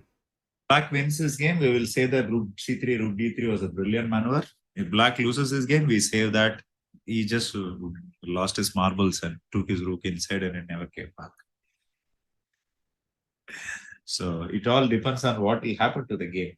How about this rook c3, rook d3? It's extremely risky, to say the least. See, right now I'm threatening a4 and queen c4, correct? Yes. So let us assume that you have to play a more like, Rook f3. let's say rook f3, but no, means maybe in emergency. I have a5 now, which is a much simpler. So let us say a5, queen f4. The idea of playing a5, black a5, you can make them. Black a5 here, okay. Queen f4. Queen f4. No, why suddenly the bar went so up? Bar are we missing something? I checked knight. Bishop e5, d5 is just a question. Maybe knight e5. Try knight e5. No, that's also not. It's a very unfortunate. Maybe d5. Maybe d5, yes. Because so the point is, if we exchange after queen b2, this bishop is already hanging. And where this rook is now is going in future. Okay, match happened. Queen d7 and queen f4. This has happened in the match. Yeah, queen f4 was my top move because now I'm threatening knight e5 now. So after knight e5, bishop e5, queen e5, definitely the b2 bishop is stronger than the b5 bishop in this position. So somehow bringing the rook here, this is super risky because if you miss one move, you have to play so accurate here. Well, this is again the way that he plays his chess. He loves to take risk, whether it is rapid chess or Asian championship. It doesn't matter where the theater is and how fast he has to play. This is some of the, this whole generation of players, especially Gukesh, Vei, Abdusataro, these kind of players. I mean, compared to Kemar or Pragnananda, these kind of players, they don't mind playing risky chess, tactical chess, wherever they play, whoever their opponent is and whatever the time control. So rook c3, rook d3 is typical VE, I think. Taking risk, he's attacking. Let's see what will happen here. Queen f4.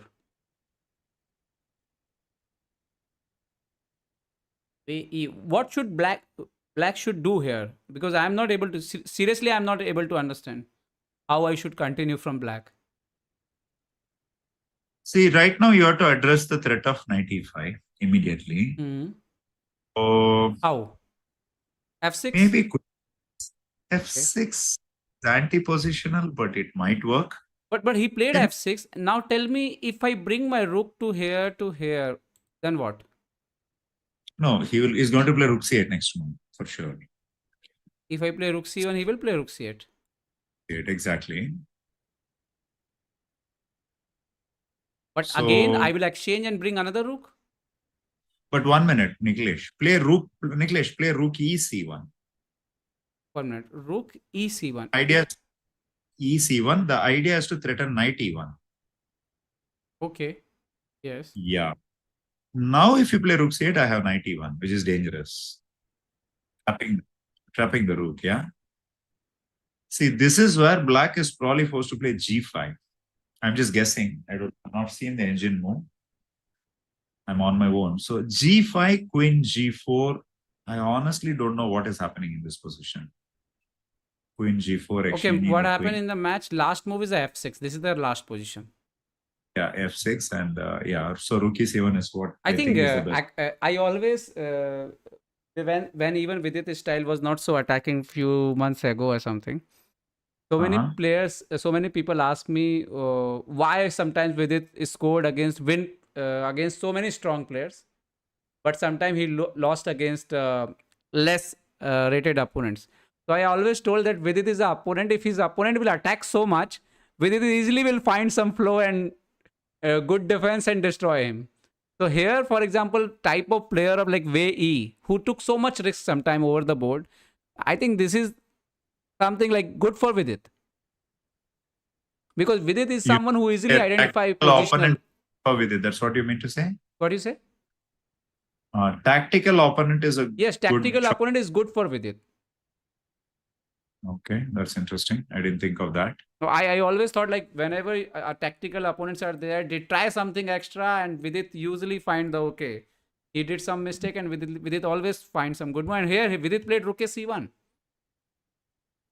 Yeah, rook c1, rook c8. I was just thinking here, maybe I need not go. I mean, if you play rook c8, actually white has a very simple way to take advantage of the position. I will treat f6 as a bad move. So if you play rook c8 here, I'll just play d5. Okay. Let black play rook c8 here, if you can make the move. Rook c8, okay. C8. Now white can just play d5 here, D5. Idea knight. Yeah. Yes. This move is possible because black played f6. So I think f6 is a significant positional mistake.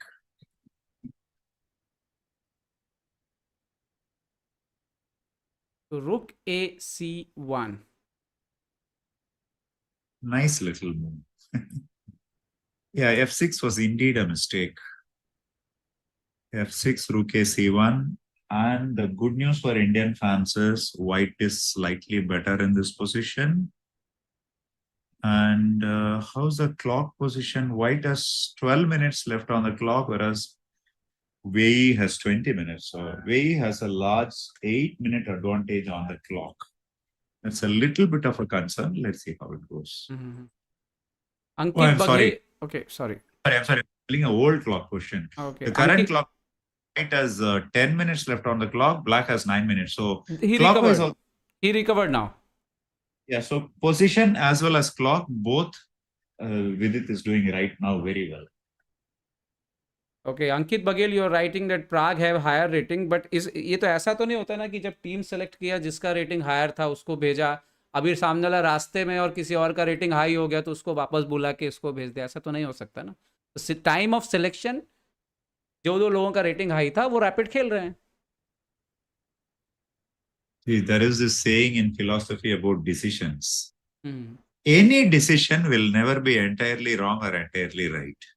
It especially applies to sports selections. Any criteria you make, there will be one flaw in it which you wouldn't have seen before or which cannot be avoided. So you have to go by some logic.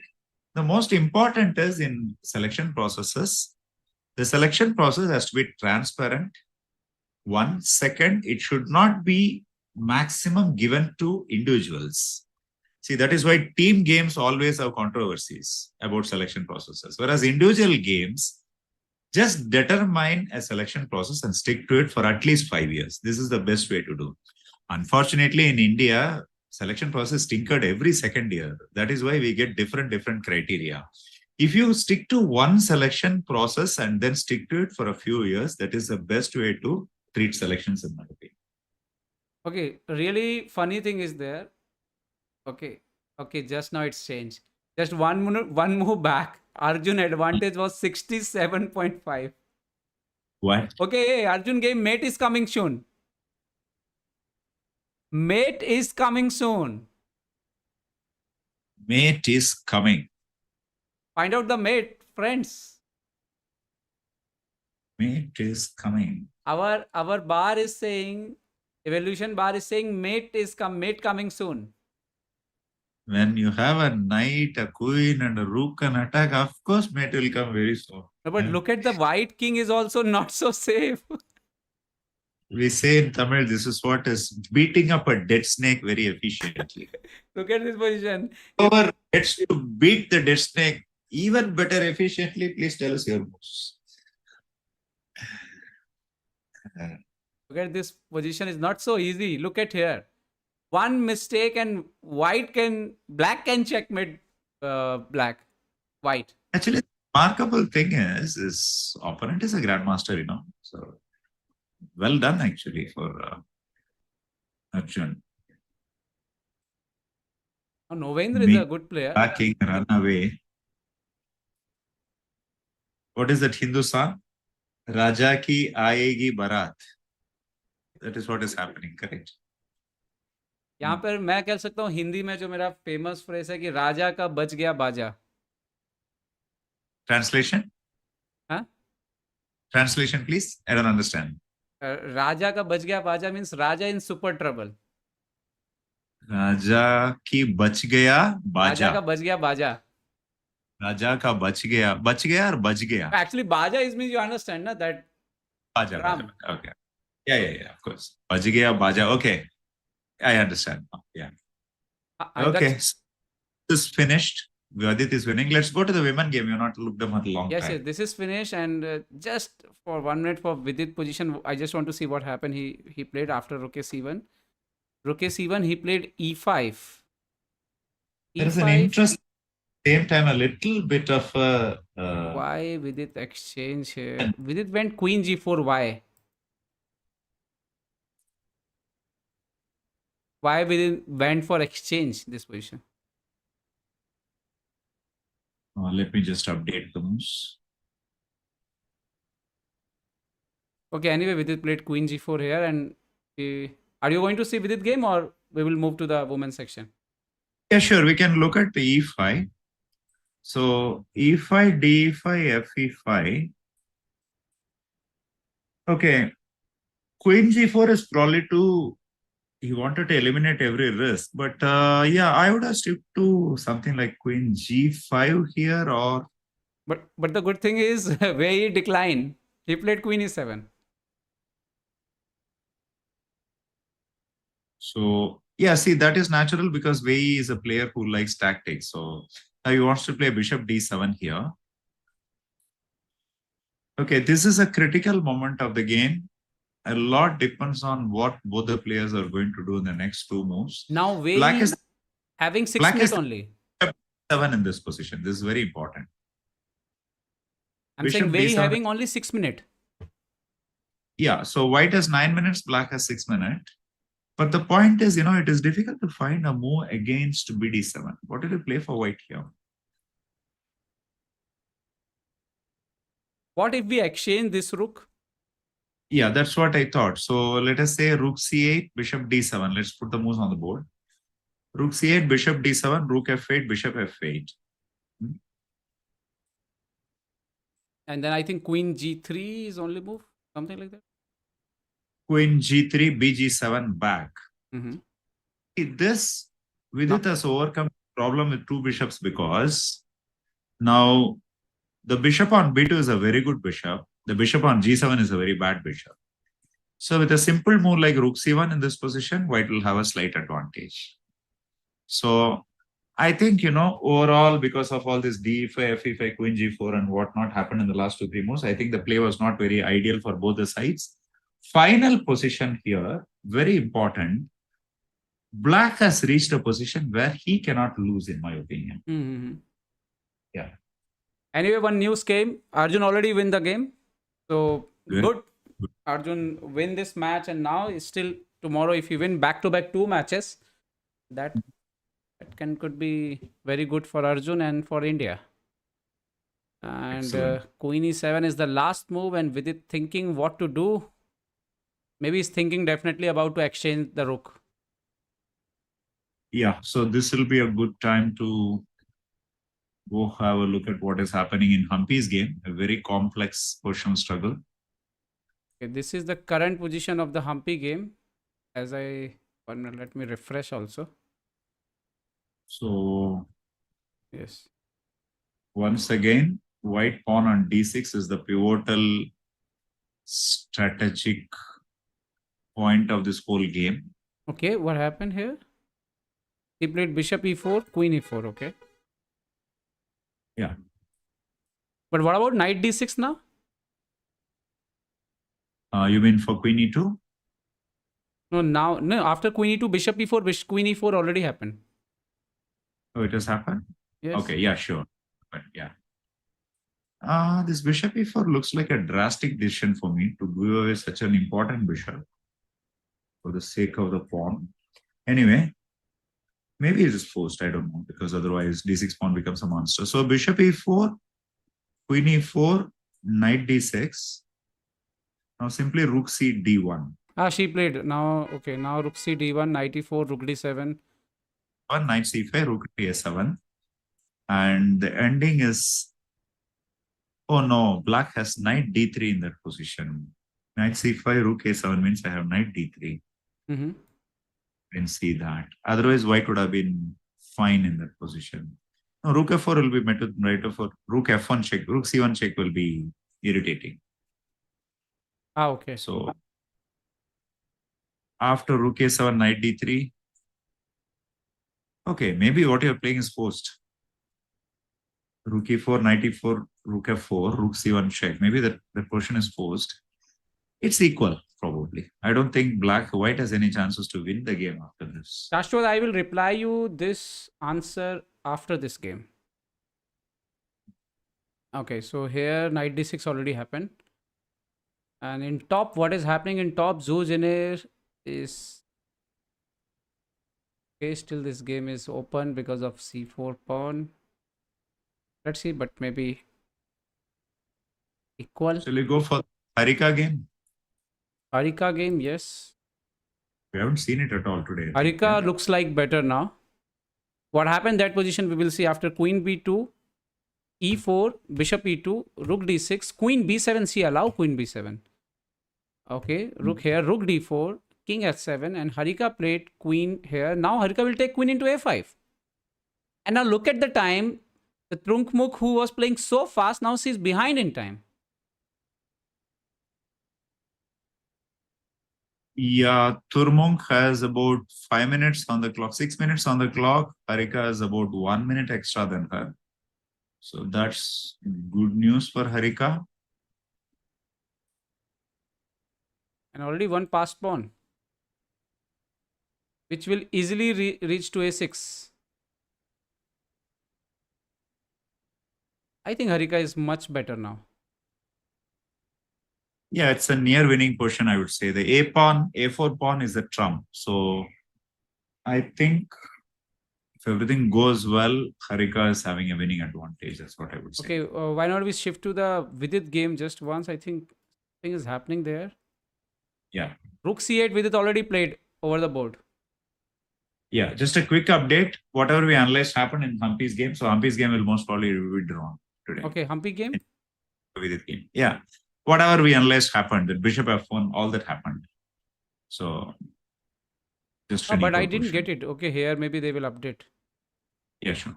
Okay, let's go for Vidit's game. Okay, Vidit game is this is the Vidit game. Vidit already exchanged rook into f8 also. So this is already happening. Doing well in terms of our predictions today. So rook f8, queen g3, and is actually pretty comfortable for white. This is Ah, a game two results already. So that's good news for Vidit. yes. Opponent already So played bishop f8. Now it's time to play queen. keep more time on the clock, and Vidit will be the favorite to win this game today. He can play queen g3, bishop g7, and rook c1. I think that will be super, very comfortable position. If you want to have an advantage, if you also want to have some fun, you can play h4, h5 also. He played queen g3 already. Yeah, I mean queen g3, bishop g7. I'm assuming is forced. Mm-hmm. After that, maybe white can play h4, h5. That's what I'm saying.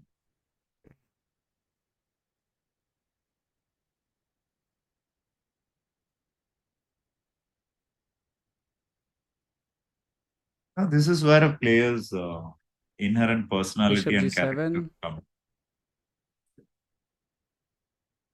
H4 is typically an adventurous move. Rook c1 is typically a building move. So this is where through their moves, players You can say, express that. okay, if 6 months back, Vidit will play rook c1 100%. But now Vidit can play h4 also.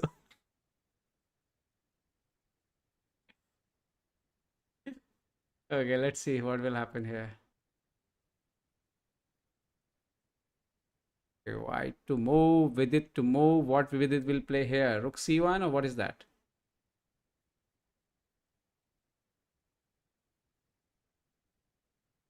And for someone who's playing so much tactically, this position is not so comfortable now for Wei.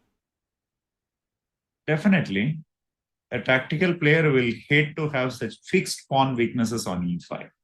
Okay, one more This is thing the is basic. Saravanan ji, how Vidit will means how Vidit will going to use his queen in future. This queen will be here only, or you want to just for example, this rook, this knight pinning is little annoying. What do you want to do for this problem? That's what I was about to say. Basically, here, black has a fixed weakness on the e5 square, right? Mm-hmm. As much as possible, white need not do anything. He can just aim to mobilize his pieces. That is, see, the rook on e1 wasn't doing anything. Now it is going outside to c7. So this is typically a position where you need not drastically do anything to win the game. If you just activate your pieces, keep them on good squares, the game will take care of itself. Already rook c1 arrived. Vidit played rook c1. So as I was telling, the builder here. So typical Vidit move. I think it is not Vidit 2.0. This Vidit the original. I think Vidit is using his Vidit and 2.0, 2.1, 2.0 simultaneously. Whenever he need, he is playing like 2.0. Whenever he need, he's playing like 2.1, 2.2, whatever. Or 1 point, whatever you say. Okay, so Vidit played here rook c1. Let's see. Thank you so many people for encouraging me. But, It is a for white in this question rather than black because of this fixed weakness on the e5 square, fixed pawn on e5. So yeah, this game looks going in with its way so far. let's see. This match turned for Vidit's favor. This is going to be a very, very interesting. Arjun has already won his game, so maybe we can go back to the game of Humpy. Okay, Humpy game, many things have happened. If you talk about tie break, look at the Vidit Arjun position now. In tie break, Arjun already in, because 4.5 he scored, he already reached second place. But okay, definitely other players, they have to do their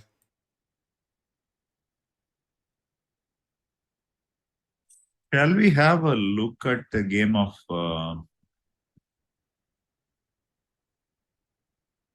Bujiang? What? Yeah, Sindaro Maksudlu, which I was. Oh, Sindaro beat Maksudlu. How Already. about that? Oh. That's very interesting. I think Okay. Maksudlu, after losing to Vidit, he lost the motivation. And here, remember, I think it's why not we stuck in this game because Wei is only 1.12, less than 2 minutes on the clock. Right. This is going to be very interesting. So it will be good if we stuck in this game. Humpy position is plus. Evolution bar is saying +1. Harika is 2.6 plus. That is good news. Arjun already winning. Already won this game. And now this is time for Vidit. And Wei is less on time. Going to be super interesting. Okay, Wei played bishop f6.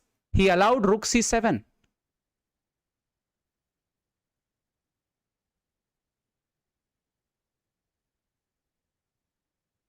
Right. So Now tactical threat will become in future for I think knight into e5 kind of things. Not exactly now, but in future maybe something is possible. Rook c7, queen e6. You can keep your rook to b7. And what do you think, Saravanan? I think Vidit looks good position right now. He need to definitely take care of his back rank. yeah, rook c7 is an obvious move. And I think I have to go something like a5 for rook c7 so that to safeguard my pawns in the Okay, coming Vidit move. already played rook c7 and opponent already played queen e6. Queen a6 is a bit of a puzzling move. The queen doesn't look comfortable on b6, e6. This is where we should uncork h4. This is where h4 will make a huge difference in the game because, you're opening the second front. There is a rook on c7, which is doing a good job. And now let us do h4 to probe the black's king side. So I would be very happy if Vidit plays h4 in this position. Here h4 you want? Yeah, h4 without any question. See, Okay. objectively speaking, instead of h4, something like rook b7 may be better, just probing the b pawn. But I like h4 because on the board it keeps the opponent Vidit under a played lot of. rook a7 here. Okay, he went for an objectively better move. But why not rook b7 means? That is the question. Means because if now bishop c6 will come, you're not able to give even check to free yourself.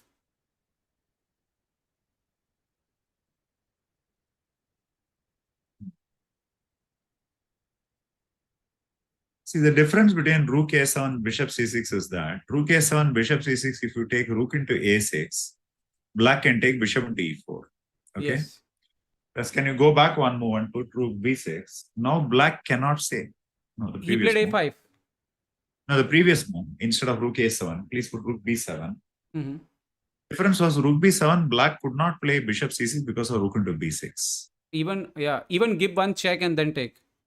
The check is, computer mentions the check, but I'm not sure what's the point Rook of the b6 check. here. And rook b6, let's say, this would have been much better for white actually. So I think rook b7 was a better move than rook a7, but okay, playing rapid chess under Okay, 5 opponent minutes, played a5. very difficult to get the difference between these kind of moves.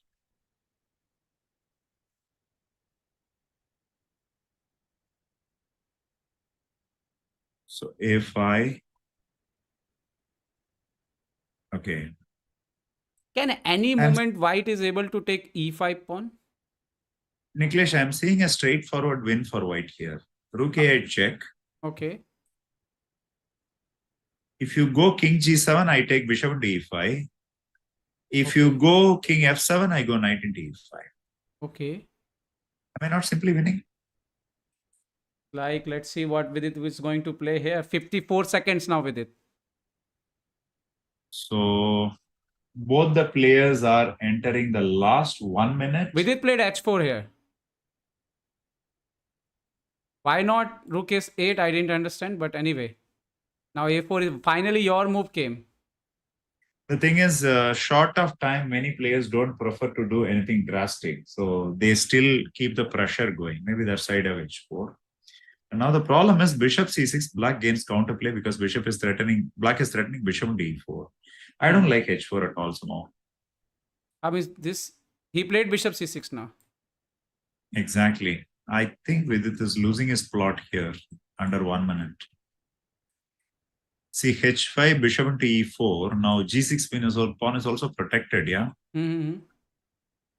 So white doesn't have any advantage anymore somehow.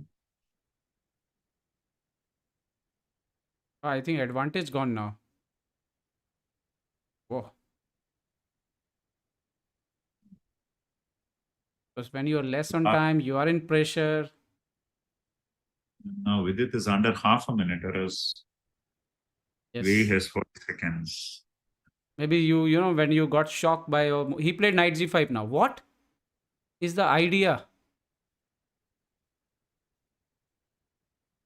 The idea is h7 tactics might come. But now opponent played queen d6.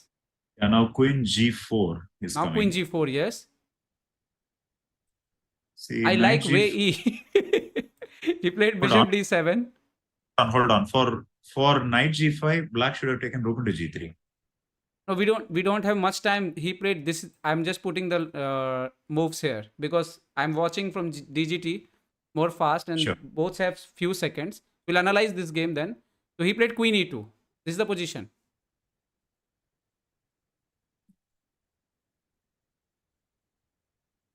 Are you able to see this live? Of course, I'm able to see.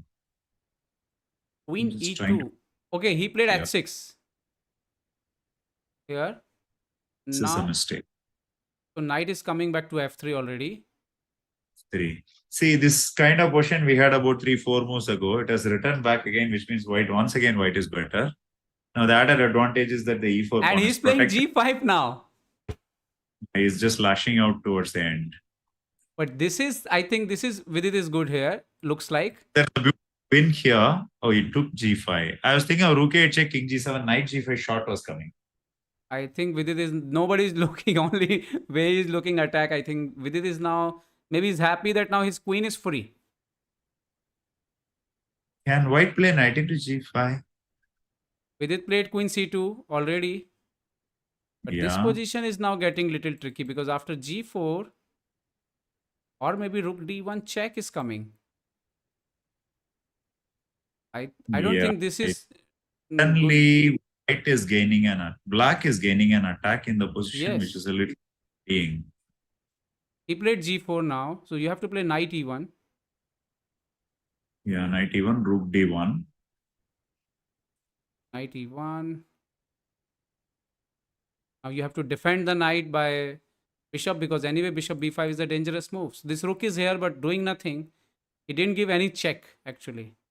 I think 2-3 times that rook can give check and that was coming. Rook d1 already on the board. With his played bishop c3. Yeah.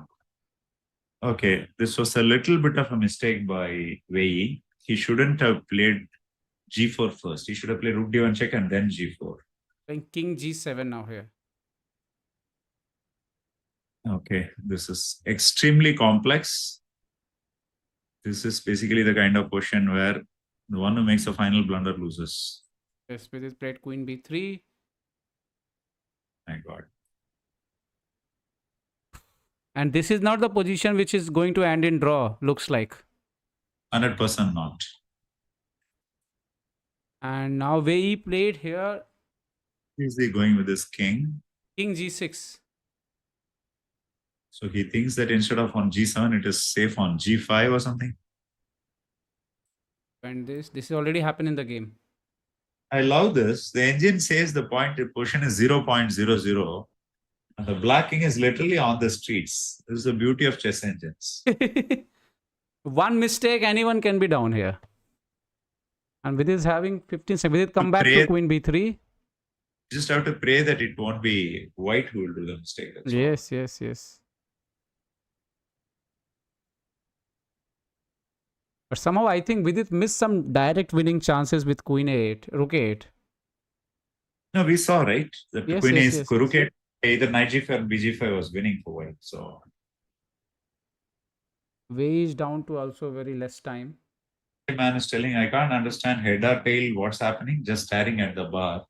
Believe us, we are also almost the same. We just pretend that we are understanding the question and we are commenting. I'm just joking.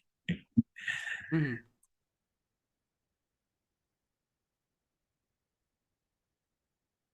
Okay, But they're going here for a draw I say suddenly. maybe. Oh my God, that will be a pity if it happens.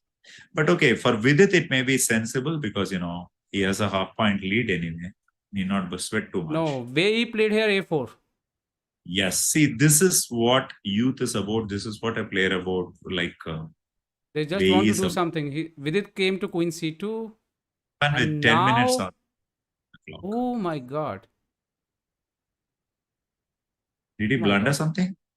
I don't know. I'm checking. Yeah, G3 is winning. Ah, he played Idea. B5, but he played B5. Now Vidit can play G3. But the point is, if Vidit saw that thing, So why was G3 winning? Vidit played A3. Now he played G3. I think that bishop was super dangerous. Something I don't know how, but something was happening with that bishop. But after B5, that bishop is not coming now. So that is not the My issue. God, a blunder. The point is, after G3, yeah, now it just wins because rook into E1 is a No, but I win for think white. Vidit did something blunder. Yeah, that's what. FG3 is a blunder now. Black is winning after rook into E1 next move. No, he played Queen C5 and simply win the. I think C3 bishop is C3 no. bishop is lost. Yes, C3 bishop is lost. Oh my God. That's fortunate. White is losing now. Hmm. So basically, a small tactics to do with the In the uh, seconds. on second G3 pawn. As I said, the player who loses will be the one who will do the last blunder. That's what happened. So FG3 turned out to be the blunder, unfortunately. And Vidit loses the piece on C3. All the game Vidit was winning, but Well, I wouldn't say winning, but okay, he was no, slightly but having okay, the slight. means he was better, better, better, and in the some moments he was winning. But Yeah, I at think some point he had a clear advantage with rook a8 check, I which he think this is the missed and game now over. I think. he's lost. So that's very unfortunate.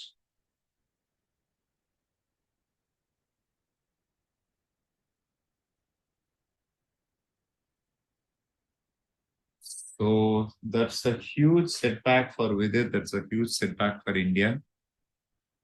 Now second piece gone, so now is over. Gold medal are almost gone now, and he has less than 5 minutes in his clock, 5 seconds in his clock also. Mhm. That's very unfortunate.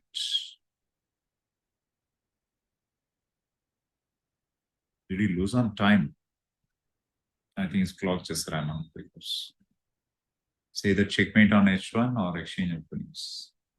I think is. I think maybe he will resign or something. Yeah, he resigned. Yeah, he resigned. So So this is. I think that was the position where G5 came, and after yeah, H5. No, not here. I think exactly here. Rook 8 check, na? Rook 8 see, this check. is typically King employed G7 by specialists. and knight into G5. Plus, they go for any kind of a tactic. It need Ah, not be south, but it is some tactic which the opponent has to work out. So that is what Wei did in this game. okay, so edge into G5 was a blunder, and one more chance was there when Vidit played this move. I think H4 here. Rook 8 was interesting because if opponent play King G here, we will play Bishop into E5 and Replacing then F Bishop identity E5, Queen E5. For example, even this endgame is winning simply. is a pawn. Yes. So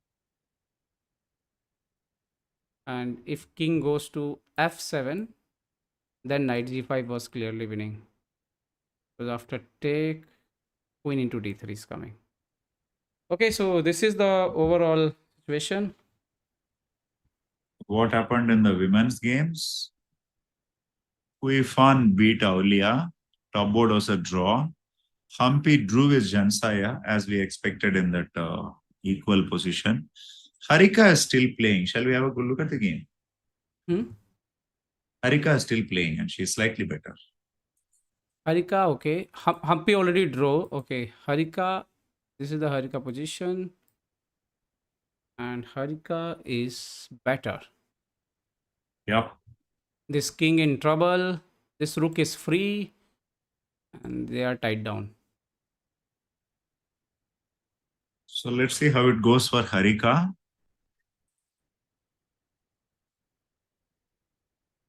Basically, at some point, White had an extra passer on the queen side, which has vanished. But in White's favor is the Black's king, which is weak. But it's a question as to how White can mount an attack on the Black king in this position.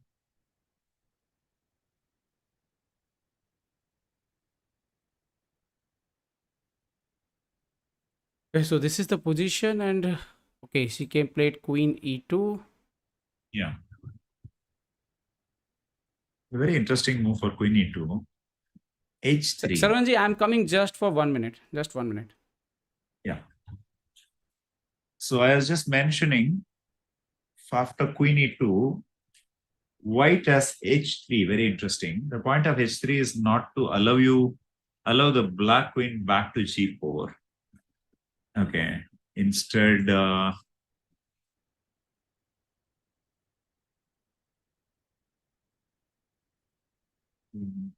rook c1 happened, I suppose.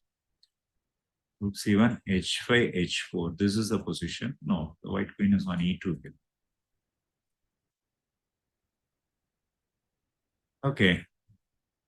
The question now is whether white has enough advantage to win the game because the pawns are equal.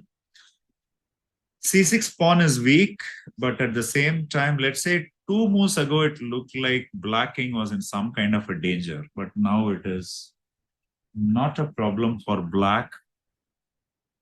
Objectively, this position is equal, but again, we are approaching the last 1 minute of the game where anything can happen. So, critical moment for Harika. She has to win this game to keep herself in hunt for the gold medal. I'm sorry, any medal. And yes, for medal, you have to win. And looks like they're repeating. Mhm.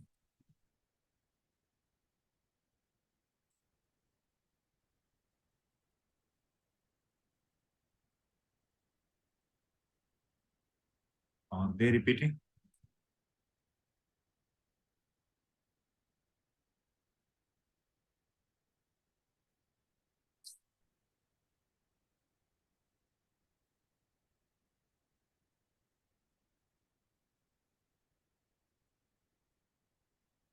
Harika played here something like queen e5.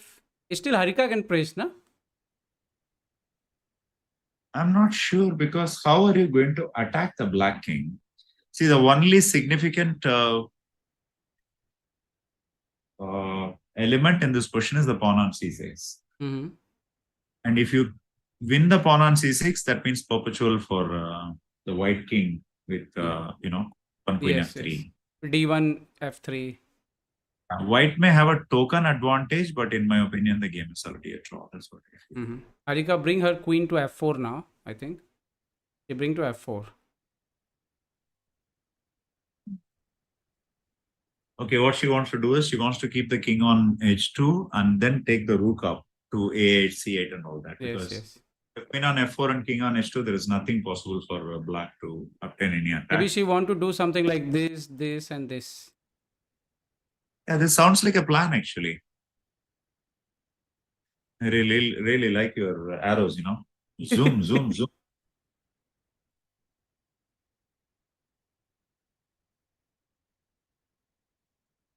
Now even not you. Our opponent want to bring her rook here. Hmm. You scratch my back, I scratch yours. But if you take the rook out, f5 pawn will hang. F5, yeah, H5, they are in trouble. Okay, now she wants to bring the rook to c5. Yes. See, now this is interesting. If you play g6, then the white black king may get into trouble. Mm-hmm. And if you play king g6, I have queen g5. So this is a very crucial position.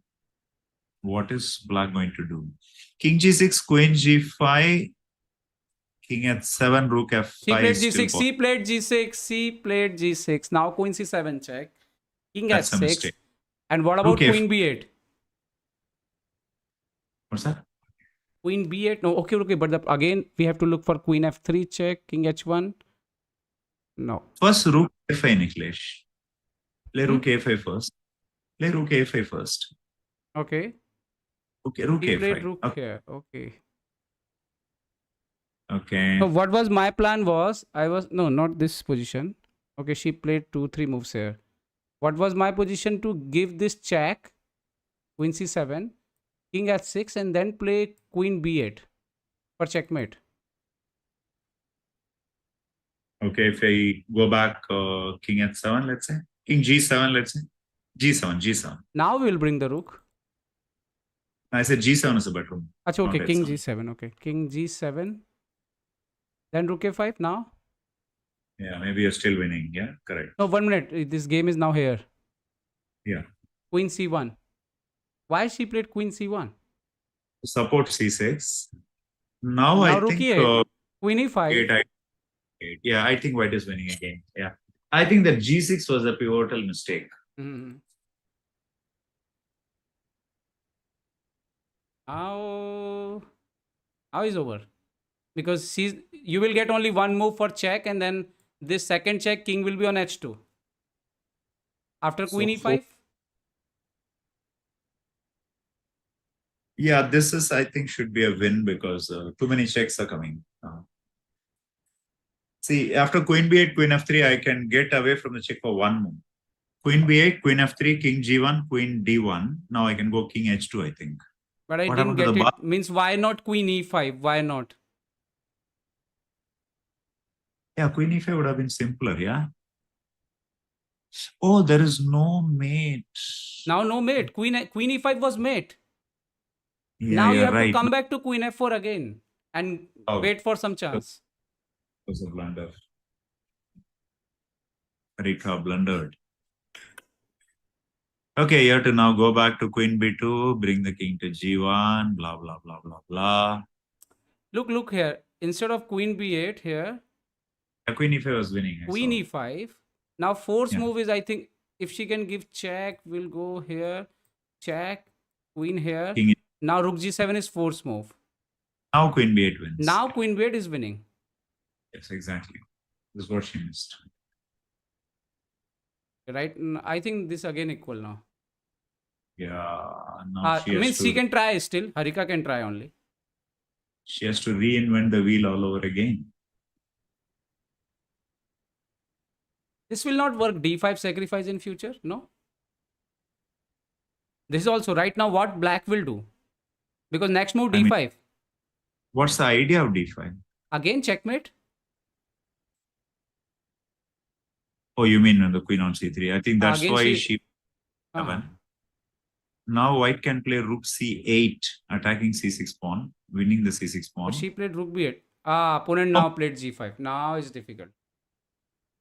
g5 is a very rash move, extremely rash. Hg5. Now this is not a draw. Check. Okay, so many things happened too fast. H4, Hg3 has happened. Now king g1. Yeah, it's just a draw, yeah? Perpetual check. Now even this king in danger. White king. It's a draw by perpetual check. Okay. Yeah, check. Yeah. Yes. Uh-oh. Until you're not winning the game, we are not near to the medal. Only if you win the game, only we will be near to the medal. A little bit of an unfortunate day for both Humpy and Harika. They couldn't both win their games. So in the women's section, we may not even be in a position for a medal with just 2 rounds remaining. Now we have to, rely on the pairing luck and all that for a medal. And in the men's section, very unfortunate loss for Vidit. So with that, I think most probably our chances of a gold is gone. So tomorrow, let's wait for what Vidit and Arjun will do in the remaining 2 games of the day of the tournament. Mhm. So I think this is going to be draw. This is missed by Harika again. Okay, so friends, overall, the third day, again mixed results. Vidit played brilliantly first 2 rounds. He beat Parham Maksudlu. He beat Abdu Sataro and takes the lead in the tournament. But in the final round of today, he lost to Wei, even in the good position. So I think he still is in the fight for medal, definitely. And but now the chances are depends on the final 2 rounds. So let's see. And in the women's section, same thing happened. Harika Humpy games draw. So the results is now simply depend on other players' performance. So we'll see you tomorrow. And Final standings at chess.com has come. The open standing section came. stand. Okay, 1 minute. Make it bigger. Yeah. So Vidit on number 3 position. Arjun on number 6. Definitely next 2 rounds is going to be crucial. So Wei Abdul Sataro already played. Wei Vidit Gujrathi already played. Wei may be going to get Sumia next round if they didn't play it against each other. And in that case, Wei will have advantage to take score one more victory before final round. Or if our luck, no, yeah, Wei is not going to play, or Wei will get Tron Min definitely. I So, forget the. Oh, it's okay.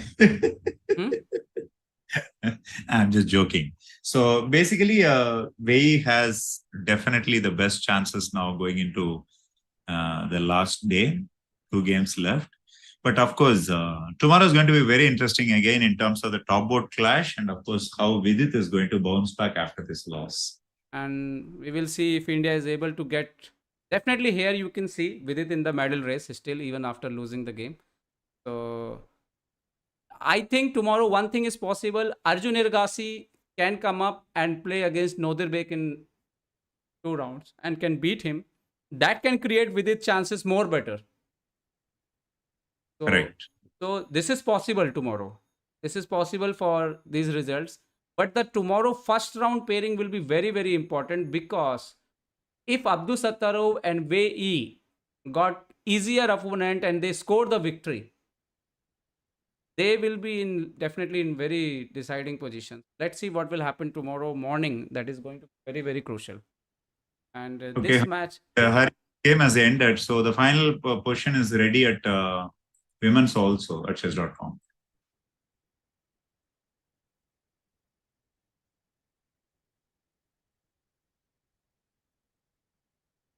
this is the position. Ju Jiner in the 6 points. Umida 5.5. I don't know who came 1438 rating. Pang Inuis. What is this? Eunice Feng from Hong Kong has come to the third place. That is, she is on a tie for the second and third places on 5.5 points. She is just rated 1438. That's a sudden surprise jump to the top of the standings. And there is one more thing I have to mention. Now looks like it's very difficult chance in women's section to even get the medal. Yeah, that's what I meant today. Both Humpy and Harika are on 4.5. Whereas there are already 5 players on 5 and above. So I think medal chances in women's section is It is almost almost over, difficult. I think. Difficult, And men's yes. section is still open, I think. At least one, maybe two. Yeah, so that's where we are today. So So we'll not a see you. great day. We'll see you tomorrow. This lineup and this games. Let's see what will happen tomorrow. Still, we have a chance to win medal in the men's section, and we will definitely support our Indian players. Thank you so much, everyone, to watching this live telecast. Definitely, we are not up to the mark like Sagar Shah, but we are trying our best. And tomorrow also, you are going to watch live with us. Thank you so much for joining us, and be on time tomorrow 12:30. Bye bye, friends. Bye. Thank you, Saravanan ji. Thank you so much.